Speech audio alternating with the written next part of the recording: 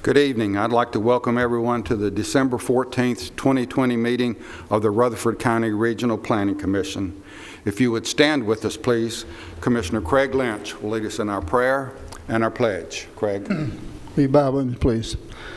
Heavenly Father, we thank you for this day and the blessings you've given us and the opportunity you've given us today that we could help our fellow man, and we thank you for those blessings, because that is truly a blessing.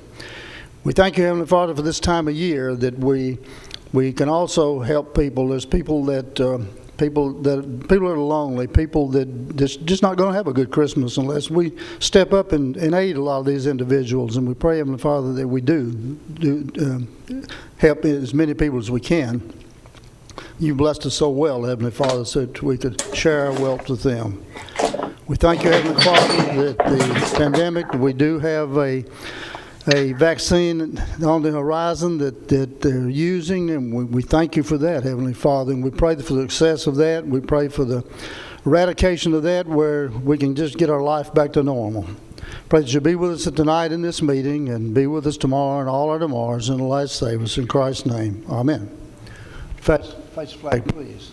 I pledge allegiance to the flag of the United States of America and to the republic for which it stands, one nation, under God, indivisible, with liberty and justice for all.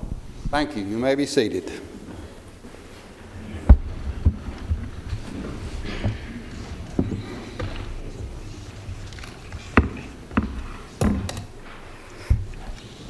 This meeting of the Rutherford County Planning Commission is being conducted electronically pursuant to Governor Bill Lee's Executive Order Number 16. I would ask for a motion that conducting the meeting electronically is necessary to protect the public health, safety, and welfare in light of the coronavirus. Second. I have a motion and a second.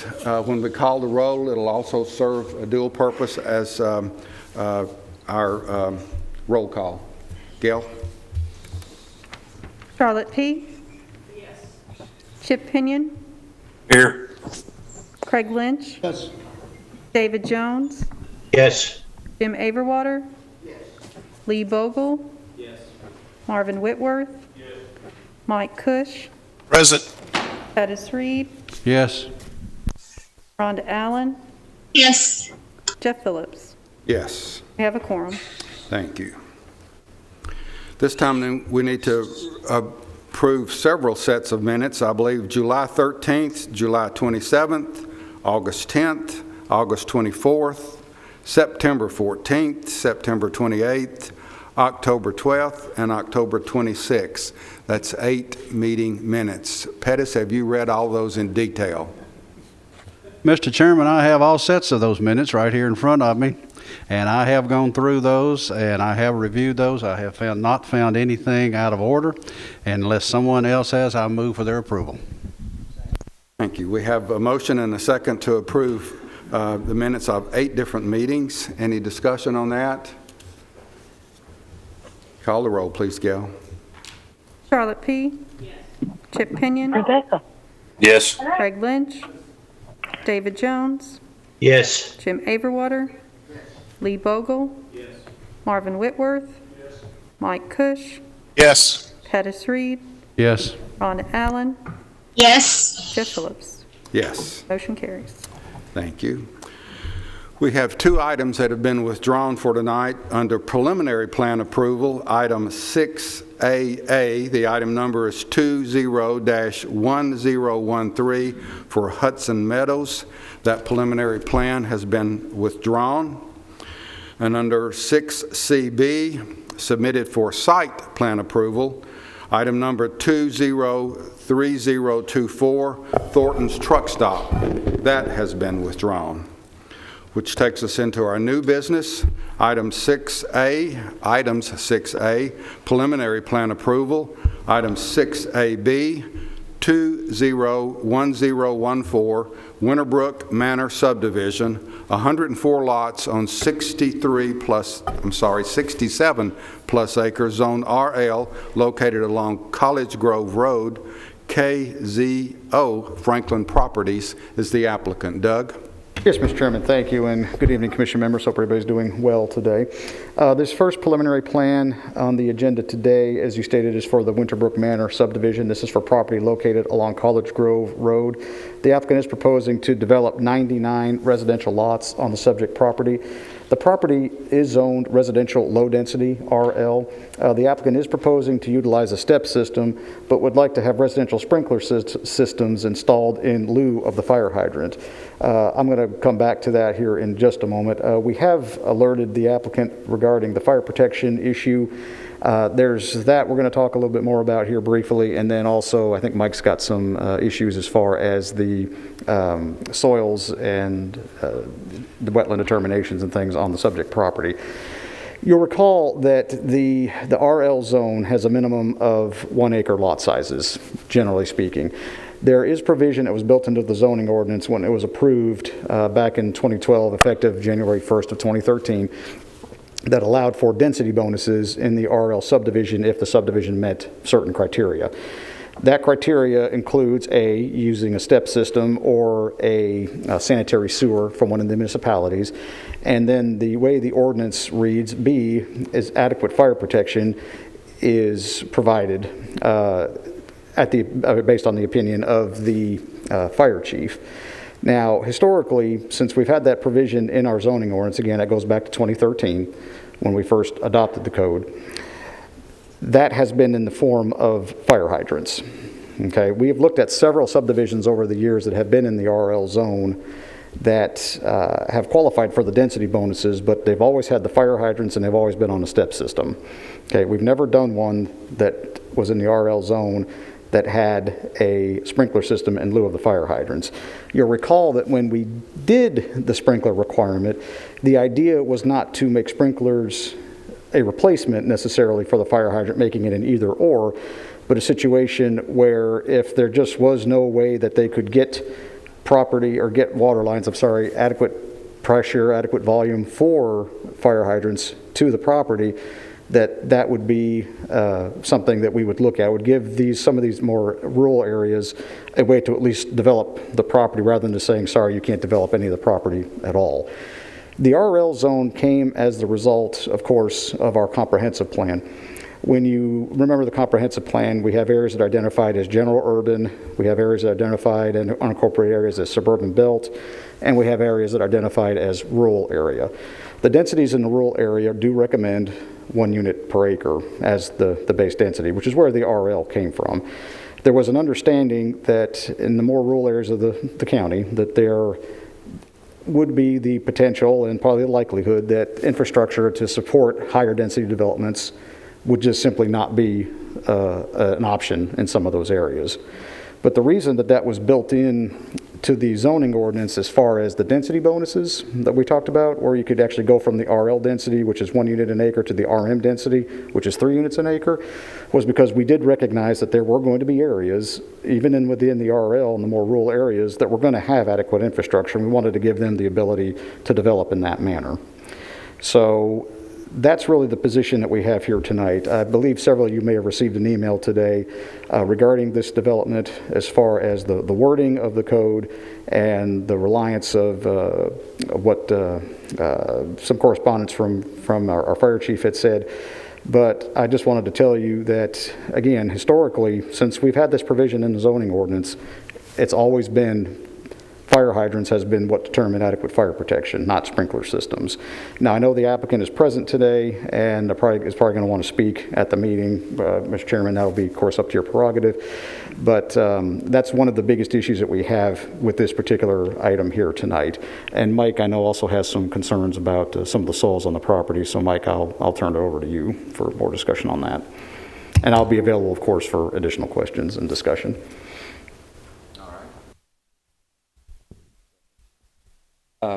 Subject property, like Doug said, is on College Grove Road. It's 3 parcels, but we have on the USDA soils layer, there are some suspect soils that show up on the USDA hydric soil list. We've got some Dalton, Rue Ellen, some more Dalton down in here, and I'll show you what I'm talking about. the U.S. Department of Agriculture mapped all the soil layers in Rutherford County a long time ago, but they've also identified some areas that are suspect to wetland potential. And the design team has had a hydrologic determination performed on the property, but we need to make sure that the state agrees with it. So if the state agrees with it, we're all good. They're saying there are no wetlands on there, but just looking at the soils that are on this list, I scrolled off of it, sorry. But there are several of these soil types that are on that list, the Dalton, the Ruellen soils. So we just need clarification because if you look at where they're placing the roads and some of the lots, these are the center lines of the roads here, and they'll have lots flanking that on either side of it. So this suspect areas, we want to make sure, one, our roads are not going to fail, and two, we won't have houses built on potential wetland soils that will be problematic for the homeowners. So, oh, sorry. Okay. I thought I was speaking loud enough, but I guess not. That's all we're looking for is that the Tennessee Department of Environment and Conservation agrees with them. And I'll turn on. You can see this is an area that we're kind of talking about in here. We've got some of the suspect soils in that area. And if I can get to another software.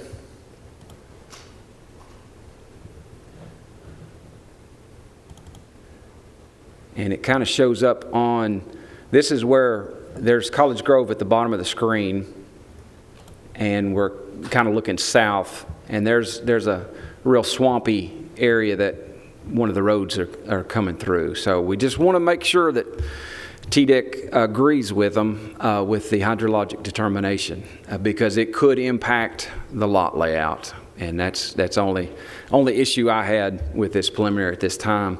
As soon as we get that notice of coverage from the state that they agree that there are no wetlands out here, we can move ahead and just address this with building methods to remediate the drainage issues, the water standing, the suspect soils that aren't wetlands. So that's the only things I had that might be a potential issue with this. They have performed a traffic study, and College Grove Road is right on the edge.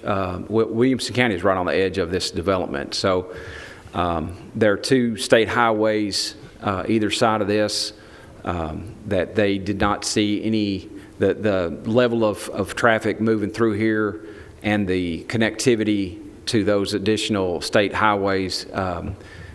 No road improvements were needed on this development at this time. Is there a recommendation, Doug, for the preliminary plan?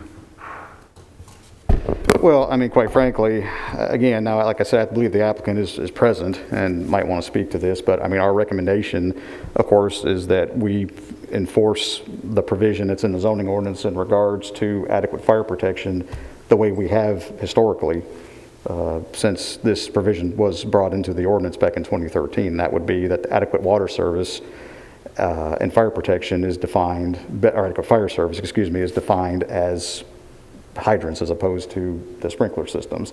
Because the sprinklers, again, they have to ask for a waiver for the sprinklers, which can be approved as part of this request. I mean, that's not uncommon that we do that.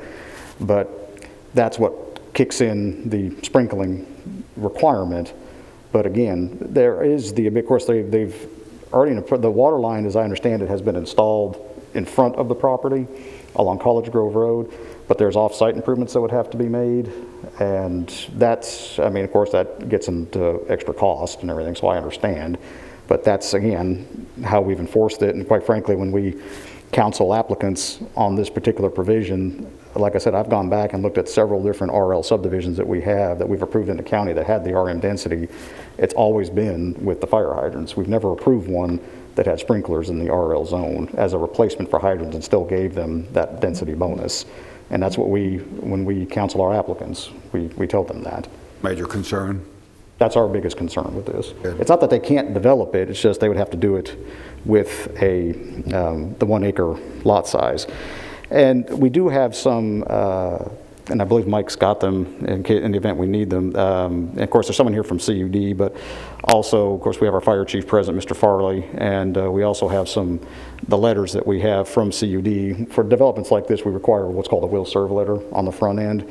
And the will serve letters are what state, okay, this is what you're proposing, this is what the development can serve as far as domestic water provisions for fire protection, those kind of things. And again, with the line that they've installed for the subdivision itself, that will be adequate for the sprinklers, but there has to be additional improvements along highway, I guess that's 41A, going toward the south. So it's not that it can't be done, it's just, it's more costly to have to provide the upsized water line between College Grove Road and I believe River Eagleville Road, if I remember right. So. Yeah, that was the gist of it. Phase 1 would be building an 8-inch line down College Grove Road, and I'm talking with the CUD engineer. He says that's already underway, already started. It's not in service yet, but it's already underway. The second phase would be building, I believe, a 12-inch line from College Grove Road down 41A to River Eagleville Road to this 8-inch line here in this area, if I'm reading that correctly, to provide enough water pressure and volume to provide hydrants. And that's the gist of it, is that second phase is pretty expensive. So I have a question. Mike, your concern about wetlands, would that be handled after approval of the preliminary plan or before? If they come back, if the state comes back and says, no, we don't agree with the design team's hydrologic determination, there are wetlands here, they'll have to bring back another plan to you to reapprove. So should that be done before the preliminary plan is approved or after? Like I said, these are suspect soils, the usual suspects, but it's not a straight up determination, yeah, that's wetland, that's going to be wetlands. We have had other developments where they showed up as these suspect soils, and they've come back and the states said, no, that's not wetland soils, that's just a mislabel. Okay. So, I mean, if it comes back and the state does not agree, you're going to see this again, because they will definitely have to redesign. Now, and I also have a question. In this preliminary plan, it contains sprinklers, correct? That's what they're wanting to use, that's correct. Yes, ma'am. Quick question, it's within this commission's authority to deny the preliminary plan based upon that sprinkler system and our history. If we want to see the fire hydrants and the regular safety precautions installed, we need to say that, correct? I believe that is correct. And I mean, I do want to say that, again, and you've kind of alluded to this, but if you were to move forward with this and say that this is okay, that's, we're not, I mean, obviously Mike and I aren't going to lose any sleep over it. We understand that. But at the same time, that's going to set a precedent for future development coming in. Again, we've never done that. So there's one situation where I can remember where they actually rezoned property. That was for Staghorn subdivision, and they made the sprinkler requirement part of their PUD application, part of their pattern book. We have seen that, but we've never actually approved an RL subdivision using sprinklers and still giving them the density bonus. Mr. Chairman, this is Chip. Marvin? Yes, I've got a question, Mike. The shaded area, you had it on the screen here a few moments ago, but there's a shaded area on, I guess it's page 2, page 1. I'm not sure exactly. It says CO1 at the bottom. Is that shaded area, is that a wetland potential? That one right there, is that in a floodplain or is that potential soils, sites? This on the lower right-hand corner is the step system area. But I'm talking about on the left-hand side there, yes, sir. the shaded that area. is floodplain, yes, That sir. is a floodplain. Yes, So if sir. I counted right, they've got 100 houses, give or take. There's 25 lots that either are all or partially in a floodplain. Yes, sir. Okay. Right.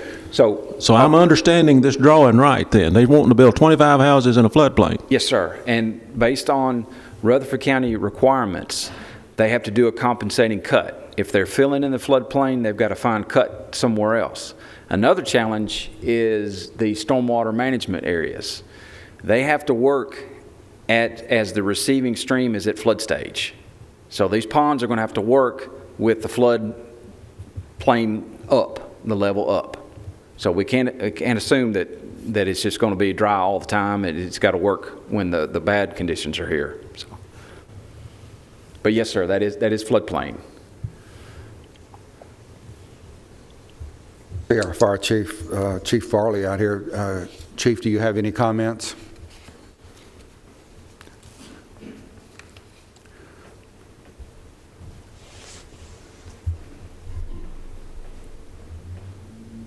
When I received notification from Mr. Jenkins, the email I received was said, Mr. Farley, I appreciate your time this afternoon. Consolidated Utilities is currently performing an availability study for proposed subdivision as we discussed. After Mr. Stemsky confirms capacity in the event that we receive availability to serve water but lack sufficient pressure for hydrants for fire protection, we are prepared to require sprinkler systems for each home construction. My response back under the thought process that we have in the past, when they can't meet that water availability, we allow them to sprinkle. I said, I'm aware of Mr. Jenkins' proposed, this is my email to Adam Stemke from CUD. Said, I'm aware of Mr. Jenkins' proposed development in the Eagleville area. I approve of the use of home sprinklers if the fire hydrants cannot be supported by CUD's water availability in that location. I was not privy to the email that they got July, or let's see, it was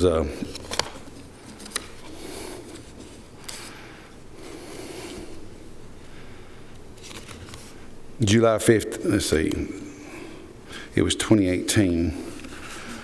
Yeah, it was December 1st of 2018, where it talks about they would need to extend the water lines. So although fire sprinklers is more of a life safety mechanism, it's not a total fire protection mechanism. And of course, your insurance company give you about a 10% discount on your fire insurance, where the first thing an insurance agent will ask me, how close is the hydrant? So I made that statement based on that they didn't have the available water that was needed to provide fire hydrants. Chief, any questions for Chief Farley?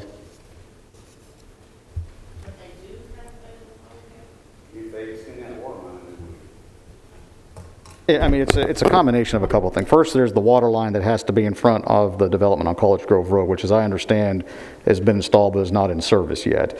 The other improvement has to do with water improvements along 41A. And again, I don't have the letter right in front of me, so I remember the exact dimensions, but upsizing of that line from College Grove to River Eagleville Road. That would get them, at that point, then the lines could support hydrants for this development.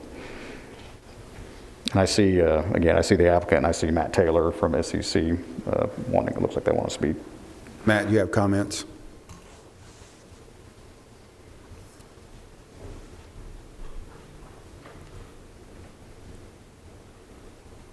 Appreciate your time. Matt Taylor from SEC here in town. I did want to speak directly to a couple of things. The wetlands, we've submitted that for that concurrence. We found no wetlands on site. TDEC said that they don't issue concurrence letters for no features, so they instructed us to submit that report with our application for a CGP or a construction general permit. That would happen with the construction plans, and so they simply said, hey, we don't issue concurrence letters, so we physically can't get that letter until we submit for our construction plans, which would have erosion control and all those measures.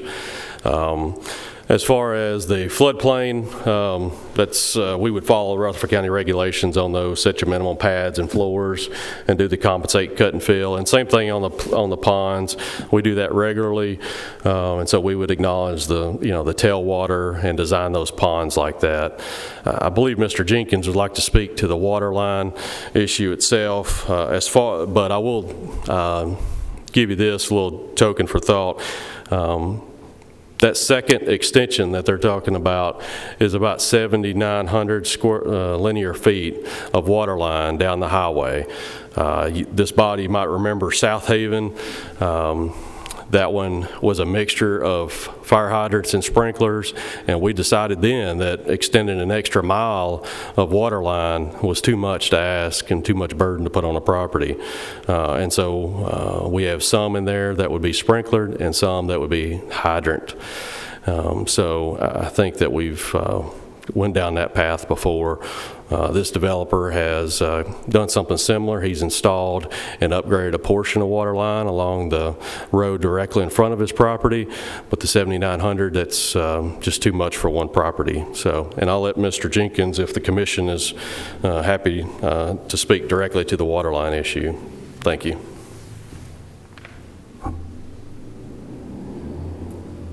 Mr. Jenkins?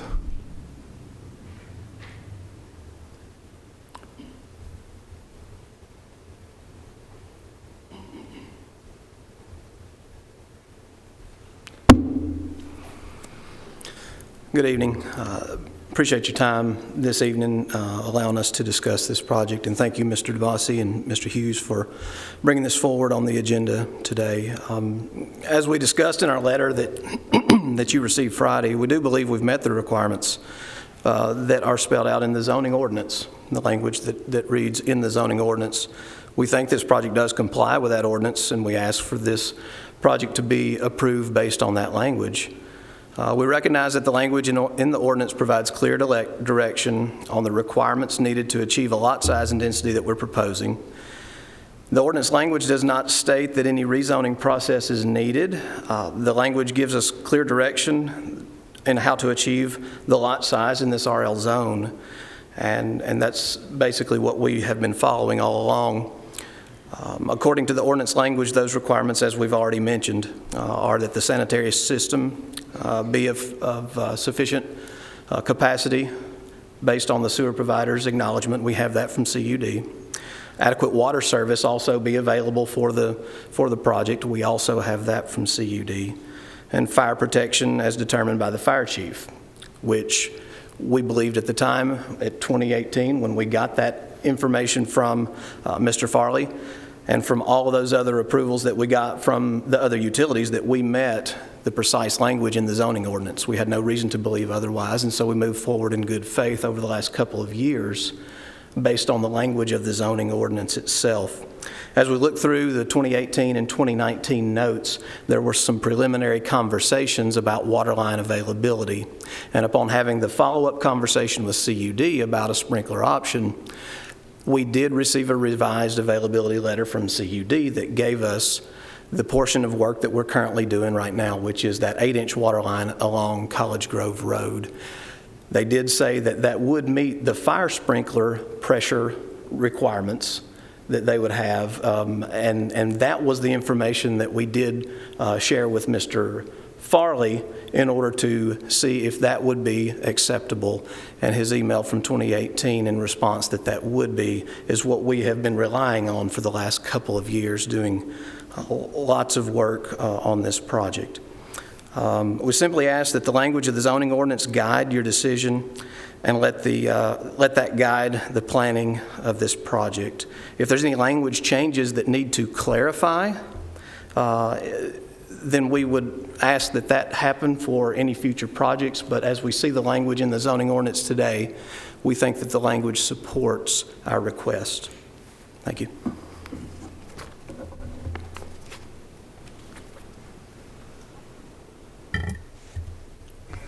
Doug, any agreement or disagreement with that? Well, I mean, just to be quite frank, do I agree with what he's saying? No, I don't. Now, I can't speak to what he relied on and what he did. All I can say is when we counsel applicants in the RL zone, be it when it was 2018 or whenever it was, I mean, we tell them that's what adequate fire protection is in the form of hydrants. I understand what he's saying as far as the language in the ordinance is concerned, and if changes need to be made to that, then that's certainly something that we can, do. But again, just going back since 2013, looking at this, that is how we have enforced it the entire time. There is not an RL subdivision out there that has sprinkler systems and still has the RM density. That is not how we've enforced that. Mr. Chair, is there a representative from CUD available? Yes. Yep, please come up.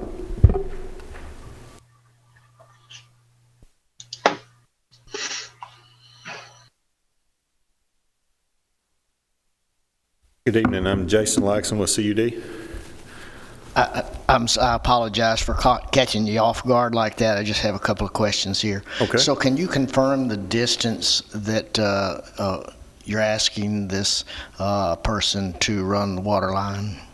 Well, the most recent will serve letter, which includes off-site improvements required, it is based on information given from the developer, which the information we require also includes fire requirements, which they're supposed to obtain, which will be from Chief Farley. The most recent was with the information of fire sprinkler requirement of 35 gallon per minute. That only required a water main extension from 41 over to this development, which is just along College Grove Road. So that was about, we've got here 3,050 feet of 8-inch main, which that would probably go to the far edge of their property. I think it was about 1,200 to get to to their property line, and then they have to go across the entire frontage. I did not bring the older will serve letter with me. I think Mike had it up earlier, and so that one will have the additional to go further for the fire hydrant requirements. Like I said, our current will serve letter is based on the fire requirement, or the fire sprinkler requirement, which it does state in there, these are based on the fire hydrant, fire sprinkler requirements submitted, and that the developer should verify current requirements with the appropriate local regulating body. If additional fire demands are required, an additional analysis must be completed to determine feasibility, which I will say the original will serve letter has expired, and this is the current one that we are under. This is dated July 15th. So this will serve letter tells him that he not only has to improve the water line from his development to 41A, mm-hmm. but in order to get, and he has to do that one way or the other, right? And whether he uses sprinklers. That main has been installed along College Grove Road. I don't know if they're under the highway or not. There was a little issue time-wise getting the state permit to bore under the highway, but the rest of the line is installed. It's just not in service. So the question is, then the line, in order for him to get adequate pressure and volume for fire hydrants, that line has to be improved from that point on 41A back to a point. And if Mike has that letter, that I know he had it up on the screen earlier, it may state the distance. It's that bottom paragraph. Phase 2 involves 7,400 feet of 12-inch main. That's the number I'm looking for, 7,400 feet. So that's along 41 down to River Eagleville Road, so okay. 7,400, so Can about a mile and a half. Can you give me some idea of what water line costs for a foot? That's relatively flat terrain with not a significant amount of rock there. I'm sure there's some, but I think if he scrolls down, you'll see an estimated cost. Phase 1, 200,000 to 300,000. Phase 2, 500,000 to 650,000. So we're looking at the total of those was, what'd you say, 750 to 800 or? 750 to 9, somewhere in there. To run 7,000 feet of water line. And is that based on CUD's experience in installing water lines? For instance, I know you ran some down Highway 99 to Eagleville. Yes. That's based off our experience with current projects, and we also work, our consultant engineer that helps us on doing our capital improvement projects, we keeping updated on pricing, and it's usually based on the size of the water main and the distance. So this, so we've come to, it's going to cost him about $800,000 to do this, but by my rough calculations, and my numbers are about 4 or 5 years old, but I'm sure the cost of fire sprinklers hasn't come down. But for 104 units, he's going to be spending over $1 million, or at least the homeowners will be spending over $1 million. It seems to me he's better off running the water line than he is installing the sprinkler system. So. Okay. Yeah, I don't know cost on fire sprinklers or anything. We're not in that business, but we do keep pretty good numbers on actual installing water mains and the construction. Sure. So, Jason, if That's I could, all I have. Thank you. Yeah, if I could just interject. In your opinion, I guess there is a way to get adequate fire or adequate water there. It's feasible to actually get the water there to make the development happen for fire hydrants. Yeah, yes, it's going to require construction, but right. And like I said, that original one has expired. He would have to get a new will serve letter, but we would run the hydraulics and make sure that our system can still support it. But that amount of time, there shouldn't be that much of change. Right. It's just a matter of, when you look at the financials, I guess, what it boils right down to it, is it going to make sense? Yes. Yeah. Okay. Other questions for CUD? Thank you. Mr. Chairman, this is Chip. Hey, Chip. As I look at the zoning ordinance, Doug, and you correct me if I'm wrong, we've had discussion about this. The question that we're talking about relates to what the zoning ordinance says. And if I read the zoning ordinance correctly myself, it doesn't specifically say hydrants or sprinklers. It just says adequate water, domestic water service as determined by the provider, and the fire protection determined by the chief. That's correct. Is that correct, or am I missing the hydrants versus sprinklers that's in there? No, sir. You're correct in what you read. So our decisions have been based on just our history and what we've chosen to do, not specifically what the ordinance says. Even though I'm not saying I disagree, I'm just looking at the wording as I read it, because I have voted in affirmative of our stance to this point over the years since I've been on the commission. So I tend to right now to agree with both you and the applicant at this time. Question I have: if the applicant was to rezone from RL to RM, what does that cost? Well, the rezoning process in and of itself just costs $500. Now, of course, there's 2 to 3 month process along with that. Of course, like you said, that's not in that this particular regulation deals strictly with the RL zone. So that's what you'd be looking at there. Now, and going back to just looking at the what they'd be asking for, of course, they have to ask for the approval. They'd have to ask for the waiver in order to actually get the ability to forego the hydrants and use sprinkler systems. But then I guess ultimately the decision has to be, how do you read item B there in that area that you were just reading? Adequate water services available for domestic service as determined by the water provider, and fire protection as determined by the fire chief. So that's ultimately, if you would say, if the commission as a whole says we feel that sprinkler systems are adequate fire protection, then going forward, I would say that's how that would have to be enforced, unless we make some changes to the wording. Yeah, and I agree with that, but I think that's what we're saying. I mean, we do believe that sprinklers are okay protection because we've allowed it in some areas of the county, and I get it. It's dependent on the water availability. My point is, I think if this applicant, if he was to go back and request a rezoning for an RM or a PUD, is there anything that we as a commission or that you would see that would prevent this property as it is today being rezoned with any concerns? They could make a rezoning request to either RM or PUD. This particular provision that deals strictly with the RL zone, again, would not apply at that point.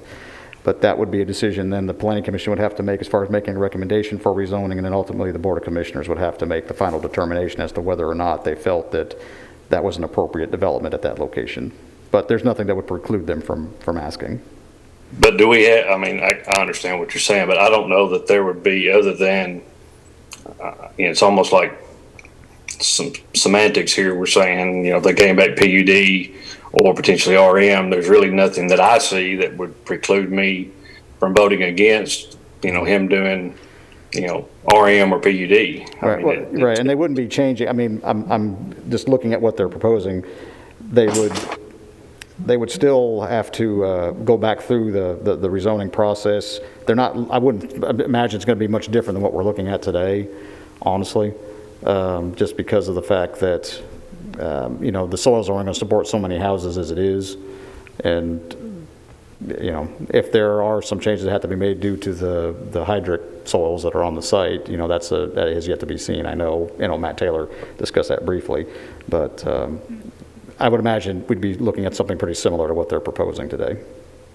Right, and looking at it, I would have a hard time voting against a PUD or rezoning of this property. So I guess, when I look at it, there's two things I'd like to recommend. First, I'd like to see us, so that we're not in this position again, and not, always, we're not based it on precedents, that we put some language in our zoning ordinance that does defy the will of the commission and the county to determine the difference in water sprinklers and water hydrants when it comes to the RL zone. So I'd like to see us look at that. But in the interim, I understand our past history. But if he goes back through the planning process, again, more than likely, I don't see a reason why we would decline it if he came back, as an RM or a PUD. If that's what he has to do in order to get this done with minimal cost, and it's just costing time, I understand. But I think we're splitting hairs right now. So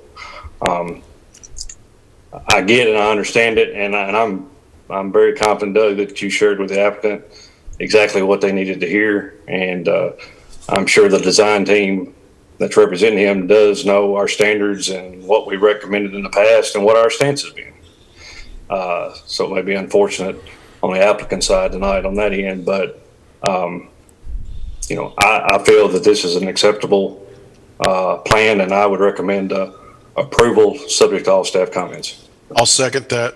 Would that include the waiver request as well? That includes a waiver request to the fire hydrant, and then on the back side of this, Doug, I'd like for us to relook at that portion of that requirement whenever we have our next opportunity. And let me just make sure. Thank you, Mr. Chairman. Okay, and let me just make sure I understand what you're saying. And I heard the second, I believe, by Mike Cush, if I heard that correctly.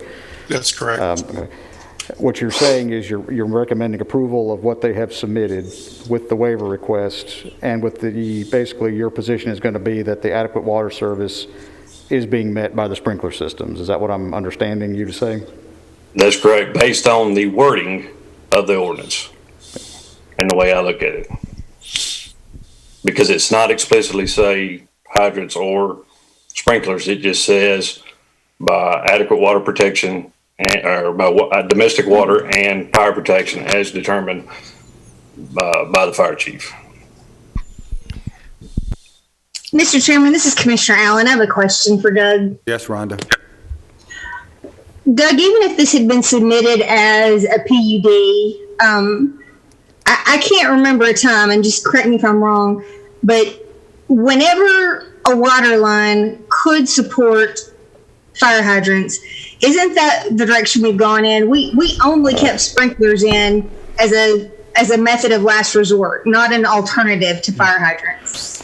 That is, again, when we first developed this regulation, even before the new ordinance that we're under now took effect, it was always understood amongst everybody and stated several times that sprinkler systems were never meant to act as a replacement for fire hydrants.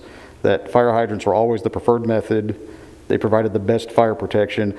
We allowed sprinkler systems in some situations where the land just simply couldn't be developed.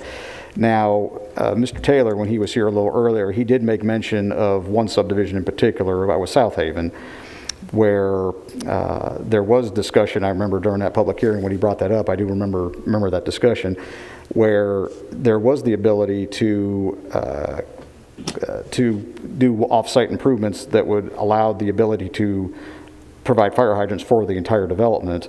But the Planning Commission at that time, and it was ultimately approved by the Board of Commissioners, decided that I think Matt said it was around a mile worth of line or something like that, that at that time that was simply, the Planning Commission felt that was going to be too much burden to put on the applicant. So they allowed them to do, like he had mentioned, kind of a combination of fire hydrants to a certain extent, and then sprinklers for the rest of them. Now, coincidentally, I'll just say, we're, I think, 11 sections into South Haven at this point, and still we haven't had any issues with sprinklers. It's all been fire hydrants to this point, as I recall. The only other subdivision that I can remember, at least off the top of my head, that we've rezoned since the 2013 ordinance took effect was Staghorn, which is, if you remember right, is right at the edge of the county, which is on Midland Road, right adjacent to Bedford County. Now that development, you'll recall, we just went back and extended the preliminary about a month or so ago for them. They haven't even broke ground or done much of anything out there.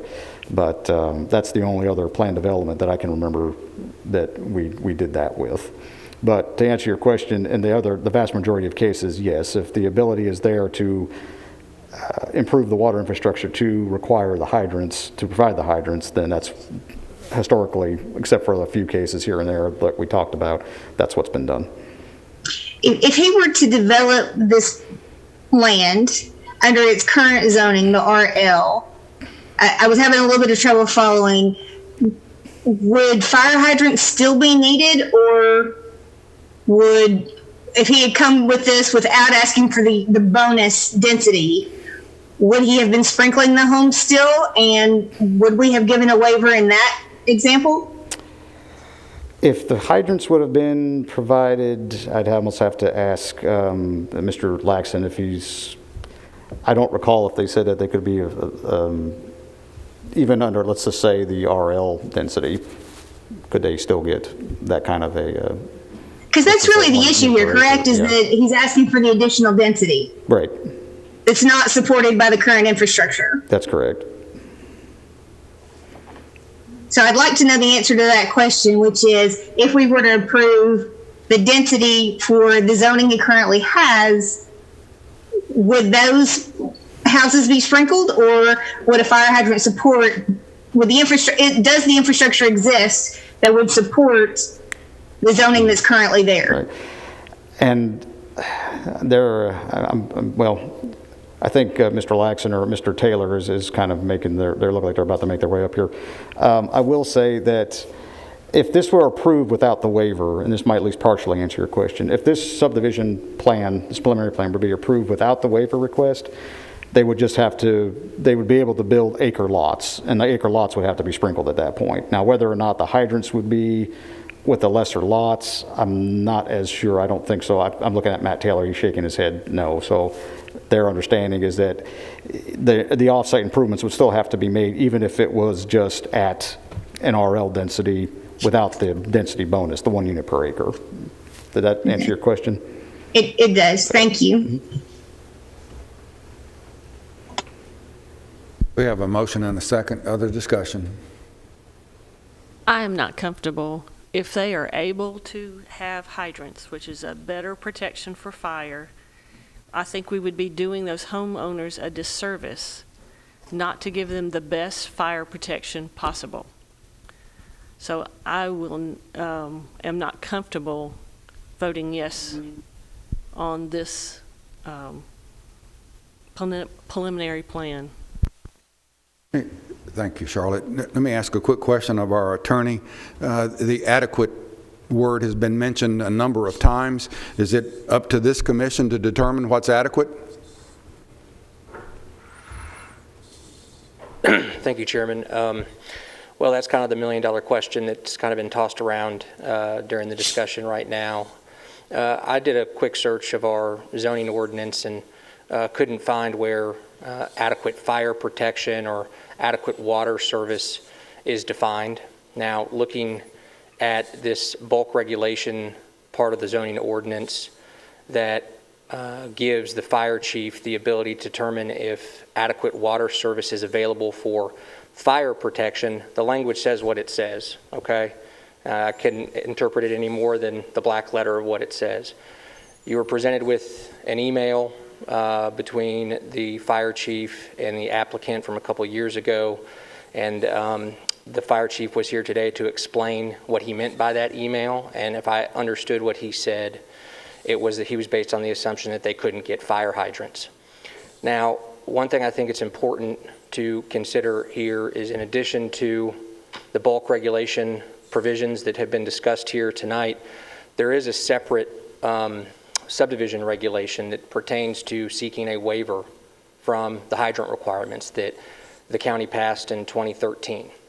Okay, and if per Mr. DeMasi, that is part and parcel of this request. It's to approve their preliminary plan, and in doing so, they're asking you to grant a waiver under the subdivision regulations for not requiring hydrants.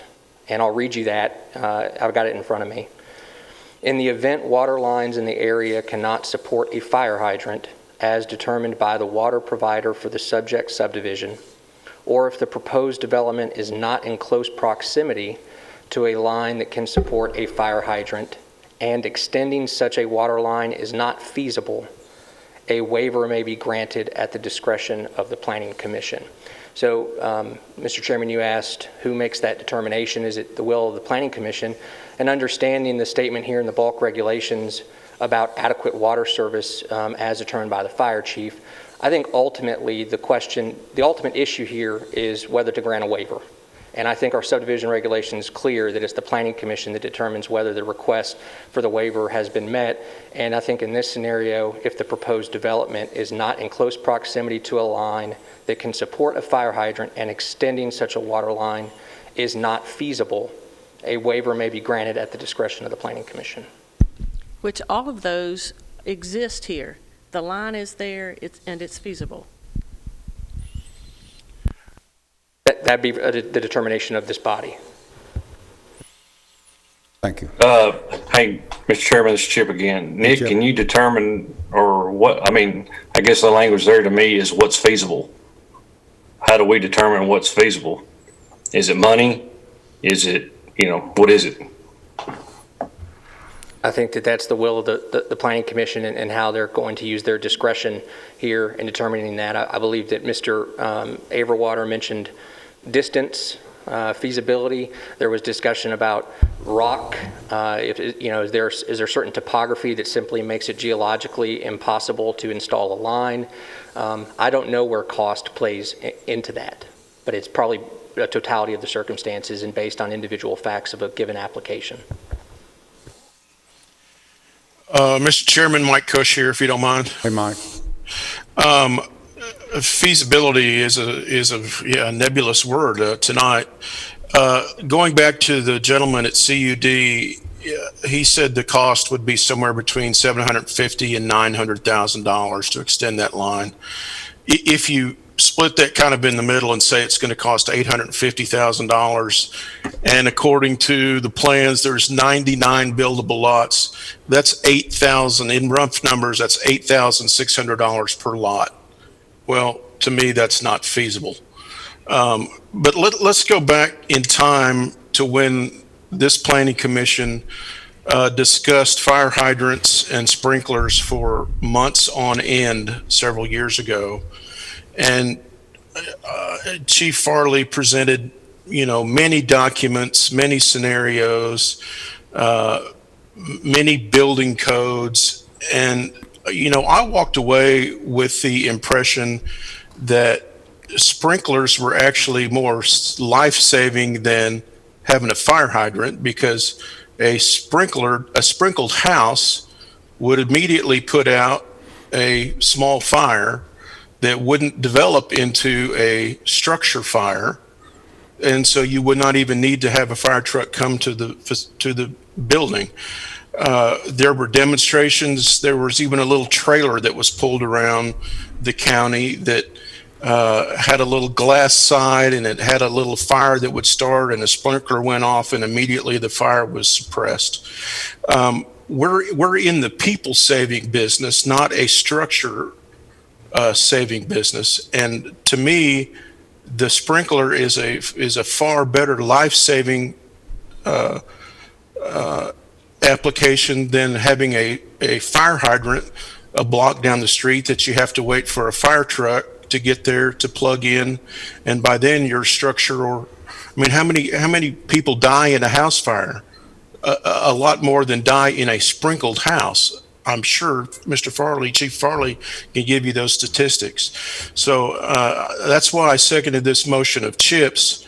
There are exceptions to be made, and I think this is one.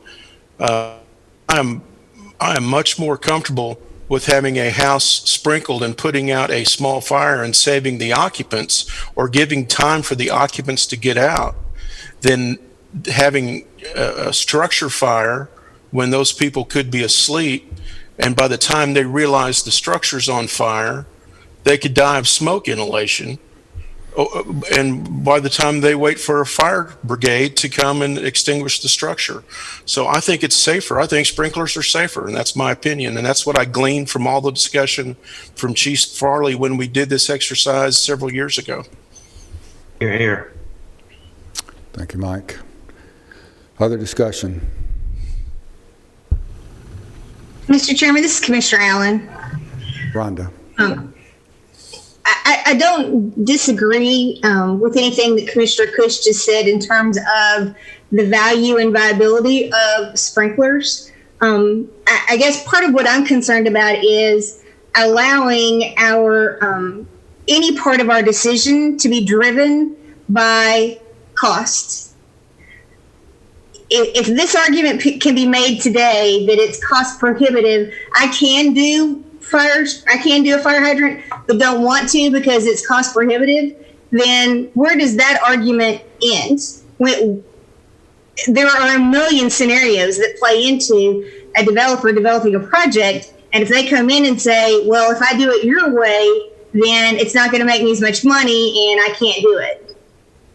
Well, then you don't need to do it, is my thinking. And I don't mean to be harsh about that, but if he wants to come in for the infrastructure that exists and the zoning that he has, then I have no problem letting him do that. But if he's asking for waivers and exceptions and bonus density, the infrastructure is not there to support that. And so that's the issue that I have, is in any way letting cost influence this decision. I think a lot of it is getting back to how you determine feasibility. Feasibility could be financial, but to me, I'm not looking at it as a financial decision. I'm looking at it, can they do it? Is it possible that they can do it? And I'm not considering the finances of that. Is it the feasibility? Is it possible for them to do it? And that's how I'm looking at the feasibility, not what the cost of it is. It would just be part of the cost of the developing that piece of property. Any other questions? Once again, we have a motion and a second to approve. Other discussion? I think the timing of the communication lends itself to the lack of communication, because it sounds like there was a will serve letter and an assumption made that there was not adequate water to provide fire hydrants. So therefore they went to sprinklers. When that letter was updated, it was stated in there to go back and check and make sure that the regulations are met for that fire hydrant or sprinklers, and I don't think that was done. So that assumption was made that we've already got approval for sprinklers, so we're going to go forward with sprinklers. So I think the communication piece is what broke down here. Thank you. Other questions or comments? We're ready to vote. Once again, we have a motion and a second to approve preliminary plan approval for item 20-1014 Winterbrook Manor subdivision. Call the roll, Gail. Charlotte P. Chip Pinion. Yes. Craig Lynch. David Jones, Yes. Jim Averwater, Lee Bogle, Marvin Whitworth, No. Mike Cush, Yes. Pettis Reed, No. Rhonda Allen, No. Jeff Phillips. No. Motion fails. Motion fails. Any other motions?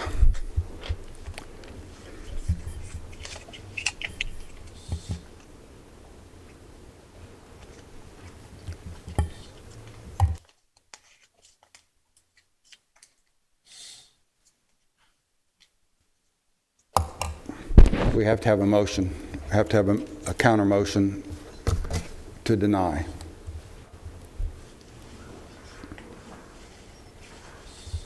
So Doug, can you tell us again, if this was to come back as an RM or a PUD, it would be approved?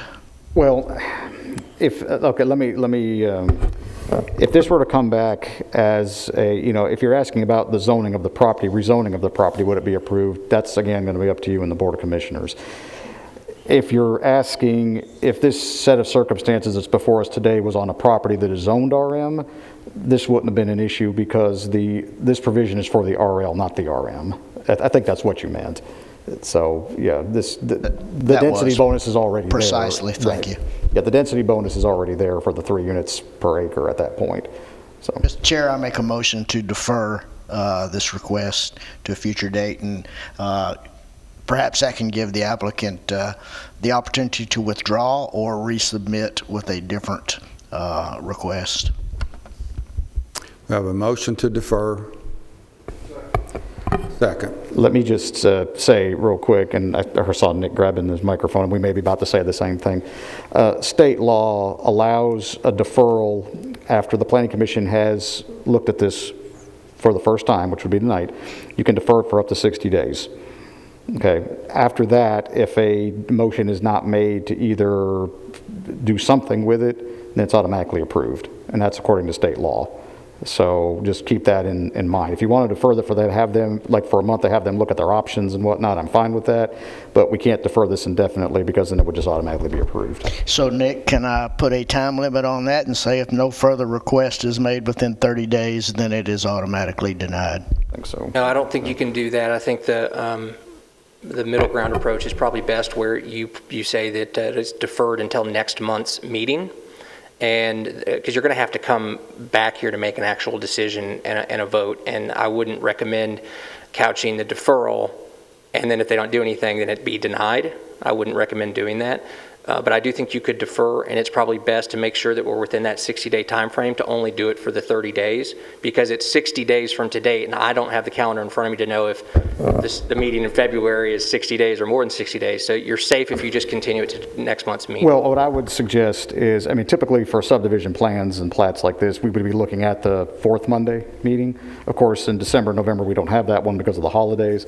If you would defer this into the January, hold on, let me pull up my calendar real quick. I think it's the 26th, but I could be wrong. Bear with me just a second. But what you're saying is, 25th. if we don't hear from them and it's not back on our agenda, then it automatically flies through? Basically. So I would make sure it gets on the agenda for the 25th of January. If this is denied, how long will it be? What's the time period before they can resubmit? For plats and plans, I don't think there is one. For rezonings in our zoning ordinance, we do have one. If it goes all the way through the process of the Board of Commissioners, I believe it's 9 months, maybe 6 months. But for plats and plans, if it's denied today, they can come back in 30 days with a different proposal. Yes, they could.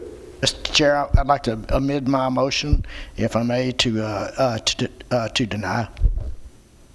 We have, Jim, you want to withdraw the motion to defer, and the second was Pettis. Will you withdraw your second to that motion? Okay, the motion to defer has been withdrawn. Thank you, Mr. Chair. I'd like to make a motion to deny. Could you, I'm sorry, let's wait till there's a second, I'm sorry. We have a motion to deny. Need a second. I have a second. Okay, now based on that, rather than just say there's a motion to deny, could you provide the reasons for the denial? Because that might come into play. Such as the waiver request? I mean, that could be part of it, not wanting to, or I mean, you could even approve the subdivision without the waiver request. I mean, that's always an option. I don't believe that a waiver request such as this is proper with an RL development. Okay, we have a motion and a second to deny. Other discussion? Nick? Mr. Averwater, is that also going to, and I'm not trying to put words in your mouth, I've just listened to the discussion, but is part and parcel of that, of your basis for the denial, is CUD's statements up here and also the statements from your staff that installing a water line to do hydrants is possible? I hope I'm not confusing things, but I do think more than a mile, 7,400 feet is an unreasonable request for an infrastructure improvement. But I think the precedent has been set, and our procedures are on an RM development and a PUD. We would request this. I mean, we would approve this most typically. So I want to give the opportunity to the applicant to make that request. And I'm not trying to interject myself too much here, but if that's the case, a more prudent action. I saw Mr. Taylor step up here. I don't know if he was wanting, and I don't dictate the decisions here. The chairman does, but instead of having a denial on the table that can result in appeals, for example, if there's a question about whether they want to defer it, that might be a more reasonable approach moving forward, because they might be able to still accomplish what you're wanting to do, yet not have a denial with which they can appeal. Well, I'm certainly glad that the engineer is stepping up here, and perhaps he can give us some input on how they can accommodate us. Thank you again, Matt Taylor. I don't know that I have the answer tonight, but I think at this point we would just assume to defer indefinitely on our own. I think that's entirely possible by law if we do that ourselves, right? Not if you're deferring. Well, if you're taking it off the agenda yourself and saying, you know, we're just going to pull this for now, then I would say that, yes, you can do that. And then the time frames and the shot clocks don't. So we'll go back, study it some more, and we'll come back to y'all in the future with another option. Thank you. Withdraw is... I don't think he can remove it from the agenda. We've got a motion and a second to deny. So I'm saying that he can't remove it at this point in time unless we remove those motions. Chair, can I remove my motion? Withdraw my motion, please. You can if the second approves that. I want to point out, I do approve it, but we spent an hour on something that the staff had recommended to them in the beginning, that this was against precedence and we had never done it before. So this is disappointing that staff had advised them against this, and we have spent an hour of everyone's time on this. Clarification, I need the engineer back up again.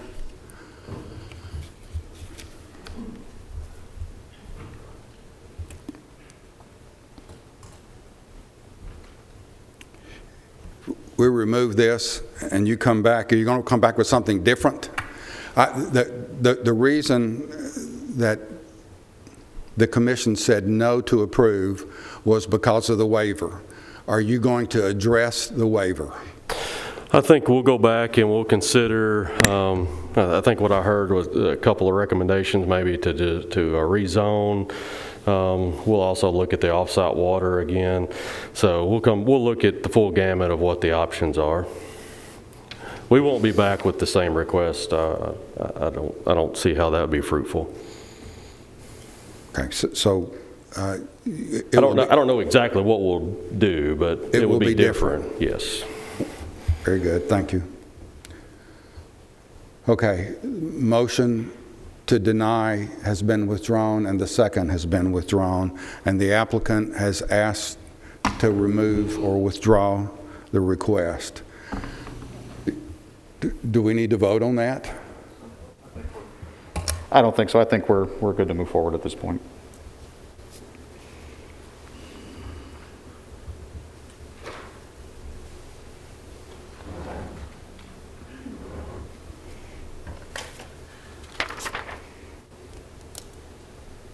I'll rule that the item 20-1014 has been withdrawn.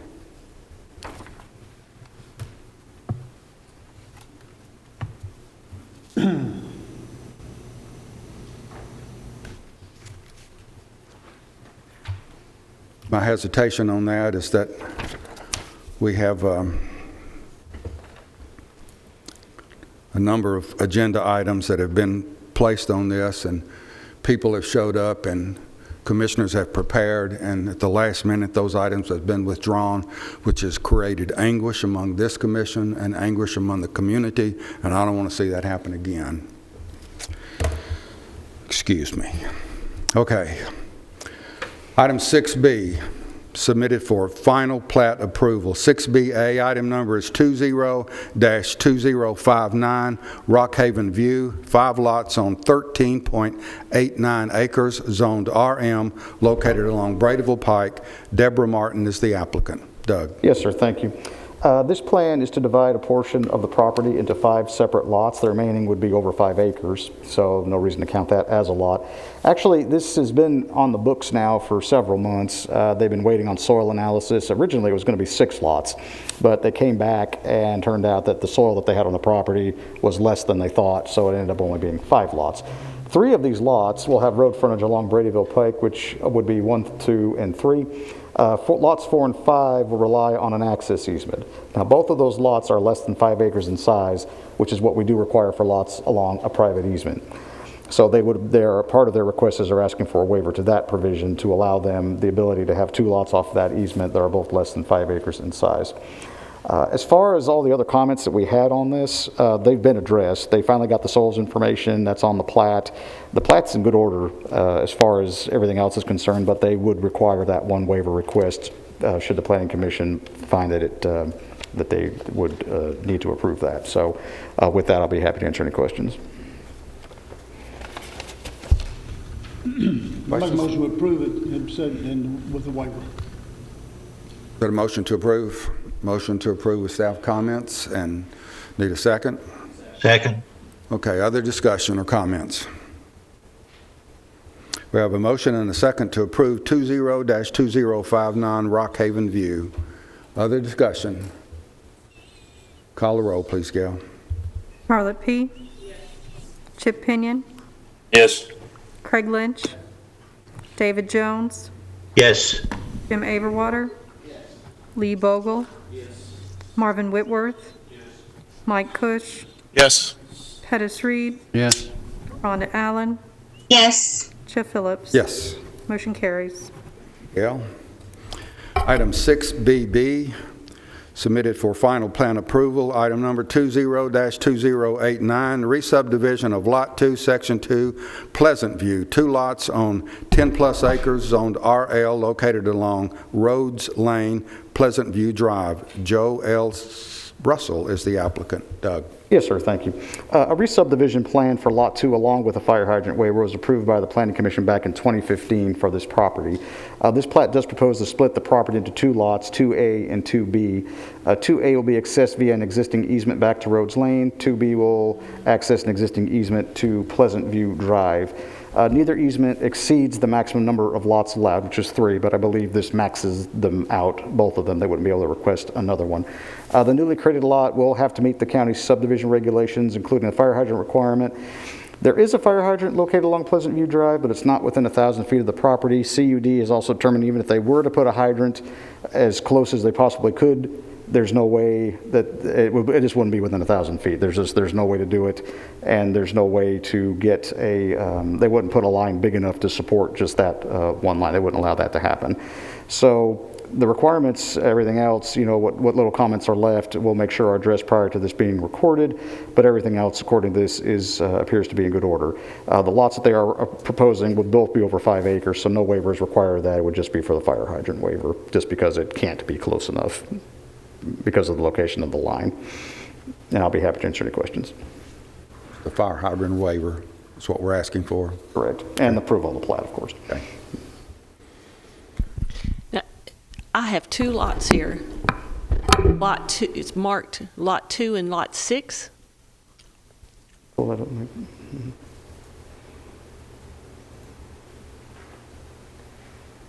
Okay, excuse me. Yes, you're correct. That was a misprint on my staff comments, excuse me.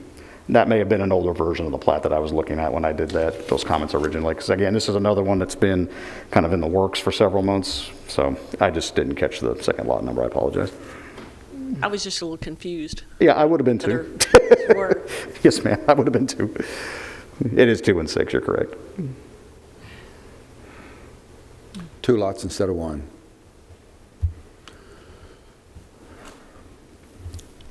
Questions or comments? To approve, subject to staff comments. We have a motion by Mike Cushion, a second by Lee Ball to approve. Other questions? Once again, a motion to approve 20-2089 re-subdivision of Lot 2, Section 2, Pleasant View, 2 lots. Call the roll, please, Gail. Charlotte P. Yes. Chip Pinion, Yes. Craig Lynch. David Jones. Yes. Jim Averwater. Lee Bogle. Marvin Whitworth. Mike Cush. Yes. Addis Reed. Yes. Rhonda Allen. Yes. To Phillips. Yes. Motion carries.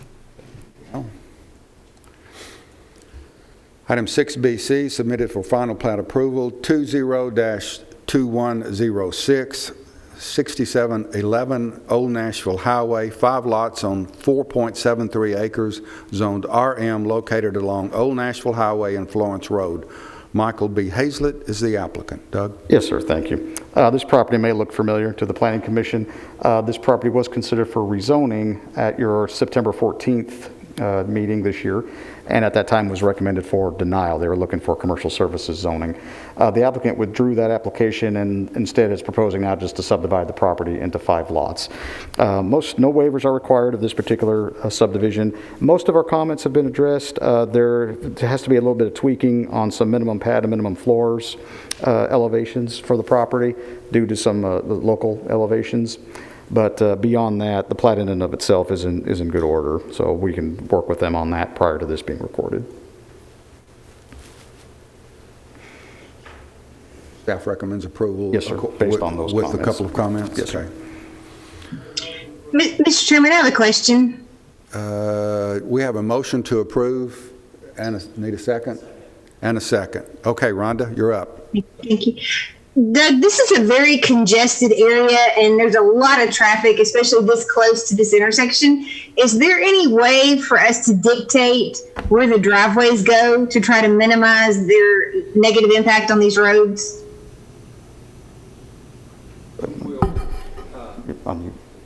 Excuse me. Looks like lots 1 and 2 will be off of Florence Road. Lot 3 already has a driveway connection, and then you have 2 more, lots 4 and 5, that will be as far away from the intersection as possible because of their configuration. So, because I know sometimes when we divide a parcel, we'll end up doing like a shared drive to try to minimize contact points with the road. I didn't know if that was feasible in this setup or not.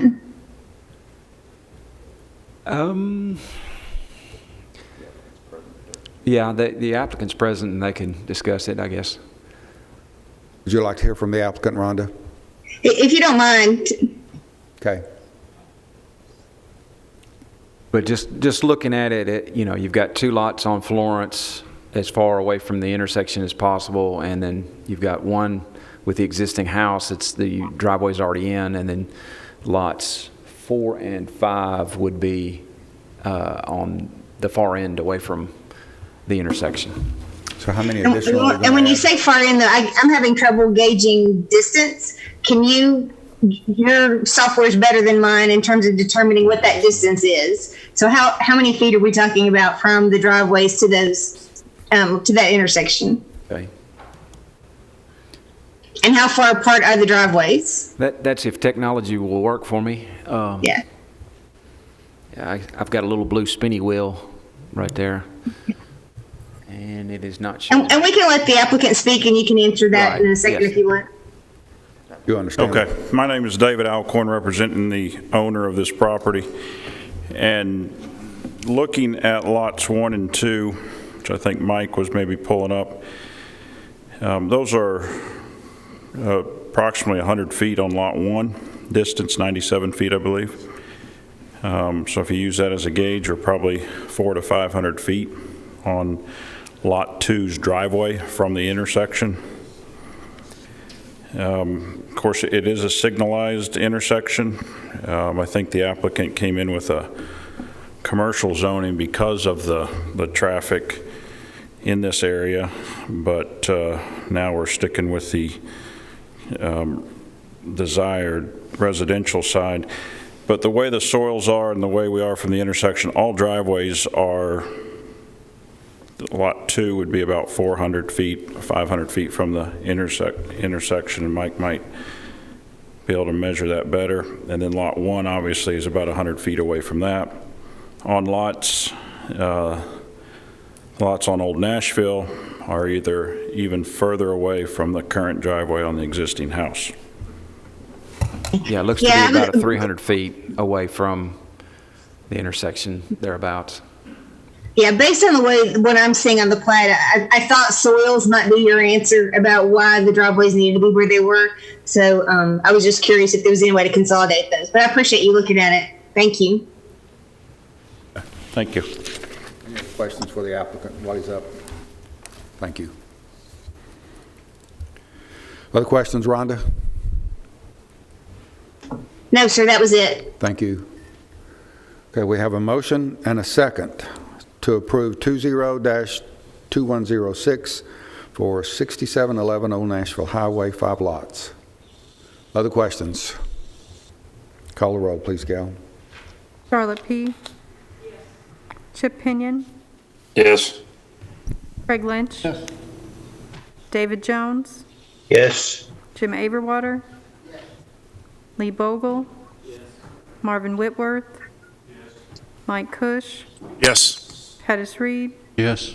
Rhonda Allen. Yes. Jeff Phillips. Yes. Motion carries. Thank you. I need a motion to suspend the rules to add an agenda item. It's for South Haven Section 6, and it's on your iPad, but it did not make it on the agenda. So I'll need a motion to suspend the rules. We have a motion and a second to suspend the rules without objection. All those in favor say aye. We'll suspend the rules. So here's the deal. It's item 6BD. Item number is 19-2079, South Haven Section 6, 37 lots on 18+ acres. Doug. Yes, sir. Thank you, Mr. Chairman. Yes, the reason this didn't make it on the agenda was this plat was originally approved back in December of 2019. The applicant came in on Friday to have the plat signed in order to get it recorded. Come to find out that the final plat has already expired because it was right outside of a year. So I told him we could bring this back up under today's agenda, which was fine with him. So nothing has changed. The plat's in good order. We're ready to sign it. It's just a matter of, making sure that's approved. So that's pretty much the story behind it. Make motion to approve. Staff comments. A motion and a motion and a motion to approve. So Lee's motion and David's the second. Other discussion? Call the roll, please, Gail. Once again, this is to approve item number 19-2079, South Haven, Section 6. Charlotte P. Yes. Chip Pinion. Yes. Craig Lynch. David Jones. Yes. Jim Averwater. Yes. Lee Bogle. Yes. Marvin Whitworth. Yes. Mike Cush. Pettis Reed. Yes. Rhonda Allen. Yes. Jeff Phillips. Yes. Mike Cush.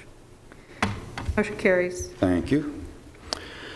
Item 6C, these are items submitted for site plan approval. 6CA 19-3010, mulch and more. This is a reapproval. New construction of 33,900 of office shop and storage areas on 46-acre parcel located along Burnt Knob Road and Hamilton and Moore is the applicant. Doug? Yes, sir, thank you. This is a similar situation to the plat we just considered. The site plan was originally approved by the Planning Commission back in March of 2019, last year. Site plan approvals are actually good for longer. They're good for 18 months unless a building permit has been obtained. They have not moved forward with any building permits on this property, so the site plan has expired. As you recall, the applicant's also involved right now with a rezoning directly across the street for some property, which will be going to the Board of Commissioners this coming Thursday. He plans to use a soil site across Burnt Knob Road for their septic system. Of course, he'll have to work with the Highway Department for that. We've discussed that. He is aware of that and has already made contact with the Highway Superintendent. But beyond that, that's the only change being made. Everything else with this is fine, so it just needs to be reapproved. And I'll be happy to answer any questions. Doug? Thank you, Jim. Have a motion and a second to approve item number 19-3010, mulch and more. Once again, this is for reapproval. Questions? Call the roll, Gail. Charlotte P. Yes. Chip Pinion. Yes. Craig Lynch. David Jones. Yes. Jim Averwater. Yes. Lee Bogle. Yes. Marvin Whitworth. Yes. Mike Cush. Pettis Reed. Yes. Rhonda Allen. Yes. Jeff Phillips. Yes. Motion carries. Thank you. Once again, item 6CB has been withdrawn.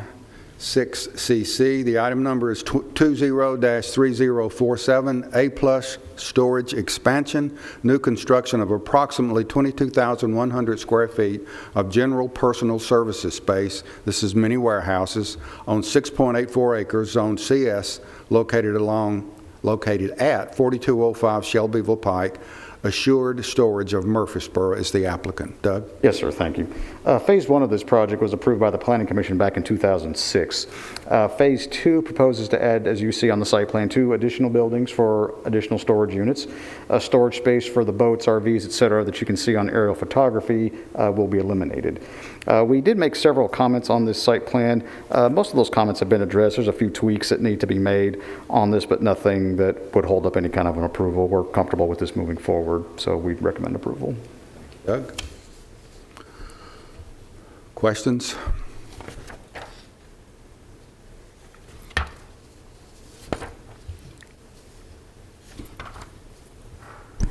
Yes, I'll question on this. Is this going to be, this extra storage, is this for boat and RV and that kind of stuff, or just regular general storage? Regular storage. Okay, well, I didn't see, looking at the map, it didn't look like it's big enough to turn anything around. Mm-hmm.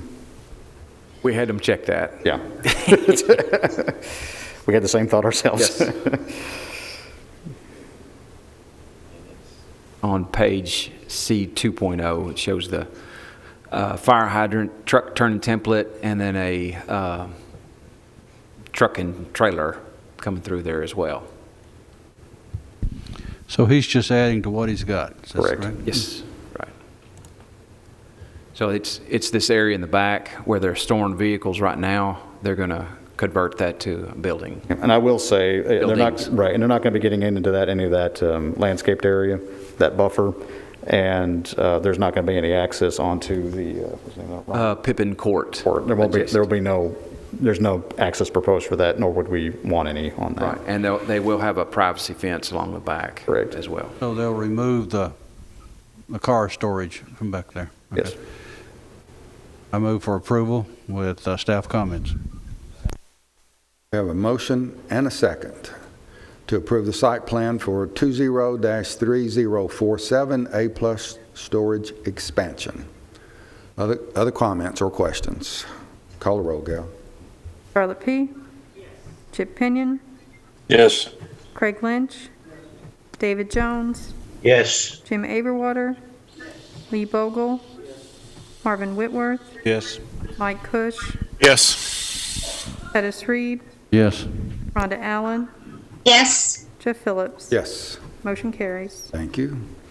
6CD, 20-3048, Carefree Pools, new construction of approximately 7,000 square feet of construction, sales, and office space.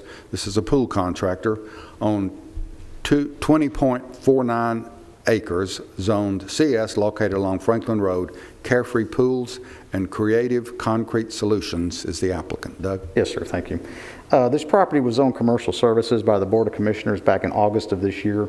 They also obtained a variance from the Board of Zoning Appeals in September of this year to allow for a portion of their access drive to be gravelled. There's a portion of it along the frontage of the property until it clears that house. That has to be paved, but the BZA let them have a gravel drive to the back of the property.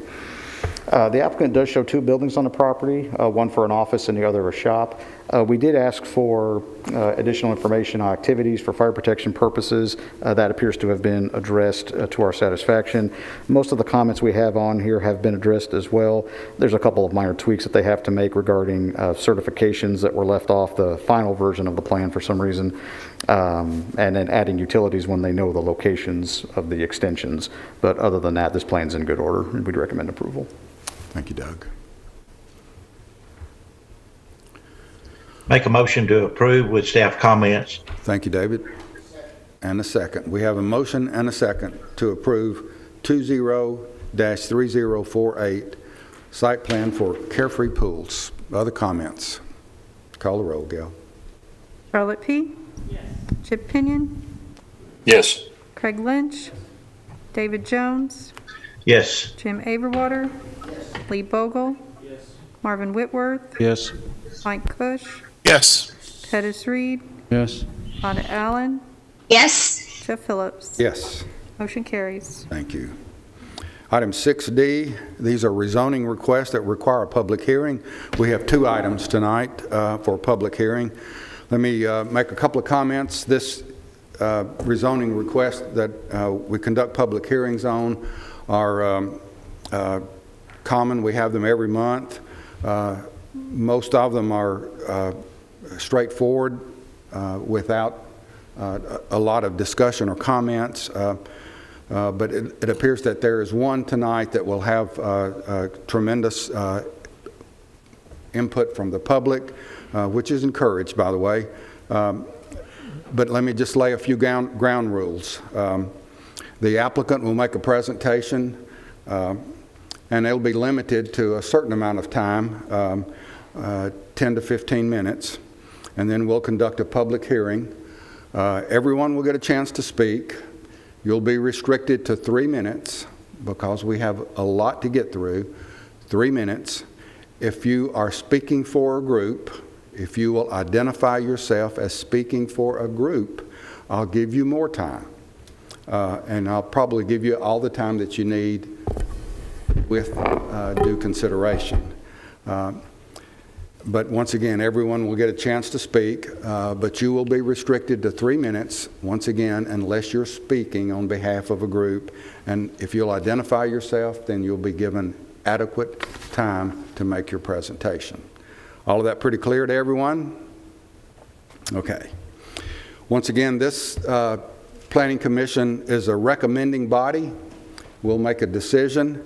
The decision will be forwarded to the Rutherford County Commission for a final decision, or the real decision will come from them. All of these rezoning requests that we're hearing tonight will be conducted before the Rutherford County Commission on Thursday, January the 14th, 6:30 p.m. in this courtroom. So once again, we'll be making a recommendation to the County Commission. The County Commission will be making the final decision on Thursday, January the 14th. 6D, these are rezoning requests that require a public hearing. 6DA, the item number is REZ 20-030.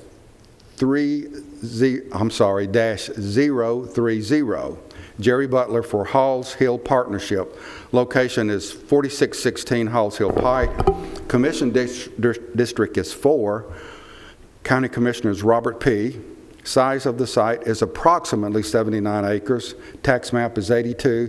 Existing zoning is RL, residential low density. Proposed zoning is a PUD for a planned unit development for a residential subdivision. Doug? Yes, sir. Thank you. For a little bit of historical context here, this is not the first time you've seen this property come before the Planning Commission. The first time you saw it was for a preliminary plan for Halls Hill Estates, which is the name of the subdivision they're proposing for this development, was approved by the Planning Commission at their September 23rd, 2019 meeting. The plan called for 114 building lots, but did not contain any open space besides the CUD step area. Due to the numerous sinkholes on the property, the applicant is requesting a PUD to have smaller lot sizes and to preserve the areas that contain sinkholes. The applicant's pattern book, which is included on your iPads, and we actually have a copy for the big screen if we need it, calls for 113 residential lots with a minimum lot size of 7,000 square feet. Typical lots would be about 7,800 square feet. Minimum house sizes would be 1,400 square feet. All homes would have a minimum of 2 bedrooms and a minimum 2-car front entry garage. Home elevations, with vinyl. That's with the elevations will be vinyl with masonry accents. There will be street lights, open space areas, and centralized area for mail delivery. Again, I would just call you to the pattern book for additional details. Also, the applicant's representative is here to give a brief presentation on this as well.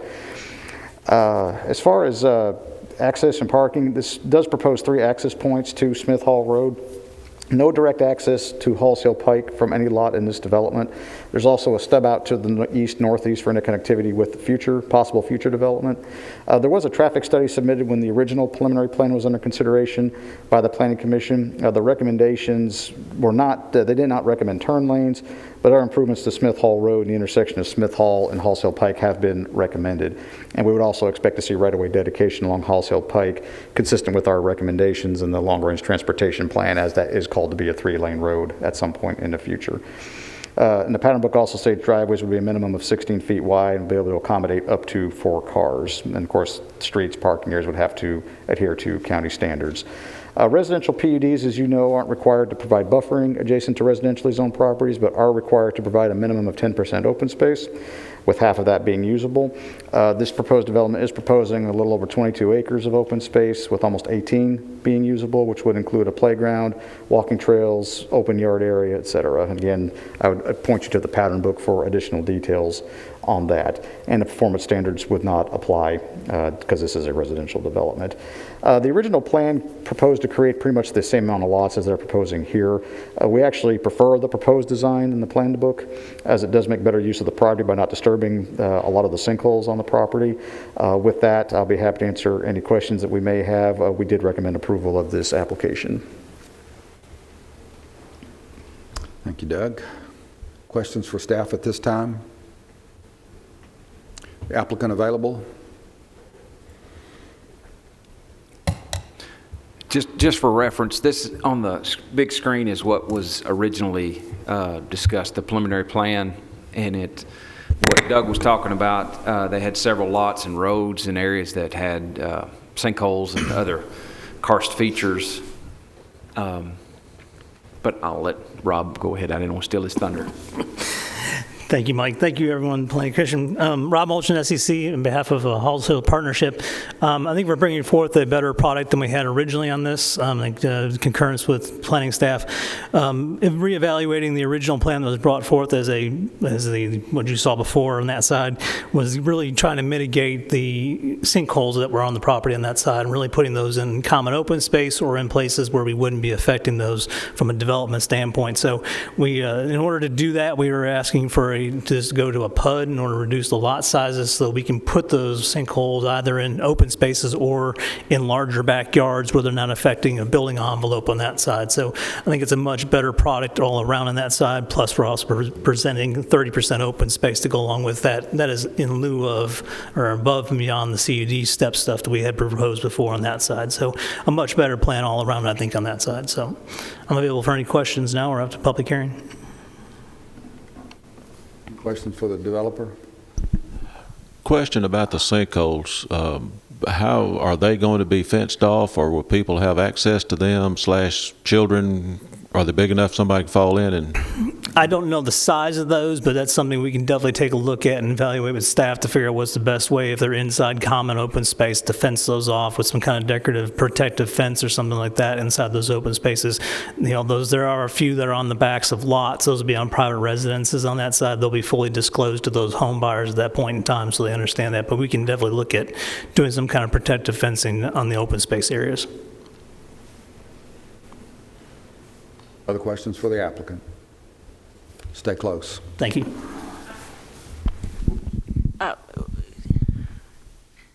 There's a tendency, even with space in the driveway, people will park on the road in subdivisions such as,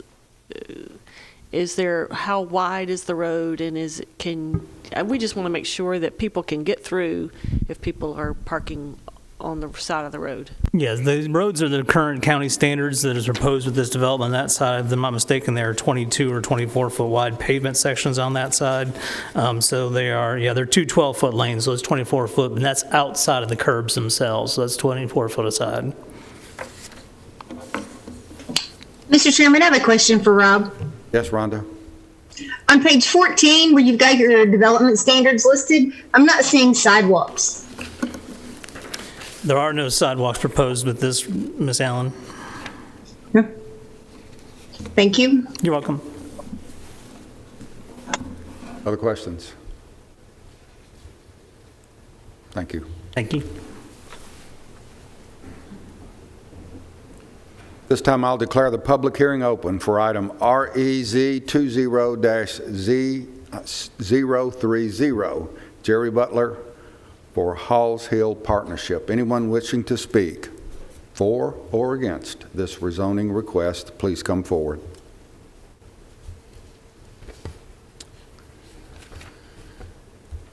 Anyone online? Seeing no one, I'll declare the public hearing closed. Commissioners.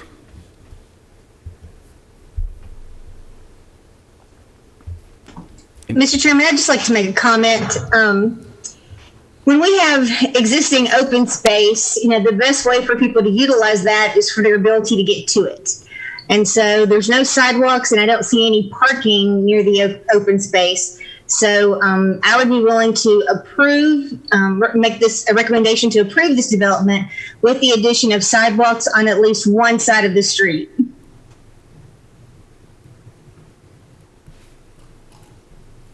Come back before site plan, right?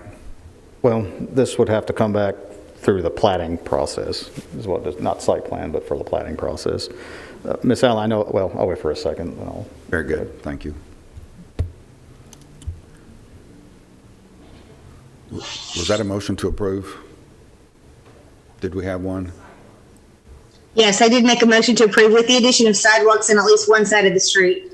Okay, thank you. It doesn't do folks any good to have natural walking trails and open space if they can't get to it. And if we don't want them parking on the street, there's no parking that's been set aside for them either. So those are my just obvious, considerations for this proposed PUD.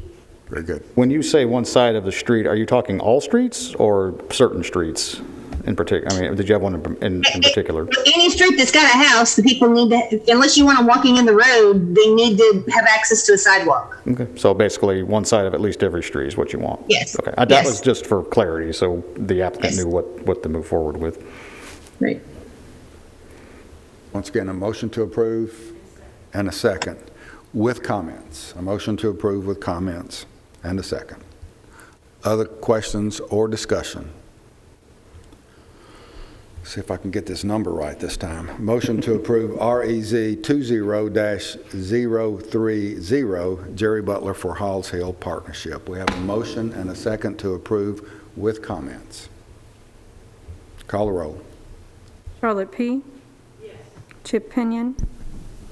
Yes. Craig Lynch. Yes. David Jones. Yes. Jim Averwater. Yes. Lee Bogle. Marvin Whitworth, Yes. Mike Cush, Pettis Reed, Yes. Rhonda Allen, Yes. Jeff Phillips. Yes. Motion carries. Yeah. Before we get to the last agenda item we have tonight, does anyone need a 2 or 3 minute break? Last call? Okay. Item 6DB, the item number is REZ 20-024, Rob Molicon for SEC Incorporated. The location is Sulphur Springs Road and Shacklet Road. Commission district is 3. The county commissioner is Michael Rather. Size of the site is approximately 157 acres. Tax map is 48. Existing zoning is RM, residential medium density. Proposed zoning is for a PUD, planned unit development for an industrial development. Doug? Yes, sir. Thank you. Just for, again, for historical context, these properties that we're looking at today have been the subject of many discussions for possible rezonings over the last several years. Most of those, pretty much all of those requests until this year had never made it really to the Planning Commission for any type of action. This year, however, we did meet with the applicants, and they first brought a rezoning application to you at your May 11th, 2020 meeting. The request, and this was from their submittal requirements, which is in your staff comments on your iPads, was to create a light industrial development for local, state, national, and/or international businesses that need larger tracts of land for their businesses. Following the public hearing, the Planning Commission did recommend denial of the request and encourage the developer to reapply as a planned development. That zoning application was withdrawn after the recommendation for denial was made, and the minutes from that meeting, again, May 11th of this year, are in your packets on your iPads. The applicant has since met with staff and had a neighborhood meeting, which is a required element of any plan development application about the plans for the property. The neighborhood meeting was held virtually because of everything going on with COVID, which we do allow, August 3rd of this year. Some of the concerns that came from that meeting, I should say, included traffic in the area, especially at the Sulphur Springs Road, I-840 interchange, access onto Shacklet Road, screening for adjacent properties, drainage, the character of the area, and the lack of detail for the proposed use. The applicant's pattern book was reviewed by staff, and comments were sent to the applicant's design team. The pattern book now shows in excess of a 2 million square foot building envelope, which could be a single building, or possibly they're looking for one tenant, but could be multiple buildings. There's no specific user defined at this point, but a range of uses is listed in your pattern book, and the pattern book again is on your iPads for your review. And we do have a copy again to put on a big screen if we do need it. Along with allowable uses, there's also some in there that have been specifically prohibited, like wrecker services and things of that nature. Maximum building height is to be 55 feet, which is normally 40 feet for the light industrial and 50 foot for the heavy industrial. Of course, with a planned development, they can dictate their own bulk requirements as far as setbacks and building heights and things like that. Floor area ratio is proposed to be 0.75, which you see is less than what's normally allowed in both light and heavy industrial. Building setbacks would be at least 50 feet from I-840, Sulphur Springs Road, and all residential boundaries would be at least 80 feet, and all residential boundaries and then 80 feet from Shacklet Road. The primary access point to the properties are shown along Sulphur Springs Road, as you can see on the concept plan. They are showing secondary entrance points along Shacklet for emergency access only. They would not be points of ingress or egress for either employee or truck traffic. The applicant has stated they have had conversations with TDOT regarding access to Sulphur Springs Road, and that they are willing to work with the applicant on the access through the TDOT right-of-way.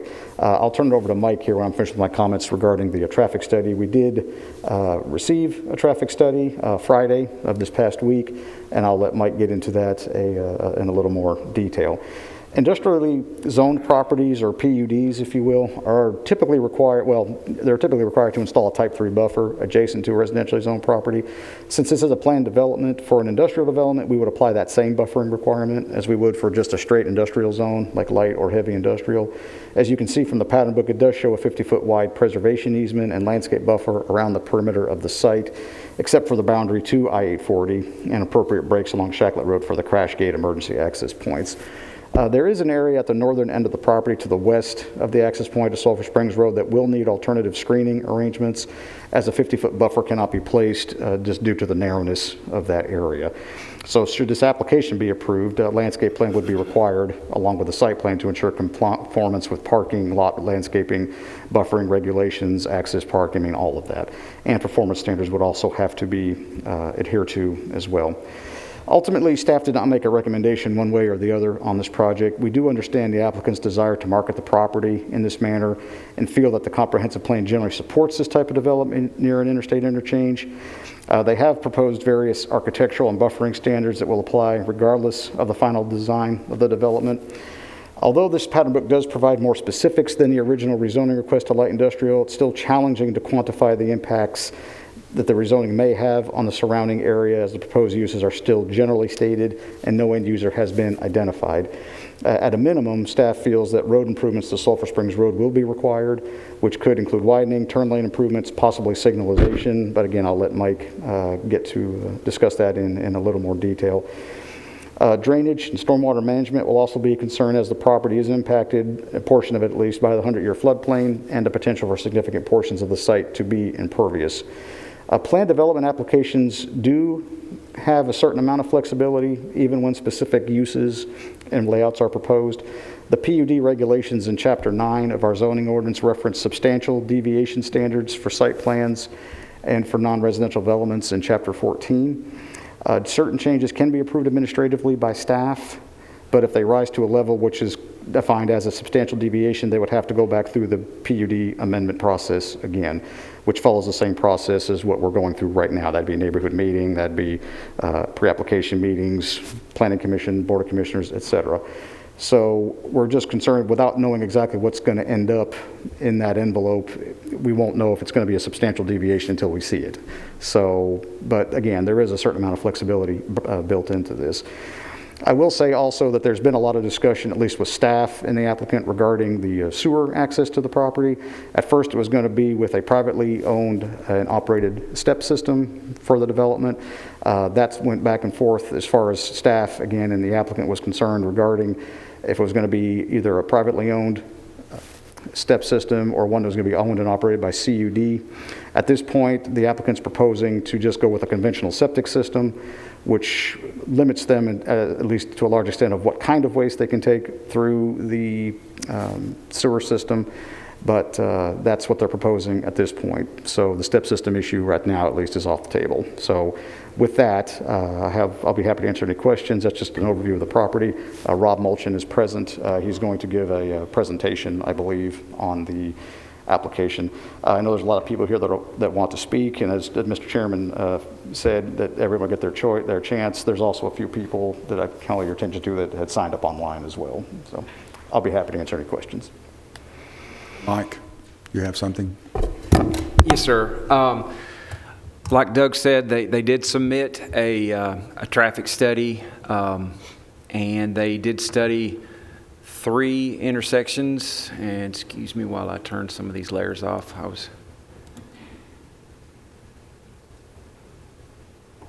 They studied both ramps where they intersect with Sulphur Springs Road and then also at Hickory Lane.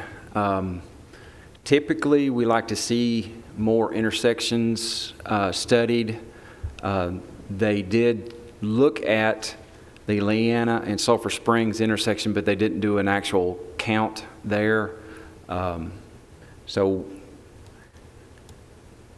we're kind of have a limited traffic study, I should say, with what they've presented to us. They did say that the only movement would be people coming off the ramp at 840 trying to make a left turn lane. That did add additional cars that would queue up, I think a couple in the morning and a couple in the evening, but it wasn't significant enough to warrant a traffic signal at that location. They are proposing to work with the state to put in a left turn lane, a westbound left turn lane into the site in this area here, which is typically part of the controlled access zone with TDOT, and they have been in discussion with TDOT about that. So finalized plans will have to be generated with that. And then another aspect, they are proposing a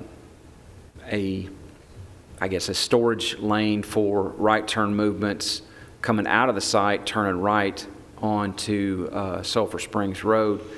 I don't want to steal the thunder of the design team, but it is projected that all of the truck traffic will, from their study, it says that all the truck traffic will head towards 840 with 40% going north and 60% heading south. So that's something with improvements in the intersection controlled access zone. They will, need the definite TDOT's blessings with that.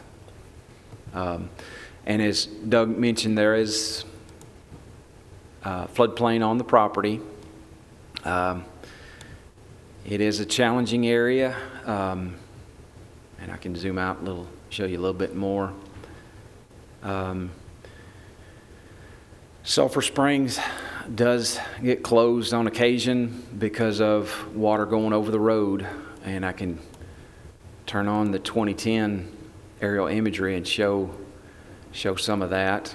This is from the May 2010 flood, and you can see a large section of Sulphur Springs covered up with the flood water. There are several sinkholes in the area. The city has performed dye tracings that show sinkholes, and give me just a second, I'll find that. The property is situated right in this area. This is 840, and these are dye tests where this is Thompson Lane, Hooper's Bottoms, if you know where that's at, and there's Siegel Road, and these are where dye has been injected, and they've detected that dye in these locations. So there is some groundwater movement in this area where it empties out into the West Fork of the Stones River.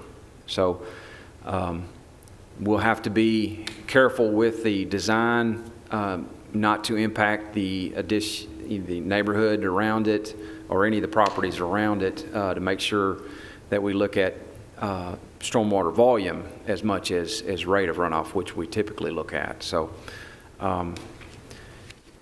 there is, like I mentioned earlier, the West Fork of the river there, but it's, oops, wrong way.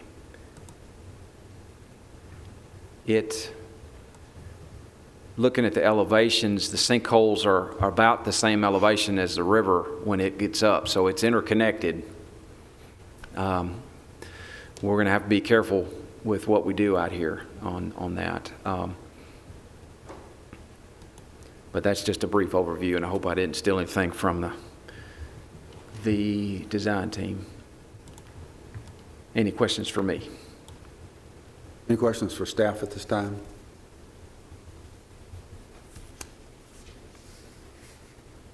Doug, how common is it for us to do a PUD for a non-residential development? It's not unheard of. The majority of the ones you do are residential. We have seen others this year, though. Let me tell you what. Let me just go back to my summary cases here. Let's see. There was one a little earlier this year along Manchester Highway. That was for a winery, the Brickstone Winery. Let's see. That's residential. There was the one along Double Springs Road that was a PUD for a wrecker service. Those were amendments. It's residential. So out of 30 applications that we've seen this year, only 2, and they weren't all PUDs. I'd say we probably had, let me just do a quick count. So we had 1, 2, 3, 4, 5, 6, 7, 8, including the 2 tonight, we had 8. And 2 of those, I believe I said 2 of them were non-residential. So about 1/4 of them. Now I mean, again, typically we see the residential ones. We don't see as many non-commercial. If I'm not mistaken, this piece of property was denied for an industrial rezoning back in May of this year. That's correct. If I'm also not mistaken, they were asked or encouraged to resubmit as a PUD, and that's what they're doing. Correct. That the difference in what they were proposing that was denied and what they're proposing now, can we see the difference? They have limited a number of uses that would be proposed. If it just were a what I would call a conventional light industrial zone, there was a lot more wide open uses than what they're proposing here. They are showing a building envelope, which I don't think there were really, there wasn't a whole lot of detail with that, as I recall, from the first application. So it does have more detail than the original request does, I will say that. Very good. Yeah. Questions for staff? I know it's early and it's we're in the rezoning process, but it triggered me to want to know more about the conventional septic system, especially with the sinkholes and the drainage we're talking about. Is that conceptually, will it work? I know we probably haven't looked at soils. The applicant may be able to speak more to that. Now, again, without knowing exact specific use of the property, it's hard to say. If it's just going to be, and I had a conversation with someone who called me a little earlier today, one of the residents of the area. It's one thing if it's just looking at, if you're just looking at what you would consider just normal wastewater, just some bathrooms and things like that.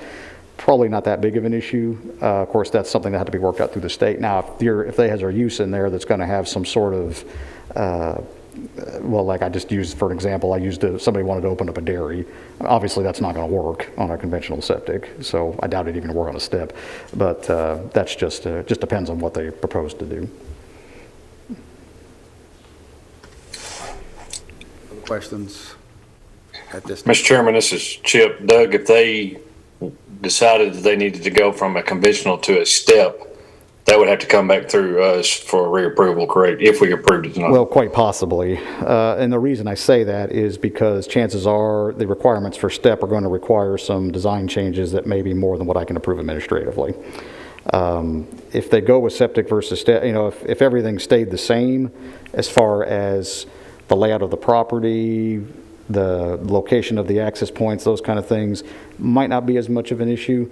But typically, STEP systems, especially if a termination has to be made, if it's a publicly owned system through CUD, at that point, their requirements are going to be different than what the state would require or what a private third-party vendor would require. So chances are there would have to be some design changes. Thank you. Thank you, Chip. Any other questions for staff at this time? Mr. Chairman, I have a question for Doug. Yes, Rhonda. Based on the single septic system, the way it's been proposed, is that presuming that they will only be one owner, one user? That is my understanding, yes, ma'am. So even if there were multiple buildings, they would need to be owned and operated or operated by one person or one entity? They would, well, if it's conventional systems, as long as each user, as long as the system is big enough to do what it's required to do, I don't know if we would so much get involved. But again, that gets back to the whole, are there going to be design changes that are going to be needed at that point that may impact what they're showing on their pattern book right now? Do we know how many systems this land could accommodate? The applicant may be able to speak a little bit more to that. Okay. Thank you. The USDA soil layer does show a lot of usable soil on it, but you still need a soil scientist to make those determinations out in the field. Other questions for staff?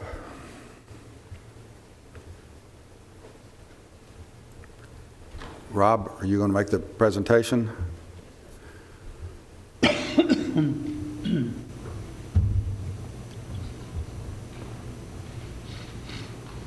Said you wouldn't need 15 minutes, but you have 15 minutes, okay? Thank you. All right. Good evening, Rob Olchin, SEC, on behalf of 840 Development, accompanied tonight by Mr. Matt Taylor, civil engineer at SEC, Mr. Kendall Bennett, who is one of the property owners and one of the primary principals in the 840 Development on that side. I'm accompanied by Jonathan Smith, who's our traffic engineer from Barge. He's actually on the internet right now on that side, and we've got a couple other people, development team-wise, that are watching virtually as well on that side. So I'd like to go through a little quick presentation to kind of give you a background on this side here. So we'll move to the next slide, Doug. I think we kind of know, generally speaking, about where this site is in relationship to our community. This is the southwestern quadrant of the Sulphur Springs interchange at 840. As you can see, the property outlined in the white and pink dots there. Some of the significant roads aside from 840, of course, the Sulphur Springs running east to west on the northern boundary of our site. On the southern boundary of the site, you have Shacklet Road. Off to the west, you have Walnut Lane, and also to the south, you have Miles Drive, which intersects at the property along Shacklet Road down there. Moving forward to the next slide, you can see the current zoning map. Just give a little relationship to some of the other zoning classifications. You can see our property is currently zoned RM. Our request for the PUD is part of the process of what we were requested by this body when we came through with the light industrial zoning back in May to bring forth a product that gives more specification in regards to what the development wants to be. As you can see here, you have roughly about 9 different properties around this interchange that are zoned commercial services. So you can see the development change occurring with this interchange. As you see with most development interchanges, there is a nexus to convert to non-residential type uses. Non-residential type uses, whether that be the commercial, office, or industrial type uses, usually kind of more or less come to this nexus of major interstates and or major roadways because of infrastructure and the needs that these businesses want in order to support their businesses on that side. So you see that on that side. I think this body recently, last month, had 2 of these commercially zoned properties come forth with gas stations or convenience stores on those properties on that side. So this is definitely, you can still see the change in the overall character of this interchange starting to progress as the county continues to grow. A little more relationship to this property in regards to this interchange, about 3.5 miles up 840, you have the West Jefferson interchange on that side. Those properties up there are also evolving as an interchange does over time. Currently, right now, that West Jefferson interchange, you have one property that's about 30-some acres. It's zoned light industrial for warehousing and other stuff on that side. There's also a property, it's small, but it is for daycare, and that's zone CS. The biggest change to that interchange, 3.5 miles up from here, which is further out inside the county, is that the town of Smyrna annexed roughly 300-some acres recently in the last year or so to put in a mixed-use type of development for primarily the main selling point for this was Smyrna Ready Mix, and their corporate headquarters up there on that side. So you can see the nexus of interchanges changing over time from whether it be residential or agricultural type properties to stuff that wants to more or less migrate towards high volume traffic areas to support their businesses on that side.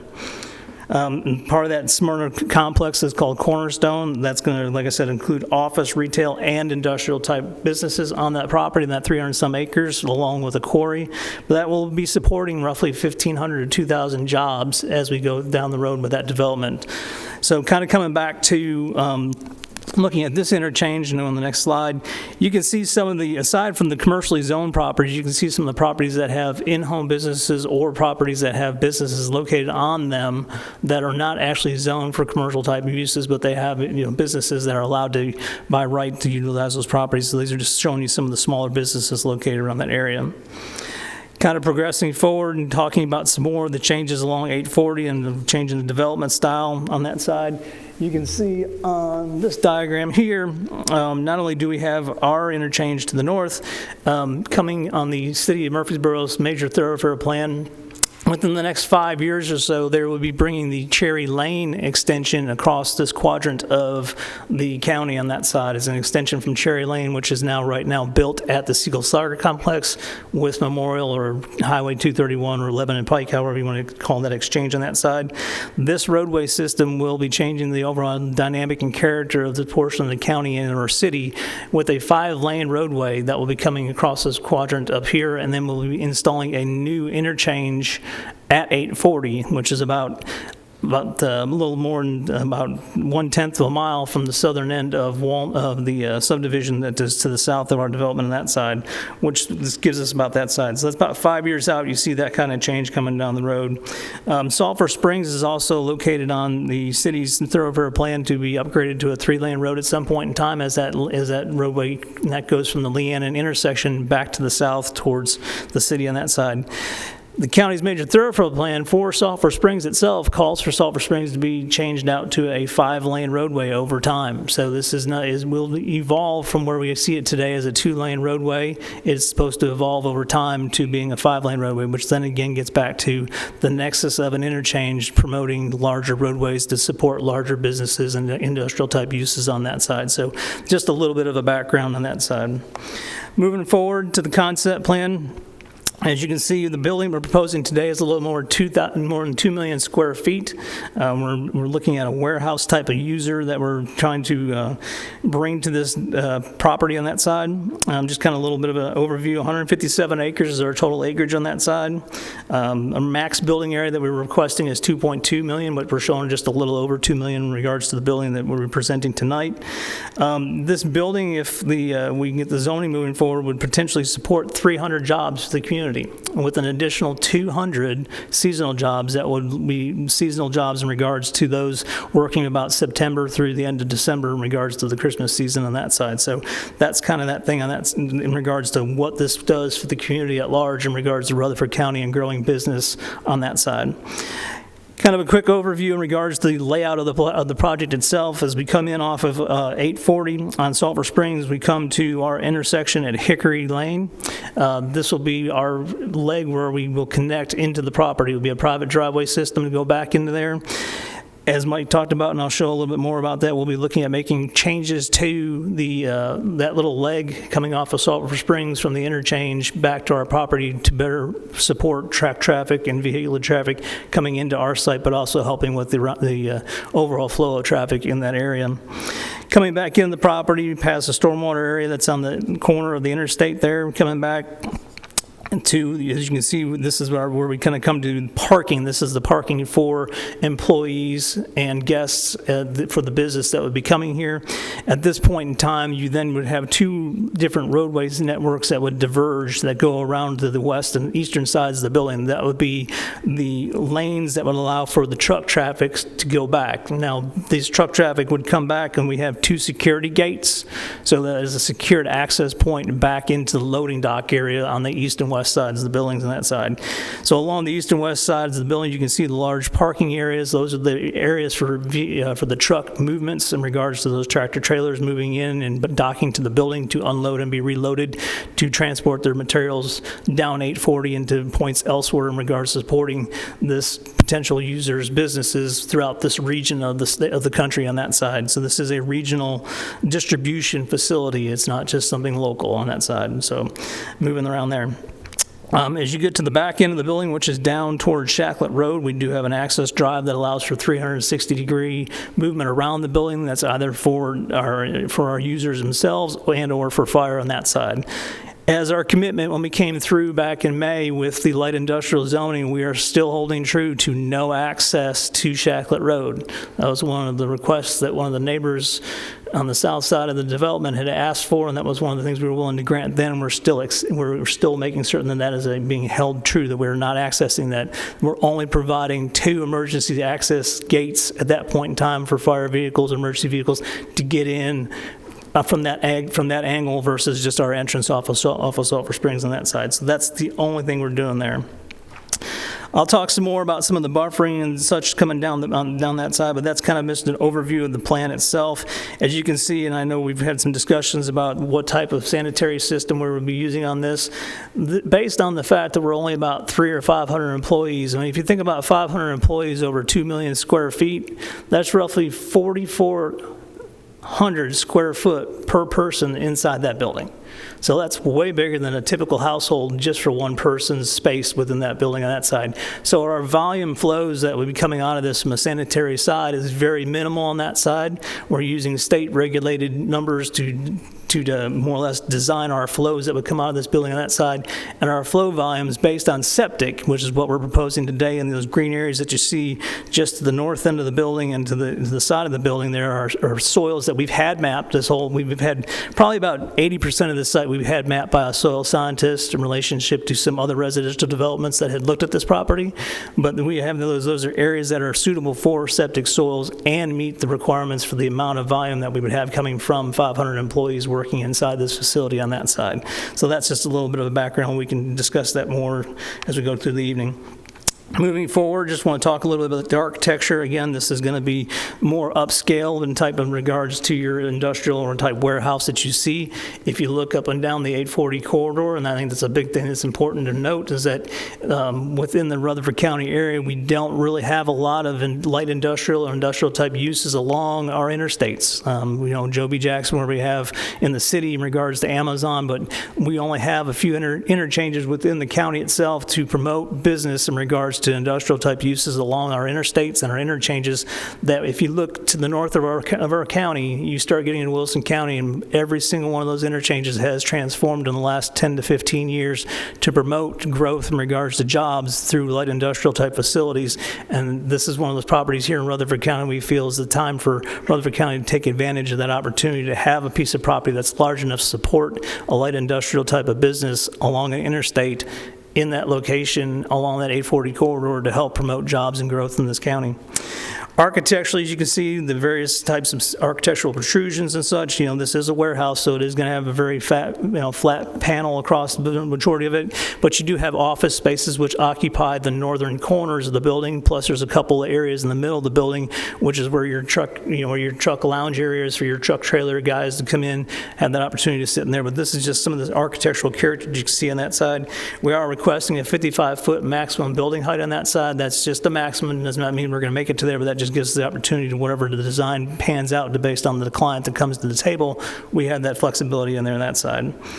We did talk about setbacks on this. We will be providing 50-foot setbacks along the 840 side, the Sulphur Springs side, and the western boundary on that side, and we'll talk some about that in regards to the buffers that we'll be putting in those spaces as well on that side.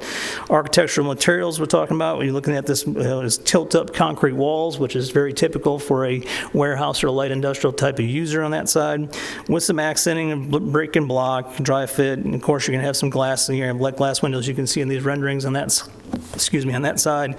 Aluminum metal type of stuff for more accents in regards to architecture to create some good variety and some good character to the building on that side. Again, to give you the next page up, just kind of give you an idea of what these buildings look like, and see some of the more standardized type of look in regards to the truck docks and the areas where you would store the trailers outside of those truck docks, just kind of give a general character on that side. And then also, as Doug talked about, we do have a list of allowable and prohibited uses listed on page 12. Get to the next slide on that side and start talking about one of our setbacks and our buffers to go along with this to kind of give a little more separation between ourselves and the existing properties out there. As you can see, the diagram in the middle more or less kind of denotes the areas we're talking about, the different types of buffers that we'll be putting in this. For the most part, this is going to be a 50-foot setback along the western side and the northern side and the eastern side, which is 840. The Shacklet Road side, as you can see indicated in yellow over there, that'll be an 80-foot setback. But within that 80-foot setback, as you can see the diagram there, you can see Shacklet Road in the cross section there, we're proposing a 50-foot landscape buffer. So within that 50-foot landscape buffer along Shacklet Road, we're proposing a 6-foot tall berm within that, and then on top of that, at planting height, at the time of planting, the evergreen trees that will be on top of that berm will be 6 foot, so you're creating an instant 12-foot tall visual wall along that side. The portion of this buffer that we're talking about that goes around the western side as well, but along the Shacklet Road side, we'll be installing also some understory trees for some decorative measures as well to kind of help promote keeping some good character along that roadway more than just a wall or just something to cordon off the development from Shacklet Road on that side. The western side, as you can see on there, the blue line, which is against some residential properties. on that side. That will also have the 50-foot buffer on that side with the berm included on that. So again, 12-foot on that side, but that will just simply be the 50-foot buffer with the 6-foot tall berm with the triple row of evergreen trees along that berming to help create that separational value on that side. Along the Sulphur Springs side, as though we're required to have a buffer up there, will make that more decorative in regards to creating a good front door presence for whichever client may ever take on this property on that side, to one, promote the business on that side, but also give a good streetscaping appearance on that side. And along the 840 corridor, we're not proposing any landscaping buffers on that side, more traditional in regards to facing an interstate on that side through there. So talk a little bit about the traffic. As Mike talked about, we did submit a traffic impact study in regards to this development. Just want to, Jonathan's here if you have any questions outside the numbers, but I'll give you kind of a laydown in regards to this development's design on that side. As you come in off of the 840 interchange and you come to what we call intersection 2, between intersection 2 and 3, 3 is the intersection currently with Hickory Lane, and that will be our access point into the development for this. We currently have roughly about 50 feet or 55 feet or so of our own property on that side, but we need a 60-foot right-of-way to get away. But we're not actually doing right-of-way, we're doing private driveways. But we've been talking to TDOT in regards to allowing us to have access to being able to allow ourselves to go across their property in order to promote the width of the laneage that we need to promote for current and correct traffic movements out of the development back on the Sulphur Springs. But I'm looking at the design that the engineers have come up with on this. Between 2 and 3, we'll be putting in a left-hand turn lane to turn into the development. So you're coming off of Sulphur Springs and turning left in the development on that side. So as you come off the interchange, which is the southbound interchange on that side, and turn to the left and head on to Sulphur Springs, we'll be putting in a queue-up lane for a left-hand turn into the development. So we'll be doing some pavement widening in order to support all the lanes that we need to incorporate in the development on that side to make that left-hand turn. At the intersection itself, we'll have a left-hand turn lane coming as you turn on to left-hand turn lane as you're moving towards the east on Sulphur Springs for a left-hand turn, which would be the opposite of, to turn onto Hickory Lane. So you more or less, you're creating a four-way intersection at that location there. Coming out of the development and going into the development, we have one lane going into the development on that side, and then you have a lane that comes out to the intersection itself to fully engage that, a stop condition on that side. That will provide a straight movement across Sulphur Springs over to Hickory Lane, and also a left-hand turn movement to turn to the west on Sulphur Springs on that side. The biggest development change is that we'll be providing a dedicated right-hand turn lane to funnel the truck traffic back to the interstate for them to disseminate to the north and south on 840 to move within the 840 corridor on that side. So as you can see in the diagram there, we have a dedicated right-hand turn lane that exits onto the Sulphur Springs corridor heading back to the interchange itself on that side. So that way we're really focusing our truck traffic to go to the interstate. We were going to put up signage, and the development would then, we would put up signage in that median area to direct traffic to only turn right and not turn left to head down Sulphur Springs. I know that's some of the concerns that have been raised is about truck traffic going down Sulphur Springs, but the understanding is that we'll put signage up to prohibit that type of truck movement on that side there. Part of the traffic impact studies requirements that we were going to do on that side is to repave and restripe Sulphur Springs between Hickory Lane, so our new intersection there, all the way back under the interstate to intersection number 1 on that side. So that's what the requirement is. So we'll be repaving, restriping that whole segment of Sulphur Springs from intersection 1 and 3 on that segment, and as part of the requirements of the traffic impact study on that side in relationship to our truck traffic and our employee vehicles moving up and down that corridor to get to 840 on that side. And then the other one was, of course, they add the dedicated turn lane into the property on Sulphur Springs that I talked about earlier on that side. I appreciate your time and consideration of this development on that side, and I am available for any questions now or after the public hearing. Hey, Robert, I have a question on the septic system. I know the state gauges it by a homeowner, number of bedrooms, what size okay, did you say they gauge this by the number of people or by the size of the building or by what? the number of employees. So it's like, the numbers, Mr. Taylor may be able to speak a little bit more in regards to the septic side on that side, but the state has a manual that has a different level of how many people in regards to, like you speak to a house, how many bedrooms. When you get into businesses and such like that, they have numbers that are broken down based on the type of use that you're talking about on that side, and then we use that to disseminate the numbers of how much flow comes out of that structure on that side. So.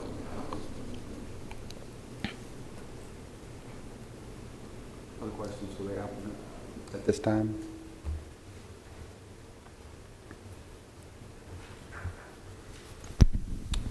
Now, part of the building does sit partially within a 100-year floodplain, is that correct? Yes, sir.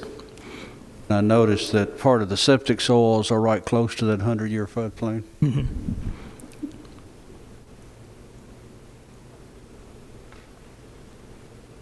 Just one question for me before you leave. You mentioned a 50-foot buffering between the development and the neighborhood in the back.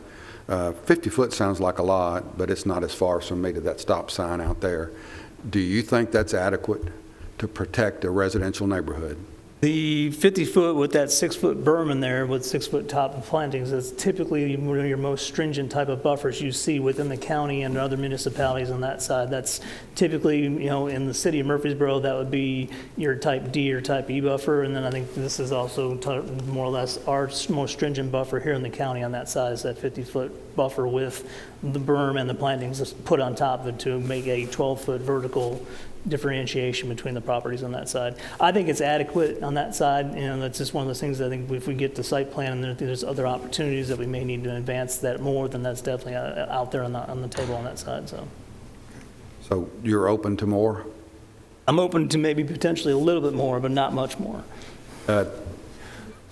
Looking at our... I'm wondering how much you're going to ask for. Looking at our regulations, and the regulations gives, I think, this body flexibility when it comes to something that's not normal and not residential to ask for additional buffering. So you need to keep that in mind. There's probably more than one commissioner on this commission that thinks that maybe the 50-foot is not adequate to protect that neighborhood.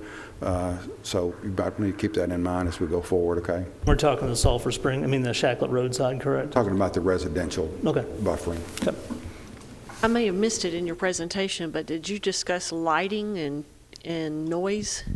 The lighting side of things, we did a photometric plan based on the development that we've presented in the book on that side and presented that to staff for review. I don't know if Doug and Mike have any comments on that, but we did meet all the standard lighting and based on this being a warehouse type of situation, the type of lighting that's required for that based on the typical warehouse type user. We did get plans from the other development team that's down in Texas in regards to what the standards are for those types of lighting that most end users would require on that side. We produced a plan to make that happen based on that, and then we present it to staff, and we meet all traditional light levels as required by the ordinance on that side with this development on that. I know it's early in the process for grading, but the example that you showed, Doug, go back to the other one there, the ACE, how that elevation is below even what a 6-foot berm would be.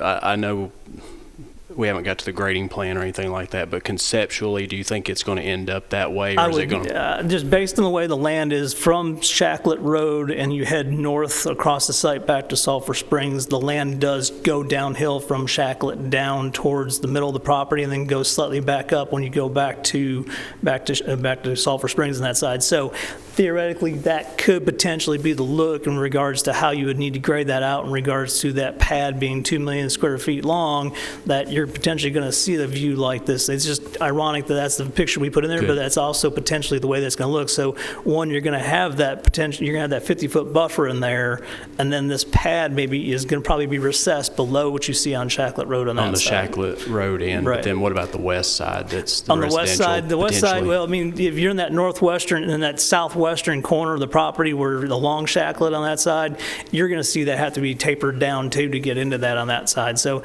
that shacklet road end is the highest end of the property. So when we get the way that building is laid out across the property, you're going to probably see, in order for us to even, and this goes back to the flood question on that side, for us to make our equal cut and fill balance compensations on that side, we'll have to work with the changing grades to make that work across the board for that 2 million square foot, footprint on that side.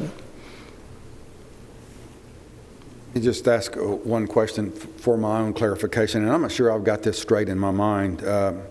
The developer, the property owner, does or does not have a buyer for this, or is it going to be a lease situation? This is going to be a sale to another, I guess we would call it a developer, who then takes care of it from the standpoint of the buyer buying into the property on that side. So my clients right now, the development team on that side, are working with another group in Texas that does this type of warehouse type of development across the country on that side. So we're looking at selling it to them for them to bring their client, which is what they do on their end of the business, is bring their client in to take over the facility at that point in time. So the number of employees and the number of shifts and those types of things are set. So you pretty much know what's going in there? Well, I don't know who the end client is, because it's one of those, just like when Amazon came to town, it was one of those code-worded projects on that side. So I don't know who the end user is, but we've been told what their employment levels would be with this facility if we were able to get the zoning to move forward and bring this building online for them.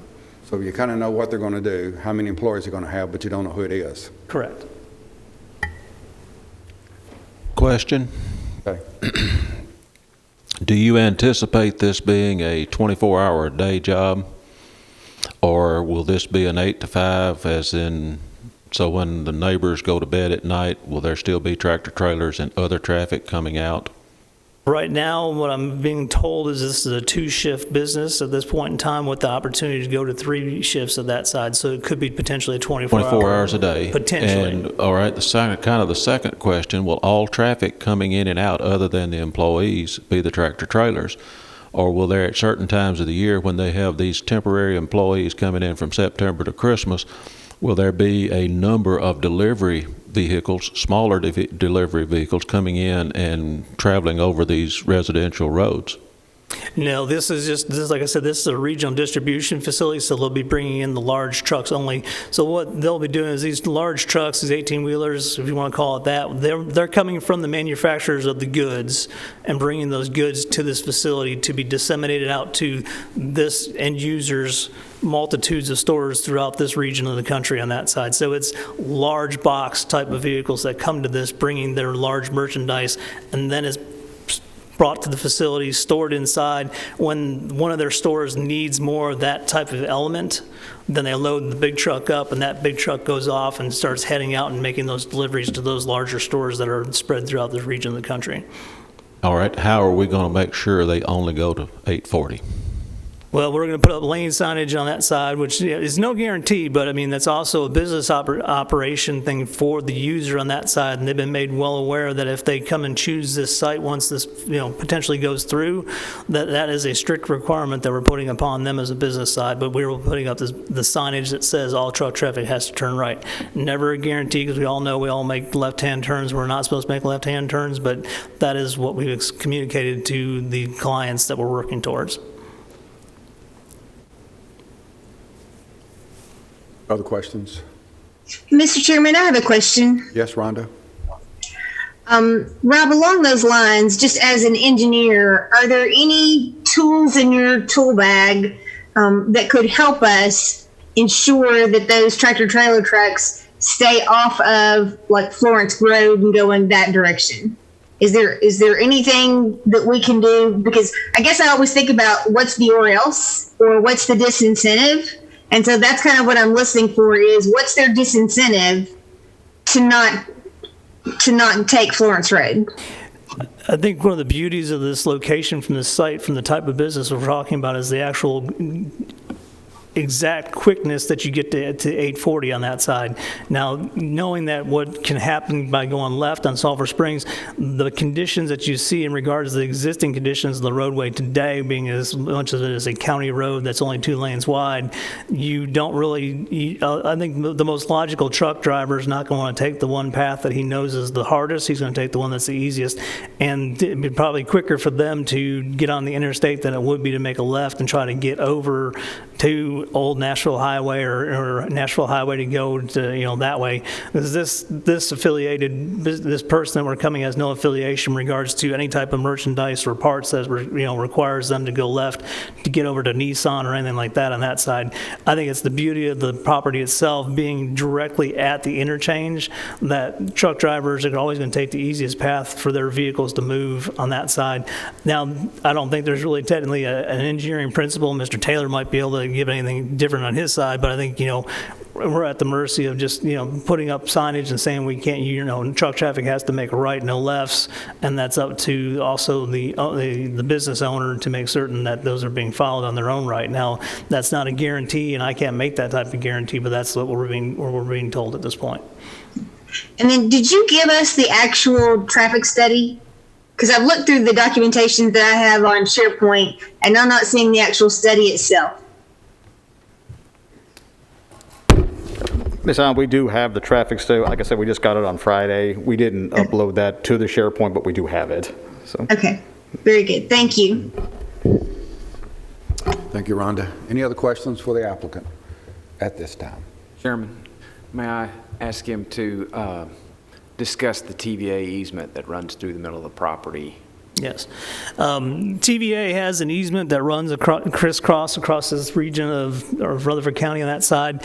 This was supposed to be an easement that was one of the highest voltage wires that would lead from the now defunct nuclear power plant to the north on that side. So it is an unused easement at this point in time. So they have no plans currently to use that easement, but TVA does not give up their rights to an easement once they have garnered all those rights. Unlike Middle Tennessee Electric, who, when they abandon the line, they take that easement more or less dissolves. TVA does not do that, whether it's been used or hasn't been used, but there is a TVA easement that crosses the property.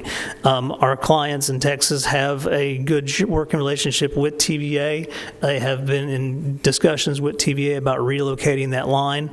As you can see on the diagrams in your book, on that side, the TVA line would come to our side of 840, and then it would turn to the south along 840 along our property line, and then come back down the Shacklet Road side and then head off to the west on that side. So those are the discussions that we've had with TVA on that side, which is kind of unusual for TVA to want to do that, but they have made that commitment to working with us to reroute that easement in order for this facility to come to this property if it was to be correctly zoned for it. Mr. Chairman, this is Chip, but Rob, that has not been determined yet by TVA. They're still reviewing that component of it, because as it runs today, that would definitely change the layout of the prospective building. Yes, sir. Thank you. Other questions? Thank you, Rob. Thank you.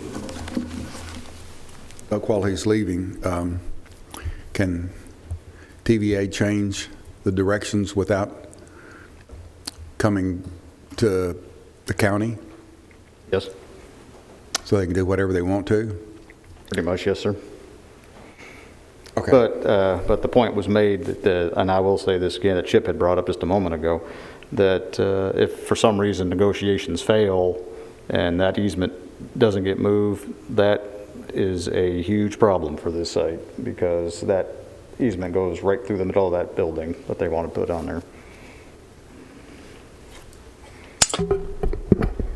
Mr. Chairman, this is Chip. TVA, I hear what Rob's saying, and in my years, I've never seen them give up any right-of-way for this prospective building. I mean, I hope they're able to work out something, but that would be very uncommon for TVA to move that right-of-way once they get it, because it's very difficult for them to obtain new right-of-way with all the rules and regulations they are subject to. They do allow parking, if you go out by Thompson Lane where Bonefish Grill and that little area out there, they do allow to go through parking lots.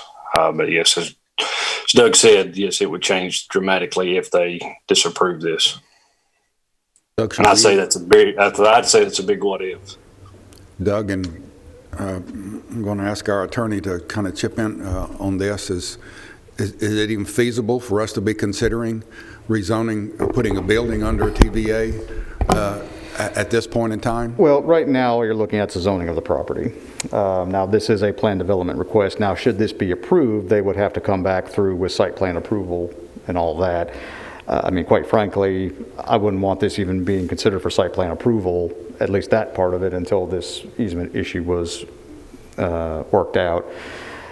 But this goes back to what we were saying earlier. You know, some of the things that, and I see Rob's kind of standing there, he may want to address this again, but there are certain things, like I said, that can, even within a plan development, there's a little bit of squishy in it as far as some changes that I can approve administratively. If that TVA easement is not moved, it goes right through the middle of that building, and that has to be redesigned. I mean, that at that point, I think all bets are off. It's going to have to come back through. Have we ever, has the easement from TVA have they ever given that? I don't ever remember it happening. I don't ever remember it happening. That doesn't mean it hasn't happened, but in my time here, I don't remember it. Well, it's not that they're giving it, it's that they're rerouting it around the building. Right. That's something that we need to clarify, that they are approving that. Right. The line, or the easement, I should say, because there's not a line there, but the easement would not go away. Yeah. Instead of going through the middle of the property like it does now, they would just reroute it around it to get it back to, like Mike was showing, right, to get the original location of where it is. So the right-of-way isn't necessarily going away, it's just being rerouted on the property, is what they're showing. Every other development that I remember us working on that has a similar easement, we can't build under that. We can't do it. Parking and things like that. No permanent structures. Right, no permanent structures, right. So it's part of our process. You can't build under that. But now we're saying we're going to approve something that we've said in the past that we won't approve. Is that what we're doing? Well, again, from what the applicant's stating, they're in negotiation to move the easement. Now, do we have that official word? No, we don't. Would we approve any kind of a site plan or a building permit with the understanding that that easement was still in place? I doubt it. Yep. Very good. Thank you. Any? Tough question all around because you don't have the answer yet. I'd submit two things. One, what Mr. DeMasi just said is that no site plan and no construction permits, nothing's going to be done until that easement issue is taken care of. And so I believe our PUD regulations state that if you do move to approve it, you can approve it with conditions. And one of the conditions may be that that issue has to get resolved to allow for that building to be built in one way or the other. And then the second thing I would submit, which I don't necessarily think you would want to do here, but you would have the option, is that your PUD regulations state that the planning staff, the planning commission, or board of commissioners may require additional information to be submitted, which may be necessary to make a determination regarding the PUD application. So depending on maybe what the engineer says of how long he thinks this is going to take to figure out, that might be an option to get that information first before making a decision. I don't think that that's particularly necessary, though, based on what I told you, that you could condition approval on the fact that that gets resolved. Thank you, Nick. Do you have anything else you wanted to add, Rob?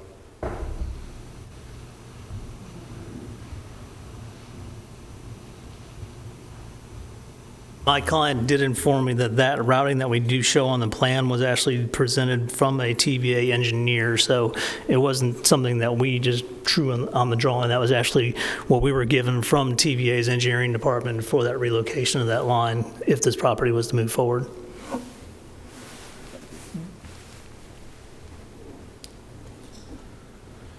Okay. Guess we're ready for our public hearing. At this time, I'll declare the public hearing open for REZ 20-024 for Rob Molcon with SEC. I believe, if I'm not mistaken, the County Commissioner Michael Rather is here and is going to address, and Michael, I would encourage you to do it first.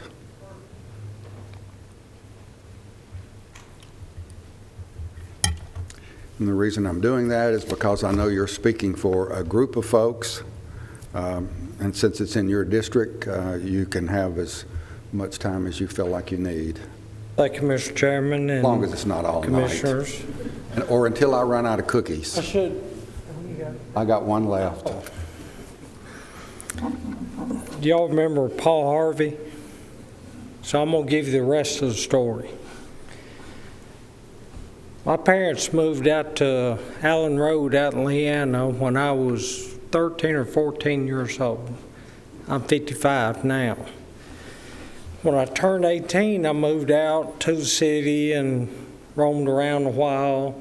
And for the last 20 years, my wife and I and my children and 2 dogs have lived on Allen Road, adjoining property to my parents. I've been out here practically my whole life. My grandfather, Walter Rather, lived on Chocolate Road. So before we moved out there, I was going out Chocolate Road all the time. Back when Brainerd Hall, some of y'all may know Brainerd or heard of him, he lit fires all the time, burning stuff, and I grew up out there, practically. So I want to tell you the rest of the story. It's disappointing to hear when I look at this application that's similar. This is similar to existing sites located along the I-840 corridor in Wilson County. Well, guess what? We're not in Wilson County. We're in Rutherford County. We're not at Jefferson Pike. We're not at the next exit. We're at Sulphur Springs Road and 840. Okay? Big difference. Big difference. They talk about minimizing truck traffic on county roads by having it there at 840. Well, guess what? There's a single plant on Broad Street. I just fought this within the last year or so. Those trucks, yes, they want to take the easiest route, but you know what route they take? Whatever that little electronic piece has, it says turn here, they're going to turn there.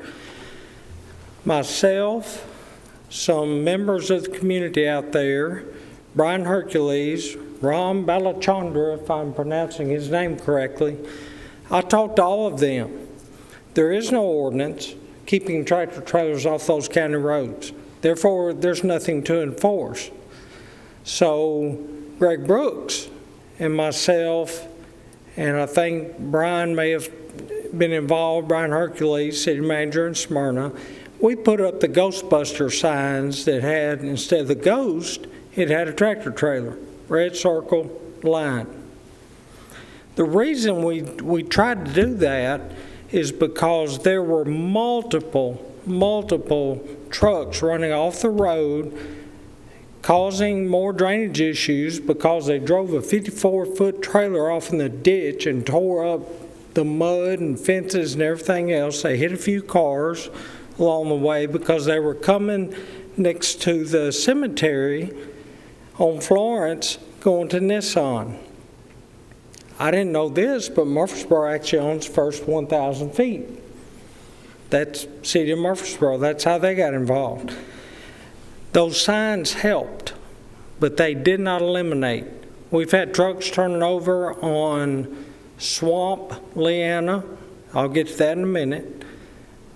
But the thing is this, the trucks are going to go where the GPS tells them to go, period. That's all there is to it. Our roads, those roads, and roads all over the county are not made for tractor-trailer traffic. The asphalt at 840 in Sulphur Springs right now it's like this because of the trucks that do come through there. I saw a truck this morning, got off of 840, headed towards Lebanon, and I stopped to see which way he's going on Sulphur Springs. And fortunately, he was smart enough to he got back on 840. He's like, I don't need to turn left or right. Those roads is like a snake. They're up and down, around. I'm going to try to go very quickly, Mr. Chairman. It'd be a first for you, Michael, if you do. Yes, well, we've been waiting a long time for this, months and months, and we've been here and had to go back home. So I want to get into the sinkholes and streams because that just really shocks me. My dad, when we moved out there, had a fairly good-sized sinkhole in the woods behind his property, in the middle of his property.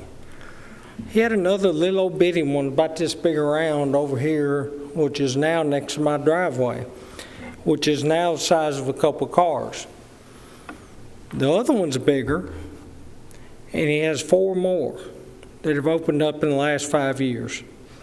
Because of the development down the road and other things, the water comes there. Well, guess what happens underground? The water's coming up. So the water that's coming in it, there's also water coming up. It can rain at Nice's Mill and be dry as a bone on my dad's property, and 2 days later, water's coming up out of a sinkhole. It never rained a drop there. So using drainage, Mike was out on an adjacent piece of property, and the neighbors started cutting some trees down, and what did we find? 30, 40-foot deep cavern? Yeah, it looks like somebody was excavating for a skyscraper and went straight down. Yes. Yeah.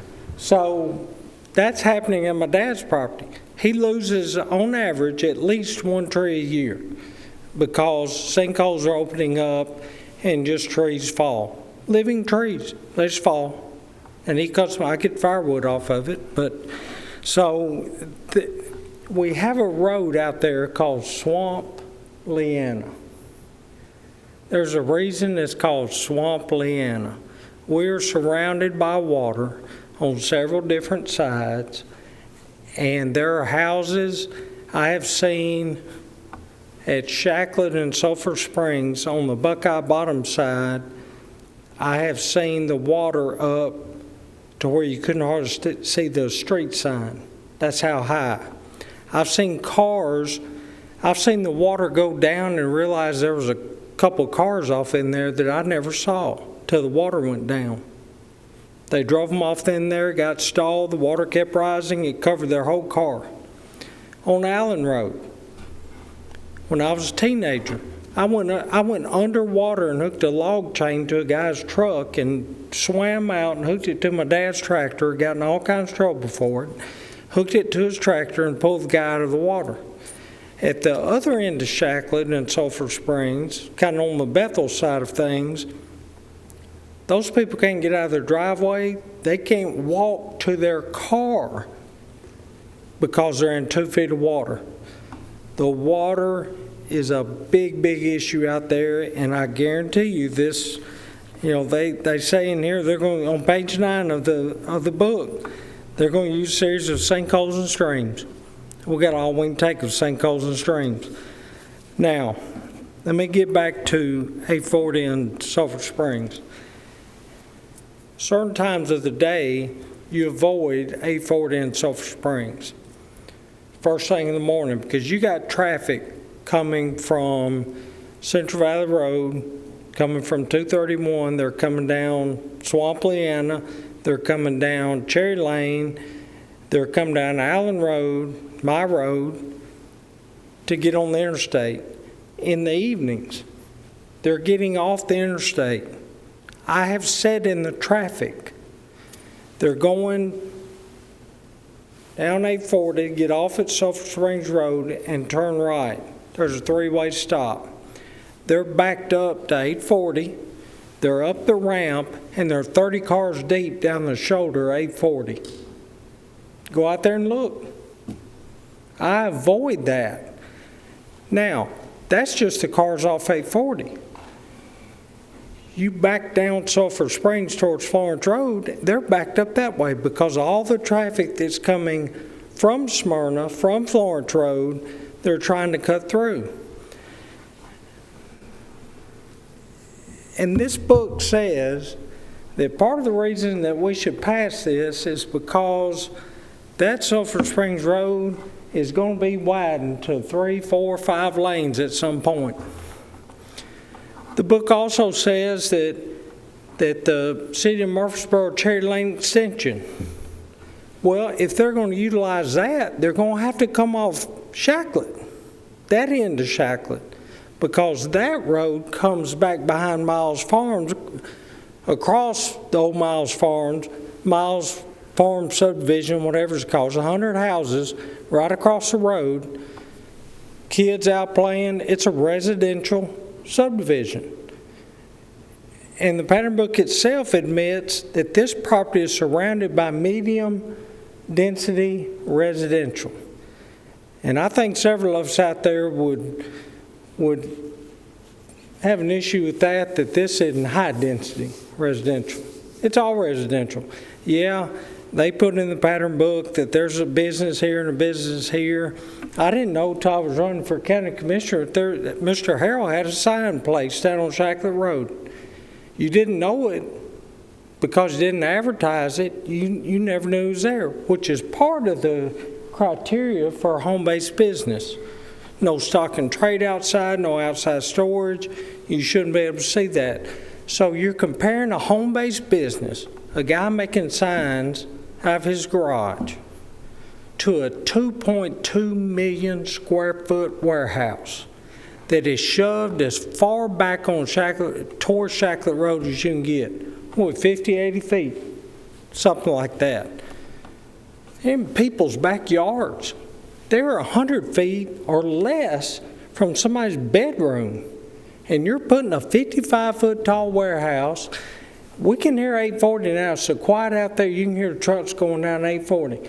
Put in a 2 million square foot warehouse that I hope is not an Amazon flex space, because we're going to have 1,000 cars out there a day coming and picking up their stuff. It's happening in Laverne right now. But it's, Mr. Chairman, I'd go on and on, but I'm going to stop and let some of these other folks talk if they so choose.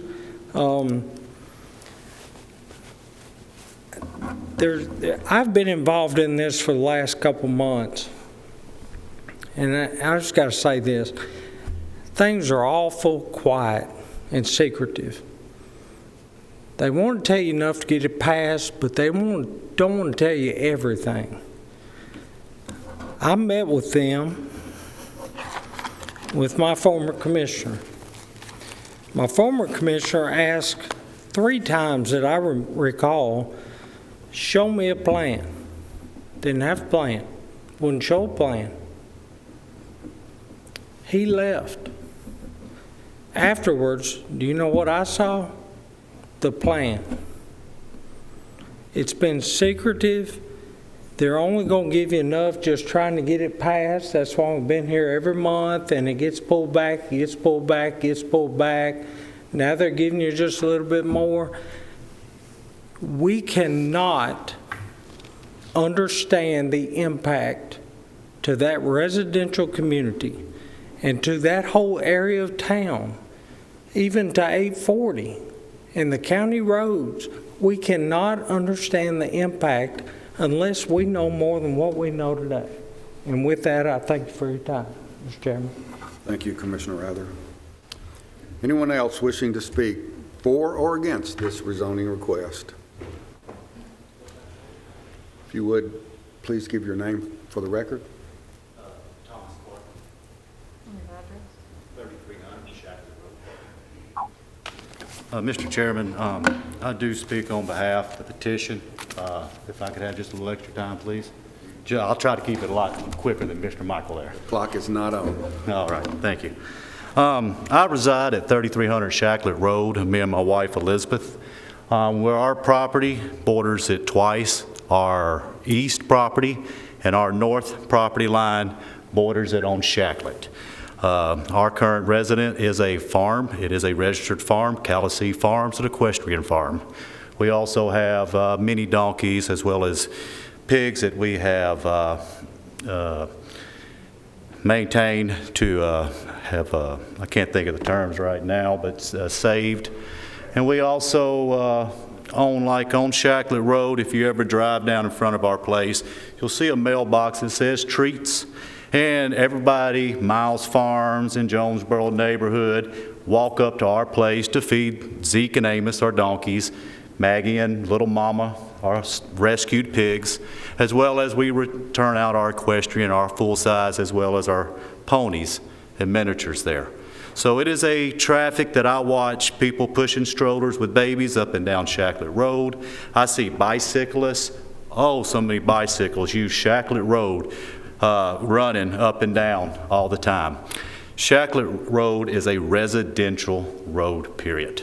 There is nothing, yeah, there are some home businesses there, but Shacklet Road is a business. Shacklet Road is a residential area. There should not be any industrial, light industrial, commercial, anything touch Shacklet Road. Shouldn't be, period. We have too much at stake, too much safety. I believe earlier this year we had a bicyclist hit right down on Shacklet Road at the corner in front of where we have our bee people that sell honey right there got hit. And I believe there was a couple of years ago someone got hit right there at Allen Road at Sulphur Springs. Traffic is a big concern of ours. The TVA easement, I'm not quite sure. It's a 150-foot easement. It goes through my yard. Crosses my property, goes between my barn and my house. In fact, my house sits about 3 feet off the easement. So I know that easement too well. And I don't understand when we look at these plans and they show it stopping. I never saw it going to the west or anywhere. I saw it stopping at the southeast property line. If it does shoot up Shacklet Road and go west, well, that's a 150-foot easement, and it's only 85 feet from the corner of that building. 87.5 feet, is that what that says right there? From the corner of that building to Shacklet Road. So I don't know how 150 feet's in 87 feet, but I'll be curious to see how that happens. As well as the back easement hits the back east-north corner of my property. So if they plan on just connecting it, the easement's on the other side in the Del Campo's property, which is west of my property, is where the easement picks up and goes across. I've not had TVA ask me about any kind of easements going through my front yard now or any other impacts. So the TVA easement is once again a concern that I really think we need to look at. There was a water flow chart on one of the packets that I got at the house that is incorrect as well. I heard that elevations and stuff. In my front yard is a sinkhole. It is connected, and the water does not flow. The graph showed the water flowing northwest. The water does not flow northwest, it flows southwest. It flows to our front yard. Everything comes to ours. And across Jay Bunt's farm, across the street's a sinkhole that connects that sinkhole that connects on the Del Campos to the west of mine, which has one of those caverns y'all talking about, an opening where you can see the water running. It's an underground creek. Very unique thing about Leanna and our community, you won't see creeks because the water runs underground.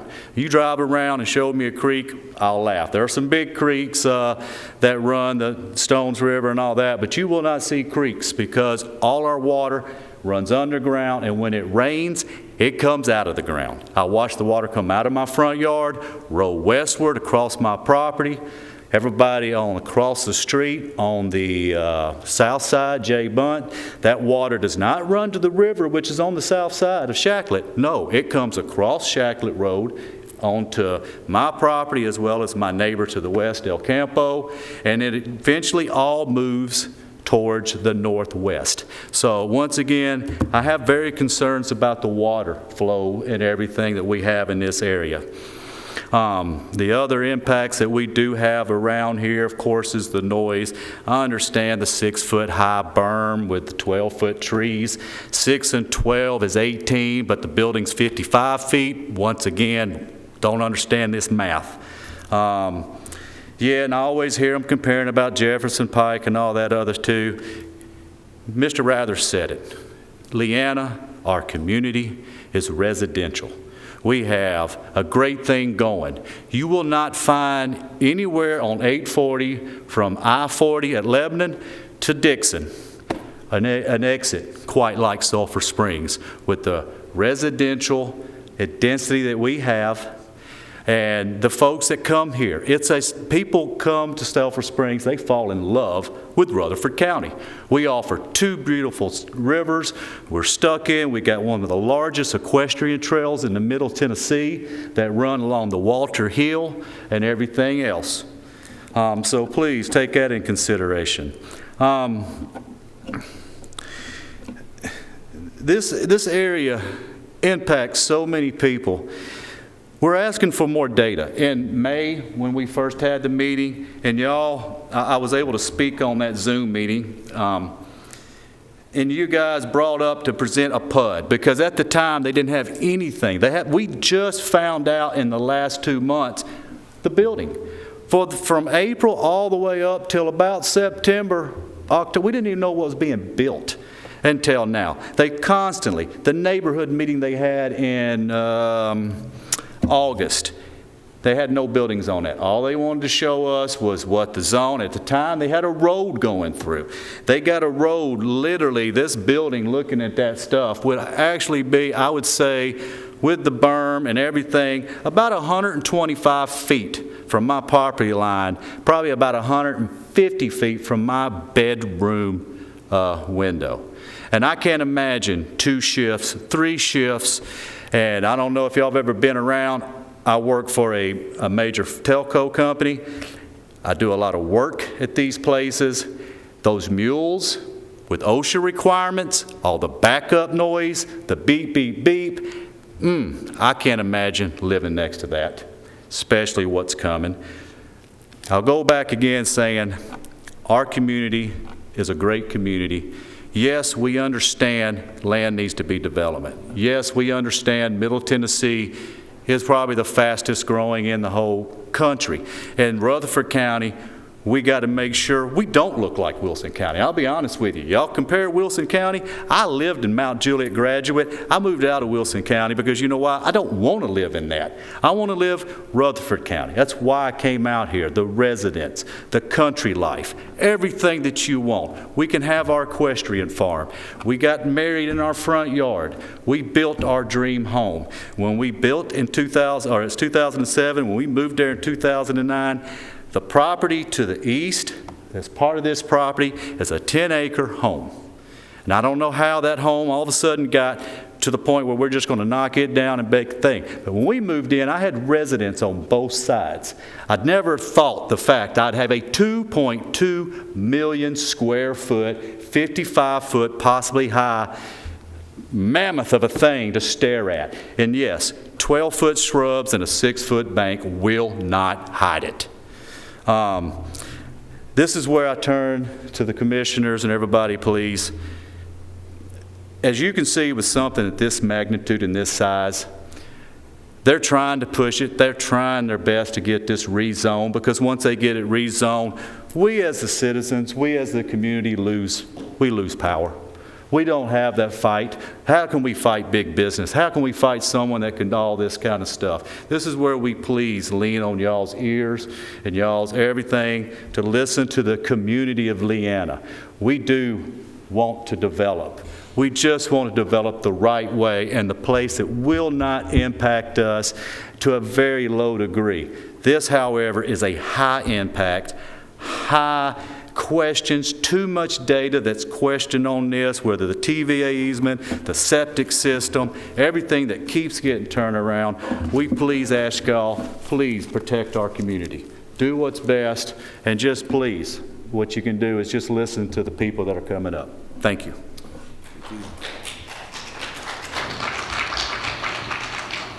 Anyone else? Who's next?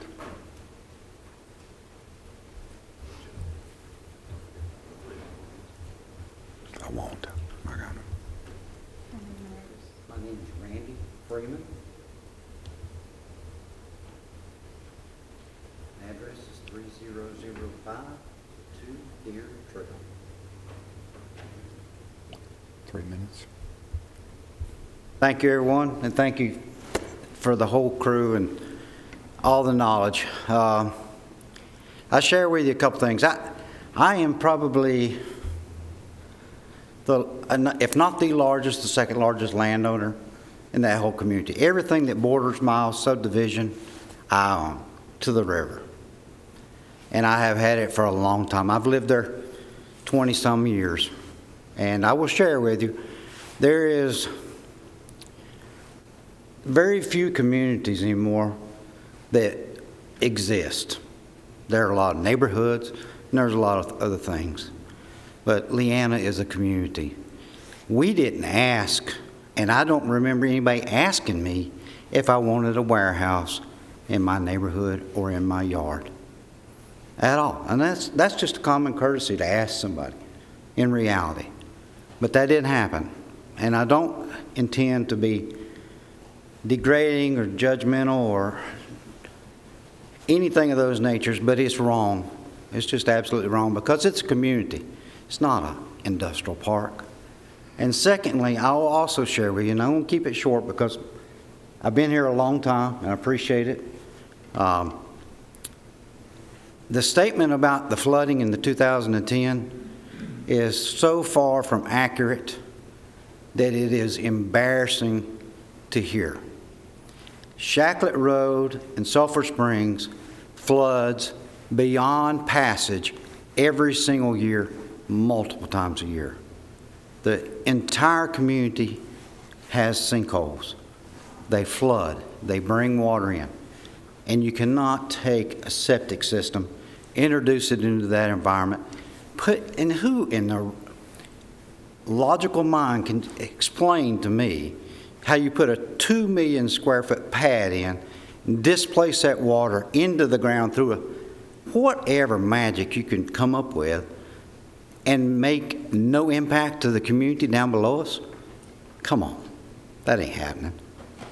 It looks great on paper, it sells to the right people, but you cannot flatten and pave, take the soil away, and control the water and the nature and the environment under the ground here by doing that? No way.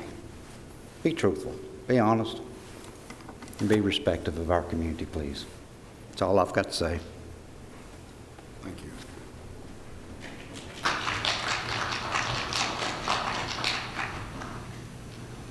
We have 3 people who have requested to speak that are online, and let me just ask if Miss Rebecca Pond, Mr. Andrew White, or Miss Jennifer Callahan are online. Are you? Yes, this is Andrew White. Andrew White? Yes, that's correct. Mr. Andrew White or Ms. Jennifer Callahan. Mr. White? Are you? Yes, sir. Would you like to speak? Yes, I would. Okay, you got 3 minutes. Okay, thank you, Mr. Commissioner. My name's Andrew White. My wife and I have been lifelong residents in Murfreesboro. We live a couple of miles down the road, and we actually own the 3-acre lot on the west corner of the proposed site. And our plans with that lot is to build our retirement home. The reason why we chose that is because of the community. Fell in love with it. We've had that property for several years with the sole intent to finish out our retirement there. And the thing that I heard early into this presentation, I'm a little confused why we're even hearing it. And the reason being, I heard Mr. Hughes, the county engineer, mention that it was a limited study. And I know that this proposal has been made on a couple of occasions. As a matter of fact, it was canceled within a half an hour of the last time they were supposed to present it. And here we are, and I'm hearing things like limited study, and comparing again the Jefferson interchange. That's not a easy comparison or equitable comparison to make in this situation. This proposal is surrounded by residential areas all the way around. I heard about the noise and lighting pollution, that what's being proposed for a buffer is standard. This isn't standard. This is a community, and so whatever they're proposing is just not going to be anywhere close to take the concerns of the residents and preserve what we have there. I don't want to repeat all the things that Mr. Clark and Mike had mentioned. The gentleman before made some excellent points about the flooding. So just for the sake and the respect for the team members, I just want to reiterate that this proposal is not comparable to some of the things that has already been approved for commercial development, such as stores and gas stations. This is an industrial park, and it is very intrusive. So I'm just, again, in my earlier statement, I just don't know why we're hearing this, or even it's up for proposal, when they still haven't, in my opinion, have provided what has been requested. So I'll just leave that up to the committee.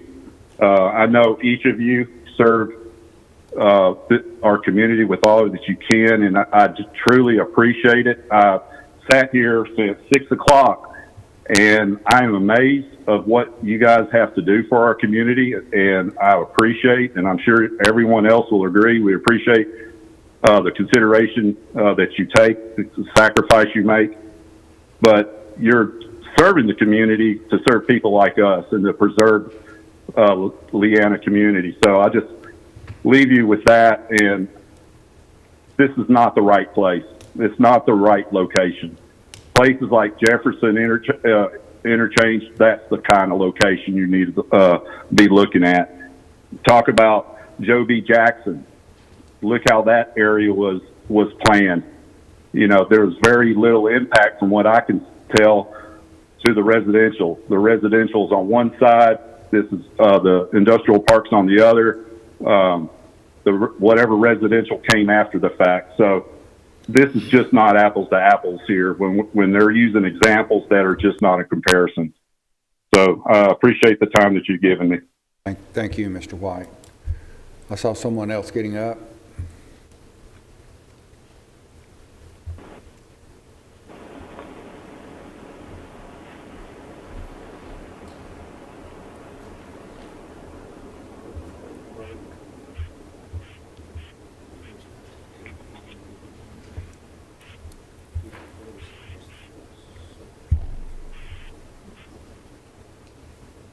Thank you again, Mr. Chairman. Thank you for your time.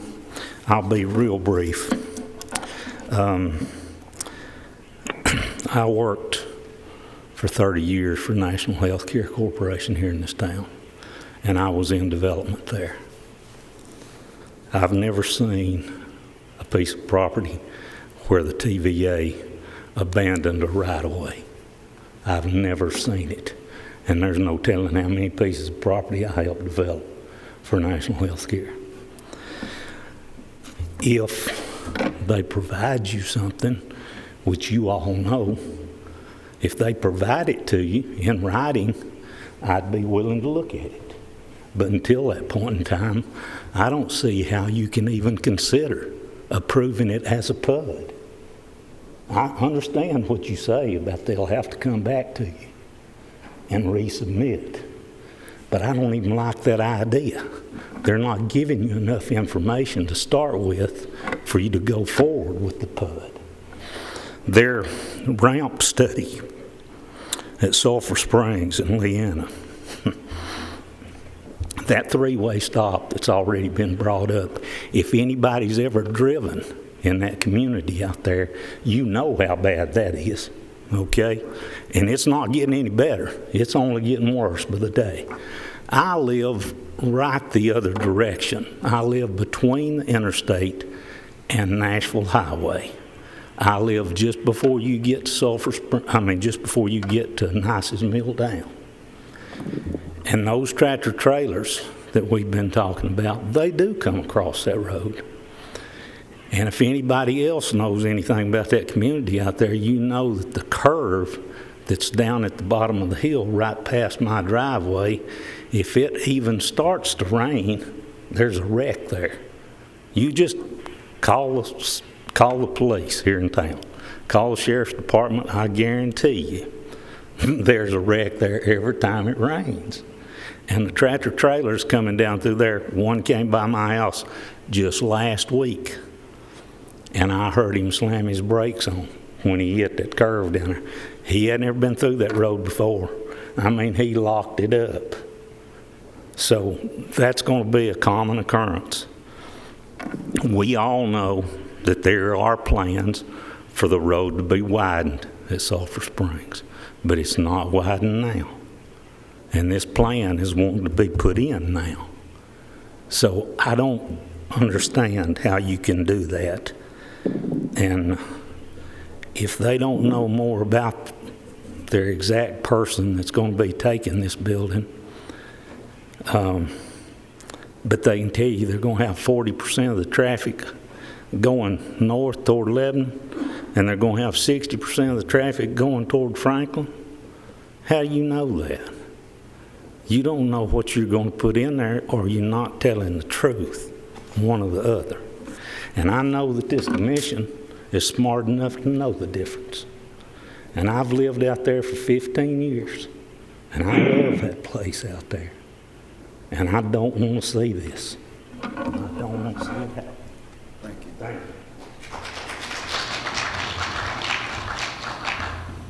Anyone else? Hello?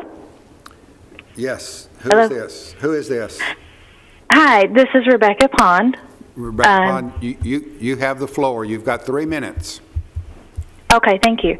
My name is Rebecca Pond, and I'm currently living off of Leanna Road, where I've had the privilege of growing up, and I've lived here off and on for 40 years when bad times strike, and right now happens to be one of those moments. And I just wanted to say that I have watched this community grow, and I have seen us have these fights before, such as when they developed the Tilford Farm, and we said we do not want 1,000 houses going into a residential area that is meant for rural development where there's nothing but 2-lane roads. And I do believe we were told 15 years ago that they were going to widen Sulphur Springs back then to account for the traffic, but I don't believe I've seen any development out that way. So I'd like to point that one out. I'd also like to point out that, as everybody has been saying, it's a lot of sinkholes out there, and I do not know how much a 2 million square foot building would happen to weigh, but I imagine it would be pretty substantial on an area where the ground may not be solid, particularly if you're no longer having water that's allowed to seep into that soil. It sounds to me like that soil is going to compact, and then that building is probably going to sink, not to mention there's all the runoff ponds that I was seeing on the planning that looked like they were right next to those residential areas. And if there's standing water right next to those houses, that's not going to smell that good, even if you do have 15 feet of trees in between those two. I also don't know how many of you guys have tried to sleep when you're, 50 feet from a semi-truck, but I can tell you it's not that easy. It's pretty loud wherever you're at. And also, I've heard them talking about how many jobs this is going to bring, and that's great, but I don't believe many of those jobs are going to be paying much more than minimum wage. And I also don't think that these seasonal jobs that they're talking about bringing, well, I'm sure they can help a lot of people out with some part-time income if they can get the schedule for it. I don't believe anybody can live full-time working 3 to 6 months a year. So, I agree with everyone else in the area that this is not an area that is a good investment in, that rural land development in that area would be much better with, houses that are on 5-acre lots with agricultural zoning, which from what I understand is what that mostly is right now, but of course I could very well be mistaken. But it seems to me that going from agricultural to industrial is a pretty big jump that doesn't really seem warranted to be the best for the area, despite the fact that that seems to be what was quoted to the Murfreesboro Post in that latest news article. So thank you for taking time to hear us all, and that's all I got to say on it. Thank you. Thank you, Ms. Pond. Appreciate you calling in.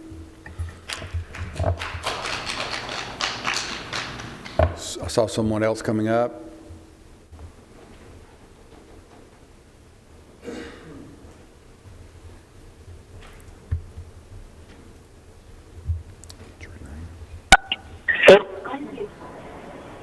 Hello, my name is Jennifer Callahan. Jennifer, someone else is speaking right now. I'll get you after this person, okay? Absolutely. Just hang on the line. Sure. Yep, 3 minutes. All right. I live in Miles Farm Estates, and I consider the area to be a resort area. That's one of the things that attracted me there. We've got Nice Mill Dam not too far from us. They stock it with trout. I think I've got about 6 boat ramps within 6 miles of my driveway. And it just doesn't seem fitting to put a industrial park in our resort area. So just wanted to keep it short and express my thoughts on it. Thank you. Thank you. Ms. Callahan, you still on the line? Yes, I am. Okay, you're up. You've got 3 minutes, okay? I hope you can hear me. I, in fact, work for a company called Siva Logistics out in Mount Juliet. And when all this started up, I heard a lot of people saying, you know, that'll be great. You know, you could probably get a job there. You can do this. You can do that. That Miles Farm, I live in Miles Farm subdivision, and that area is like the gentleman said before, it's like a resort. It's for the most part quiet. I have 3 best friends on my road. The community is always helping each other. Everybody helps each other. I can't imagine. I've lived there 22 years, and I cannot imagine living anywhere else. I am a grandmother now. I just had a grandbaby Monday, and my son and my daughter-in-law and my granddaughter want to move back home with me because my house is just, it's so peaceful. In the area, everybody chips in and helps everybody, and I cannot even imagine bringing anything remotely close to what they're talking about into that area. You know, this has been going on for 4 months, and I'm not trying to be ugly about it, but we went up there, stood at the courthouse, and they said, oh no, we're not going to do this tonight. They keep doing that.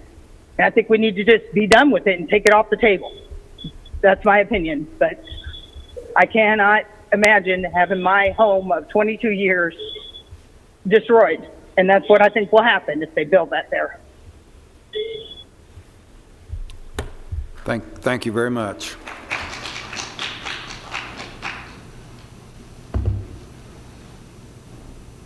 Ms. Callahan's the leader. She was 1 minute and 37 seconds. Good job. Name and address, please. Sanders, 4711 Silver Springs Road.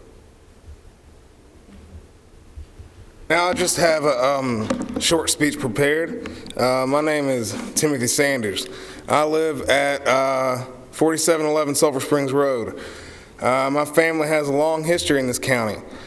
My great-grandfather was a dentist here and a clocksmith. He used to actually climb this tower every day and set the time because the clocks didn't keep such great time back then. But I grew up here in the house that I live in today, and my father got this house from my family before the land was developed and before 840 existed. In the year 2000, my family auctioned the farmland surrounding my house, and my father was able to later buy back some of this land about 7 years ago. This was right before his passing. Now, this land that he bought back would have been bought from the people that are trying to rezone this property, and we bought all their road frontage back. So that's why they don't have enough room for the road, because they sold it to us. Now, there's a lot of sinkholes on the property. On my property now, the original property of my family's was 150 acres, and it had many more sinkholes, but I have at least 10 sinkholes on my property that I own. I have 2 deep water wells, a natural spring that actually used to come up above ground and feeds the large pond on the other side of my property. 90% of my land is in the 100-year floodplain. Now, whenever it floods every winter, it actually doubles the size of the pond, and it takes up the entire road. I've seen cars float down the road There's a cop that sits up there in my second driveway to my shop every time that this happens to keep people from driving through it. Now, all the water seems to flow from this point when it floods pretty much in one direction, and that's down into the ground, and then it seems like it goes across the road and back towards the Nice Mill Dam. And a lot of people like to fish out there, and we would like to keep the pollution gone. If you grant them access to build in a floodland next to me, it will not only push water and pollutants towards me and my pond that leaks directly towards the Nice Mill Dam. Now, between the years of 2001 and 2002, Rutherford County did some studies on sinkhole flooding. And let's see, Sulphur Springs is a karstic system. Such a system is characterized by underground drainage systems with sinkholes and caves. Aquifers are bodies of permeable rock. This type of rock allows the flow of water, but is also able to retain water. All of these exist inside of a karstic system. Sinkholes flood when the stormwater and runoff fill the depressions in the land. Water from the higher altitudes flows down gradient and fills our sinkholes with potential pollutants. These land modifications also increase peak flood durations and altitudes to down gradient lower altitude sinkholes. Road construction is also known to reduce the flow of water within or between sinkholes that share drainage routes, increasing flood durations also. All of this has already been proven true in a study that Rutherford County has already drawn up in 2001. The study was done for an entire year here in Murfreesboro and conclusively proved the claims that I've stated previously. This type of system is a lot more susceptible to pollution due to the underground passageways that permeable rock allows. Owning 2, possibly 3 wells soon, I worry about the planned septic system, which I thought it was going to be a step system, but the septic system and how it might affect my water wells. Once polluted, aquifers that feed these wells and springs can stay polluted for decades to even thousands of years. These types of industrial developments contribute to climate change, pollution, labor issues, and attendant community destruction. We, the people of Sulphur Springs, beg you not to allow this harmful project to pass.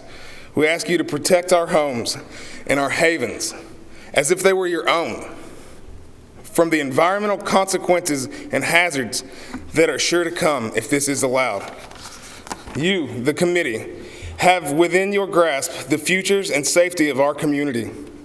Today, you have the chance to prove you are in favor of the community who not only pay taxes to live here, but will be on the front line of the suffering in store if this unsafe, shady, and shifty development is allowed to pass.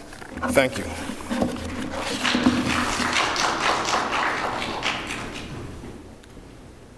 Anyone else wishing to speak?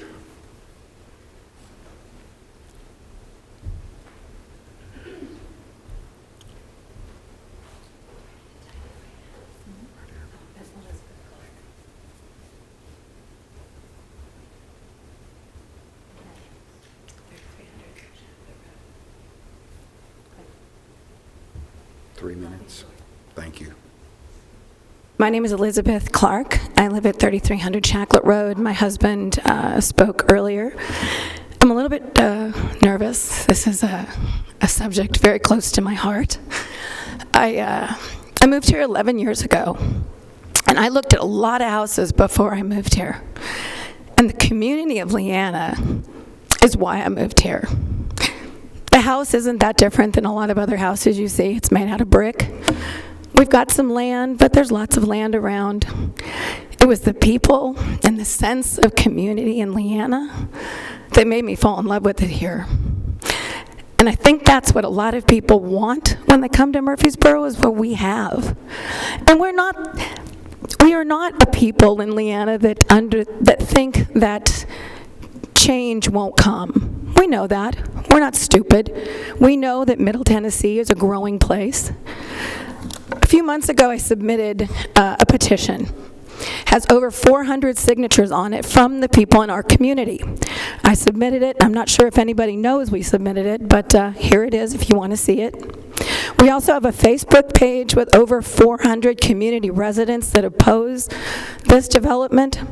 Developments are going to come, neighborhoods are going to come, but finding the appropriate place and help maintain the integrity of an area is what is going to continue to bring people in, not low-paying warehouse jobs that there are plenty of in other counties like Wilson County. Drive 10 miles up the road and you will find, 20 warehouses with all kinds of jobs paying minimum wage. We don't need more minimum wage jobs, and we certainly don't need them in a residential neighborhood. I am the person, my husband and I are the people who will be sleeping 150 feet at max from those 18-wheelers. When I moved here, that is not what I planned for. Now I think when we think about moving out of Leanna, A, it breaks my heart, but B, I think to myself, where is there safe to go that I'm not going to have to worry that some monstrosity is going to be built next to my bedroom? Please do not approve this project. I understand that something is going to go on that land eventually, but this is not what it needs to be. Thank you. Thank you. Anyone else?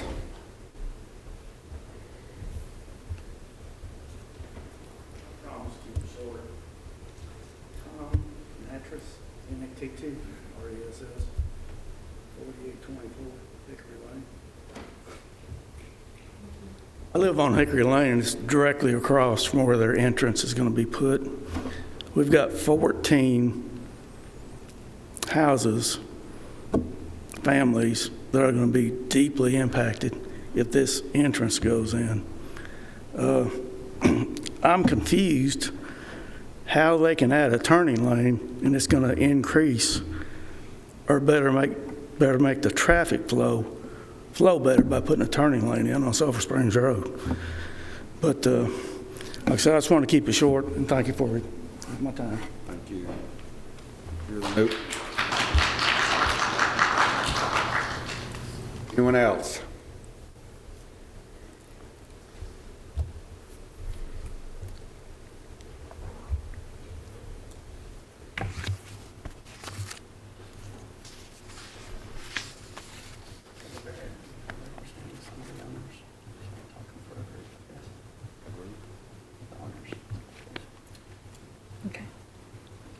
Mr. Barrett is speaking for a group, so I won't put the stopwatch on you.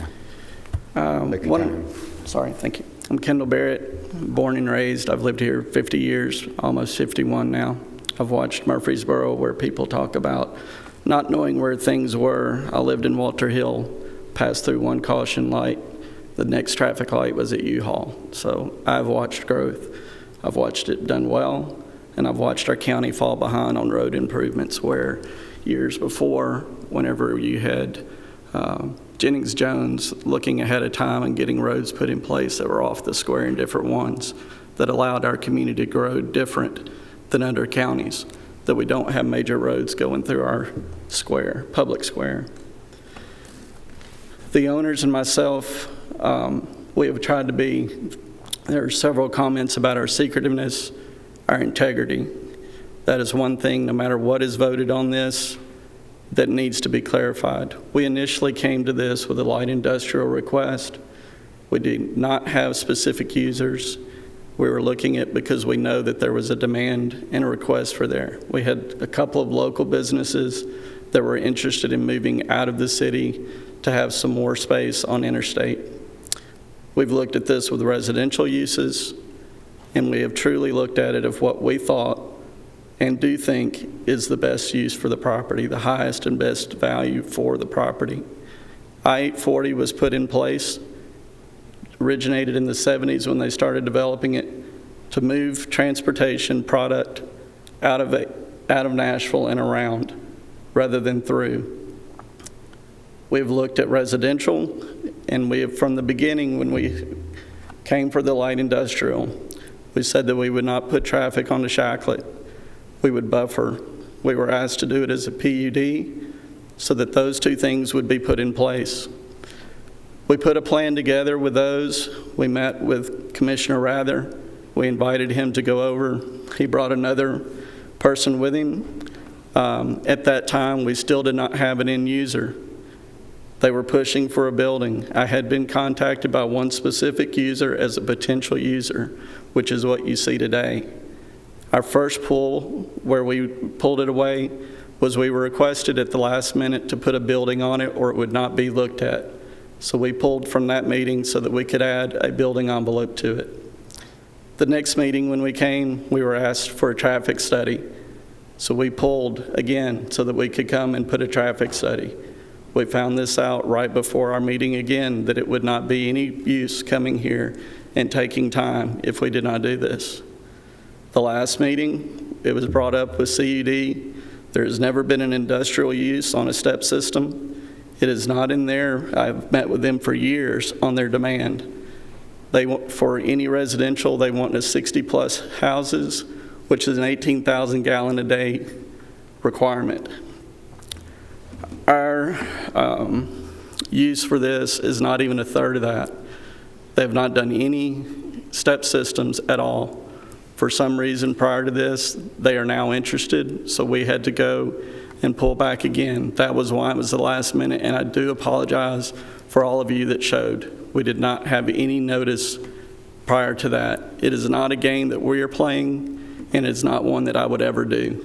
It is one that this is the same for us. We do not care to stretch this out. To the next things,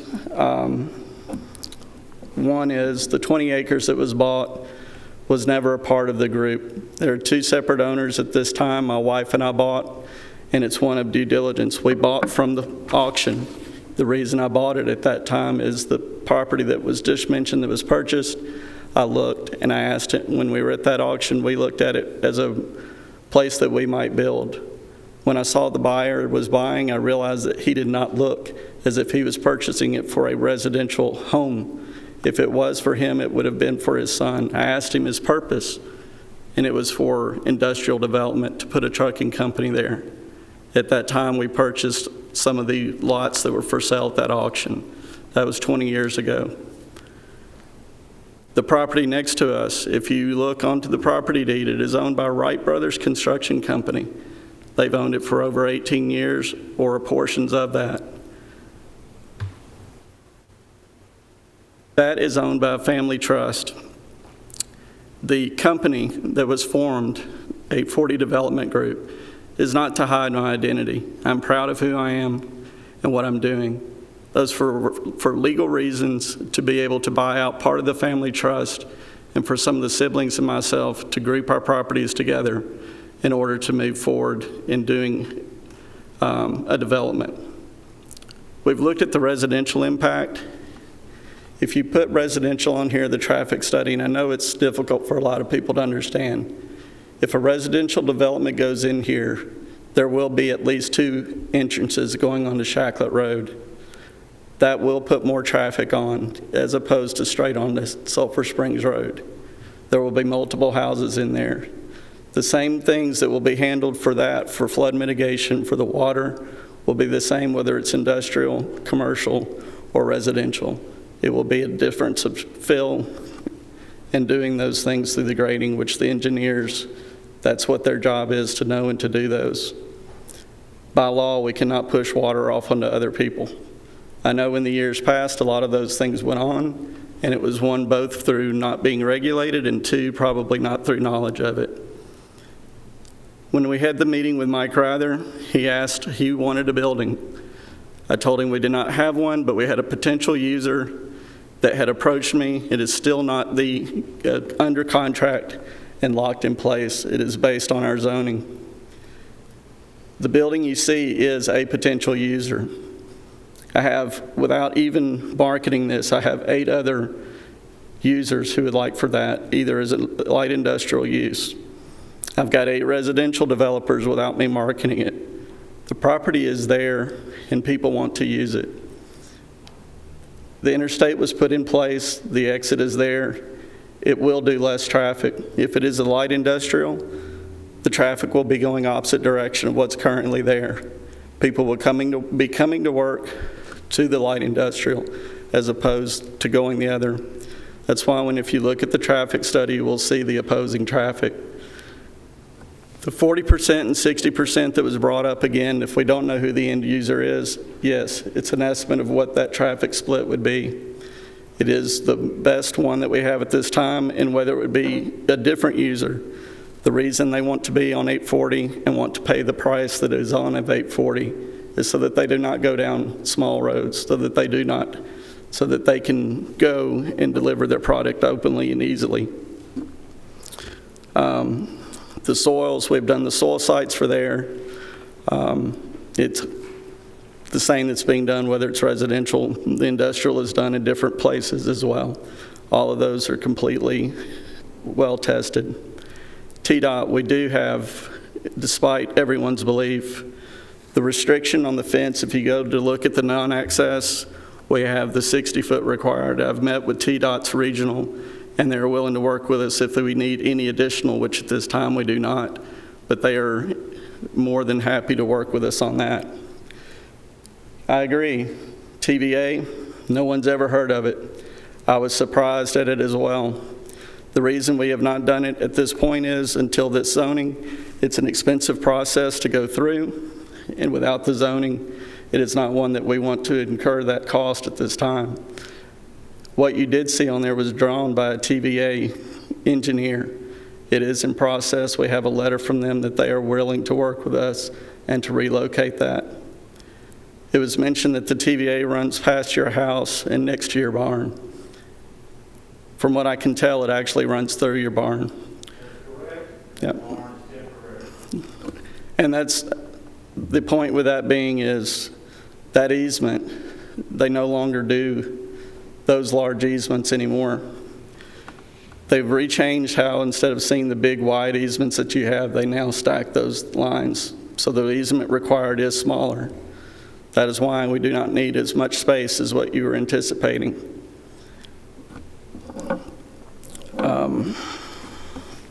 Look at my notes, I'm sorry. I was trying to address all the comments.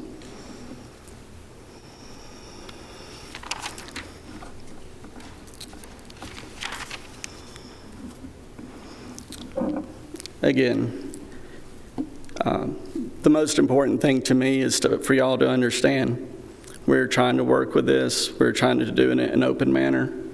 Each of the ways that we've been gone has been directed by other choices that were here. At the very beginning, this started from a light industrial request. We were asked to add buffering and guarantee that we would not put any traffic on Shacklet Road. Those two things we have accomplished with this PUD, and we have done as best we can to show more of what the building envelope would be, how the traffic would be handled. The traffic study does show that the only major effect would be the left-bound turn lane going southbound, and that there are no warrants for any traffic lights or anything else that is there. We've also, with that traffic study, if it does not go through as light industrial, our next step would probably be a residential, and that will have a larger impact on the traffic, especially the concern of the three-way stop sign, where people would be going to the soccer fields and anywhere else they might go, as well as that same traffic would be leaving at the same time as your other peak hours. Thank you for your time. Thank you, Mr. Barrett. Anyone else wishing to speak for or against this rezoning request? Seeing no one, I'll declare the public hearing closed. Commissioners.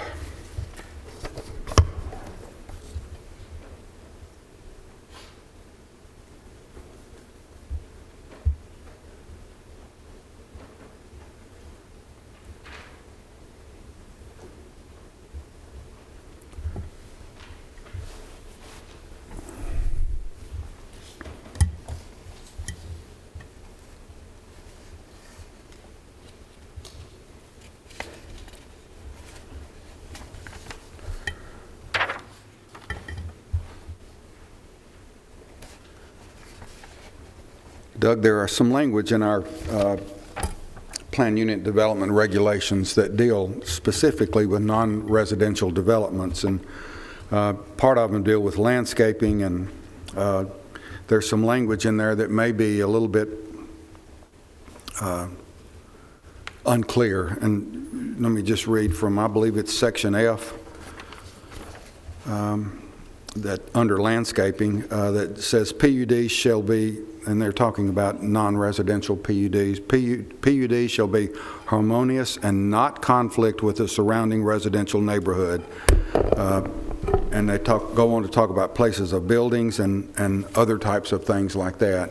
That's a little bit up to, in my mind, interpretation of who's reading these regulations, correct? Yes, sir. And, you know, for rezonings especially, for plan development, there has to be a little bit of wiggle room put in there, squishiness, if you will, just because of the range of different developments that can be seen in the plan development. So you can only be so specific on some things. Now, I will say that when it comes to landscaping, when you look at that section and some of the other sections regarding landscaping, it'll say specifically that the standards that are provided in our landscape ordinance, which is part of our zoning in section 1104, it says specifically that those standards are to be used as a minimum.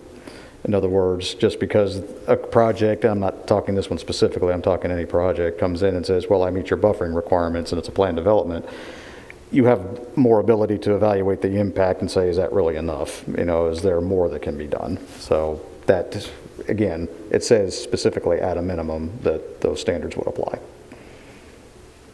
Very good. There was a lot of talk, and understandably so. We've heard these types of comments before in other public hearings about water. And let me just make a statement and see if I can kind of clear some of this up. Water is a concern. No matter where we develop in the county, it's always a concern. Those concerns are addressed in depth through state certified engineers that present a drainage plan that meets all state and local requirements. Those plans are reviewed thoroughly by our engineering staff and has to meet our standards as well. I know there's a lot of concern about water, and there's a lot of concern with the staff and with this commission about water, and we would not and never would approve any plan unless we are 100% convinced that that water and where it goes is adequately planned for. So some of those concerns are real, but if this plan is approved, those would be one of the first things that we would take a look at and address thoroughly. Traffic issues that were brought up, I'm not 100% sure that I can make a determination if that traffic study is going to be accurate, because I'm not exactly sure who's going in there or what type of seasonal traffic is going to be considered. So I've got some concerns that relate to the traffic study. Once again, if there's car traffic going in there, and I believe I've heard, and I'm not sure about a lot, but there are, during some seasonal times, there are people who work part-time for folks like Amazon, and there's hundreds of exits and entrances a day at some of those warehouses. So I'm not sure that that would apply. There are still some things that would have to be answered, and I think that with the PUD, things are a little bit more clear, and I'm hoping that this commission will have enough information to make a decision tonight. So commissioners, if you would, your thoughts, your concerns, and I need a motion. And I know it's getting late, but. Mr. Chairman, this is Chip. This question's for Doug. Doug, where do you and Mike stand as far as, in your mind, does this meet all the things that are set forth from a regulation perspective, and is there any unanswered questions you have and any heartburn that you have about this moving forward? Well, I mean, I will say, and I said this earlier, it's more detailed than what we were originally given as the plan development. It's more detailed than the original light industrial request. Have I seen more detailed plan developments in my life? Yes, I have. That does provide me some concern that it's not more detailed than it is. There's still, in my mind, several things that are out there that haven't been quite nailed down yet. But, you know, I understand their perspective at the same time, where they're trying to keep it, like I said, to a certain extent, they're trying to keep it open, where if this doesn't work out, something else can. It's a balancing act at that point. We talked about the TVA issue, and Mr. Barrett discussed it a little bit more detail when he was up here. Apparently there has been an agreement, as he stated, and a suggested alignment from TVA that was emailed to me just within the last little bit during the public hearing. Again, as he said, they probably aren't going to really go forward with that unless the zoning goes through, just because, you know, there is expense to it. So that's something that does cause concern. The traffic study, and I mean, Mike looked at that more than I did, but I know that on the front end, we did discuss some of the concerns we had regarding some of those intersections that weren't maybe not as studied as much as we would have liked to have seen. Also, the issue, I know it's off the table right now as far as the step system and everything was concerned, but I have to take some exception to some of the things that Mr. Barrett said regarding this coming up at the last minute. Quite frankly, when they first submitted this and were talking about the step system, we told them even at the very beginning of this process that they needed to get with CUD or try to work this out. That was at the very beginning we discussed this. So I take, again, a little exception to that when he said that, you know, this was a last minute thing. I don't believe it was. But Mike, I'll turn it over to you if there was anything else that you may have. Okay. Drainage is my big concern. One of my big concerns. Like I mentioned earlier, this is a volume sensitive area, karstic area with a lot of sinkholes. We got, you know, it's typically a site plan issue, engineering design work that's done with the site plan. But that's something that we want to look at carefully, make sure we don't impact the neighbors. The traffic study, it was limited in scope. Yes, there was a projection of way the truck traffic's moving, but what about the 300 to 500 employees? Which way are they progressing in and out of this area? We typically want more intersections studied, and if there is a road network that we find substandard, we ask them to look at the level of service that road section provides. So, you know, typically we ask for a wider scope of a study area, but those are my two big concerns. Can I ask a question? Mike, we're approving Mr. Phillips, we're approving or disapproving a rezoning, which has nothing to do with the site plan. Is that correct? So if we did approve, we could get into a site plan with all these sinkholes and water things, and a 2 million, 20 million, whatever it is, square foot building could not be built there. Potentially, yes, sir. So it could be a moot point whether we approve it or don't if the site does not substantiate the building they're wanting to put on it. Is that correct? Yes. Yes. And I will say, I mean, quite frankly, we've seen similar situations, not so much with commercial development, but you've seen several plan developments come before you for amendments this year because of wetland and soil issues, because they had to redesign. So, I mean, what you're saying, I mean, it does happen from time to time. You know, sometimes you can't help it. Something comes up in the field you didn't realize. I mean, those things happen. That's why the process the way it is. But, just to kind of reiterate what Mike said, I mean, yes, that is potentially a problem.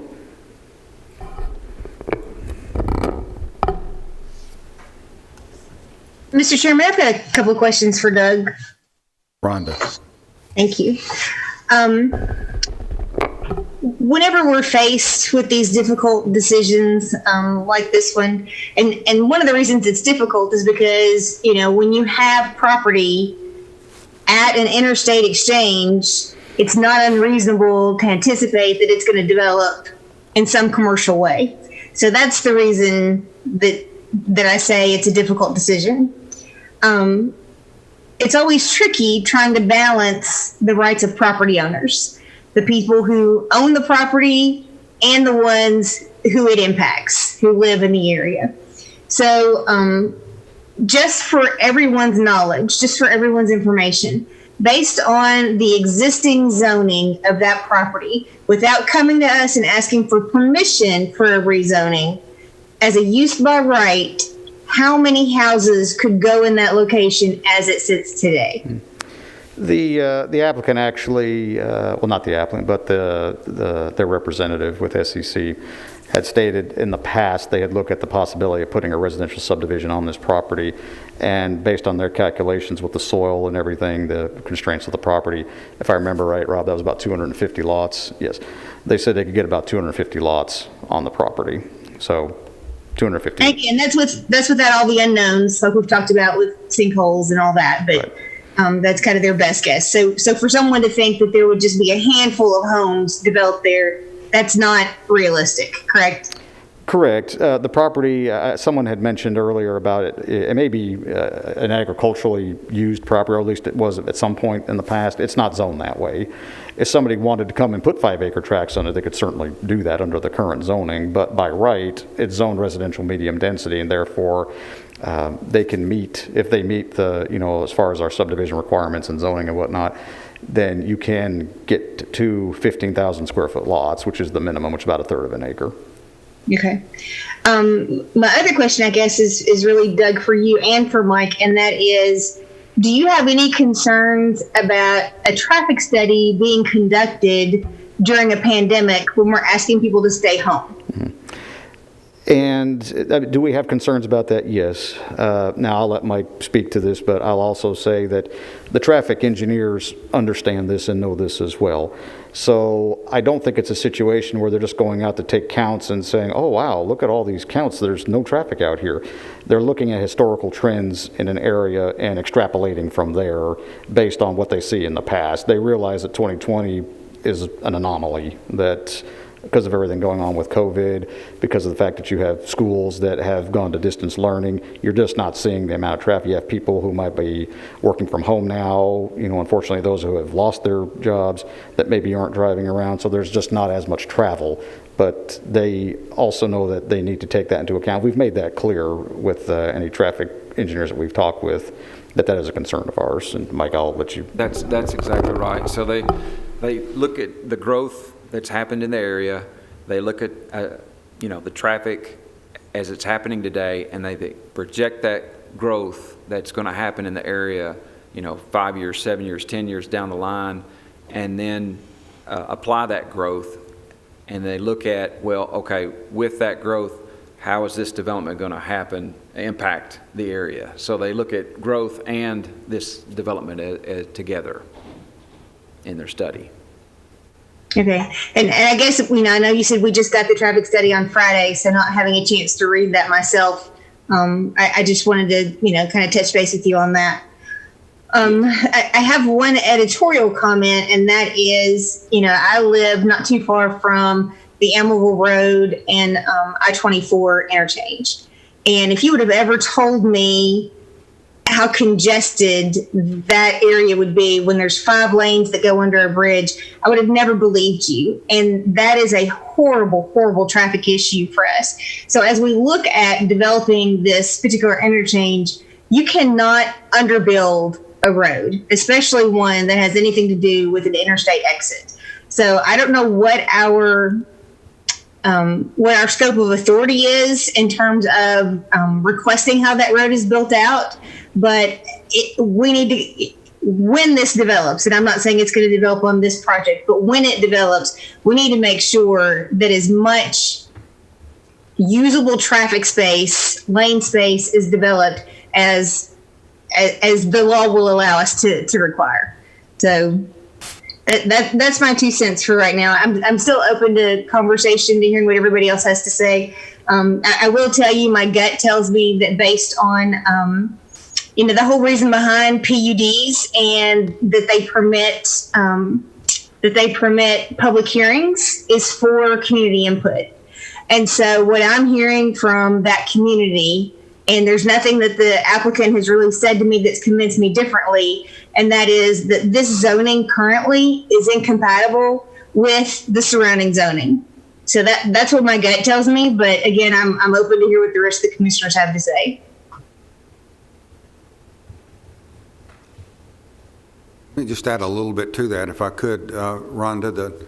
I believe it was Mrs. Clark that was up here a little earlier and mentioned a petition. I think that the staff is has that petition on file, and if I'm not mistaken, there's over 400 signatures from residents in that area on that petition, just for your information. Mr. Chairman? David.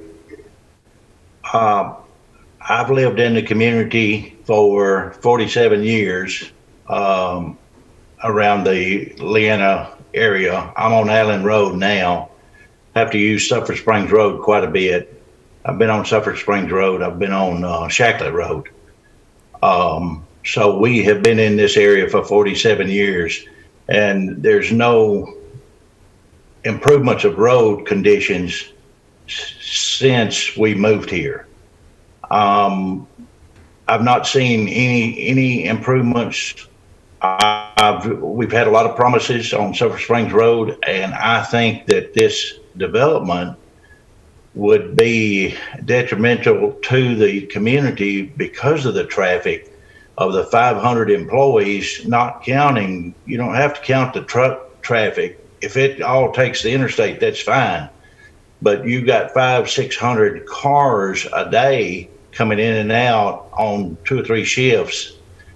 And when we have soccer tournaments out here on Siegel Road that cuts through Allen Road and cuts through Sulphur Springs Road and coming off the interstate, it locks up the traffic during the soccer tournaments.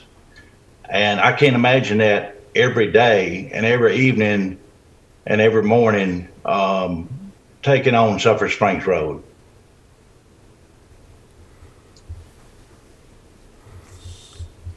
Let me see if I get, David, if I could understand what you're saying right. You're concerned that the traffic plan is inadequate. I'm concerned. All we're seeing is the current traffic. We're not seeing the 500 plus cars every morning and every afternoon that they're going to impose on us. Okay. Mr. Chairman, this is Chip. I appreciate all the input. I appreciate the community input. It's great to see that we have a process in which all can come and express their opinion one way or the other around any type of zoning. I appreciate my fellow commissioners and all of us being open to these things and, thoroughly working through what we think is best. I thank Doug and Mike for their continued efforts and trying to do what's best for the county and bringing us the information we need to make decisions. I thanks for the applicant and the design team as well and the efforts put in. But based on all the information I've heard tonight, I think it's a big leap to go from residential medium to light industrial this time. We continue to talk about infrastructure. We continue to talk about roads.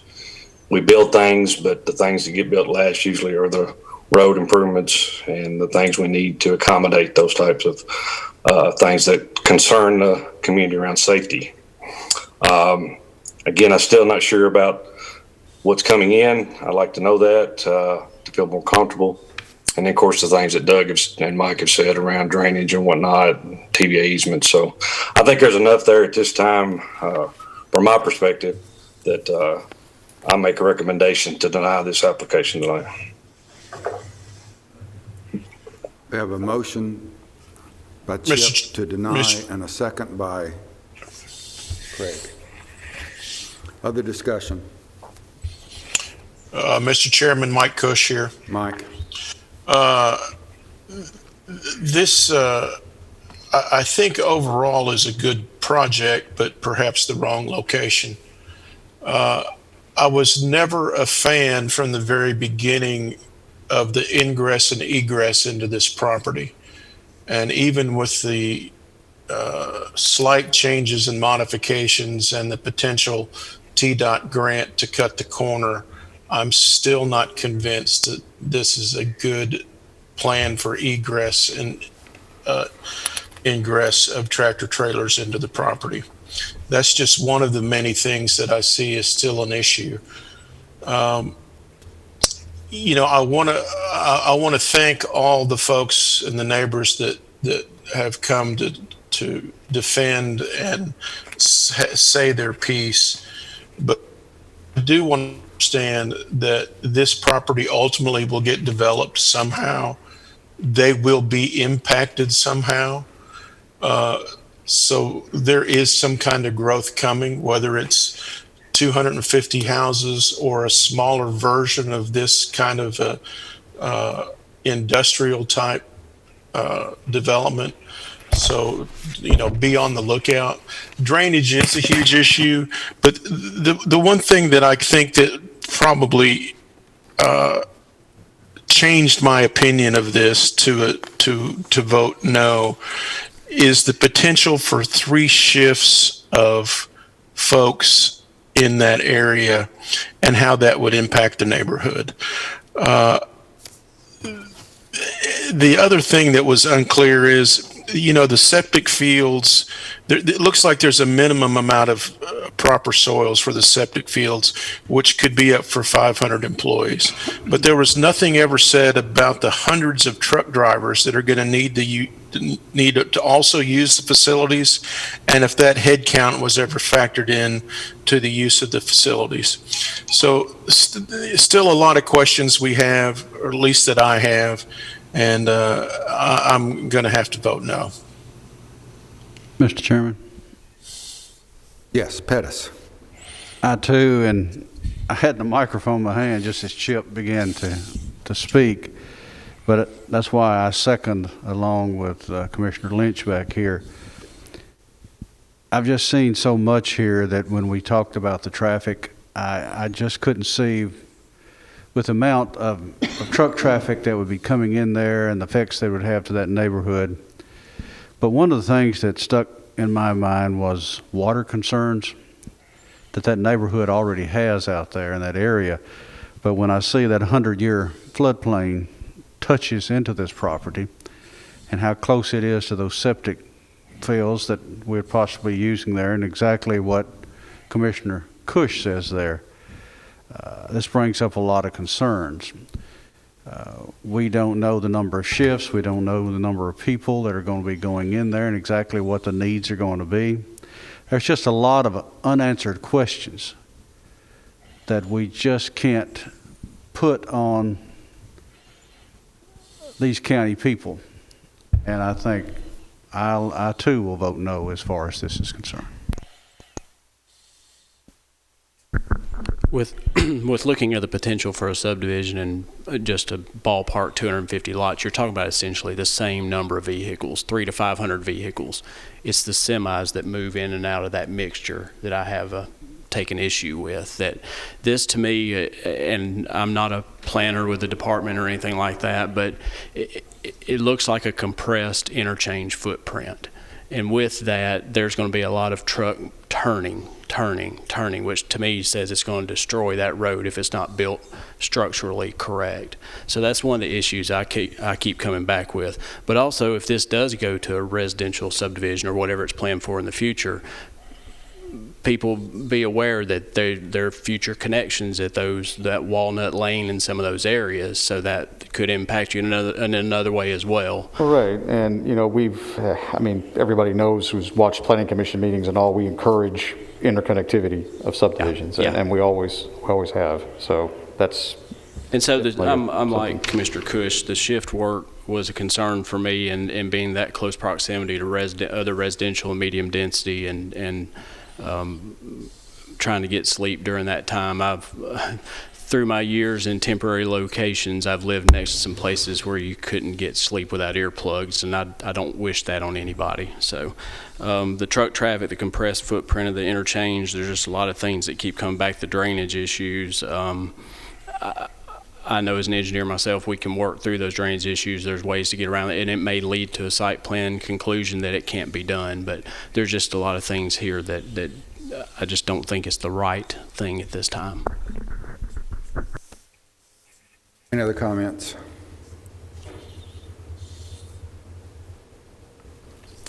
Okay, if I can kind of repeat the motion. I don't want to put words in anyone's mouth, Chip. So if I don't kind of repeat this motion, because this is going to go before the county commission. So the motion deals with it, deny based upon safety concerns, an inadequate traffic plan. Is that correct, Chip? And dealing with just the compatibility and conflict with the surrounding residential neighborhood. Yes, sir, that's correct. Thank you. Okay. Anything else in the second that needed to go in there that you know of? Okay. Anything else? Anybody have any other questions? We're ready to vote. We have a motion and a second to deny item number REZ 20-024 for Rob Mollicon and the SEC Incorporated. Questions? Call the roll, Gail. Charlotte P. Yes. Chip Pinion. Yes. Craig Lynch.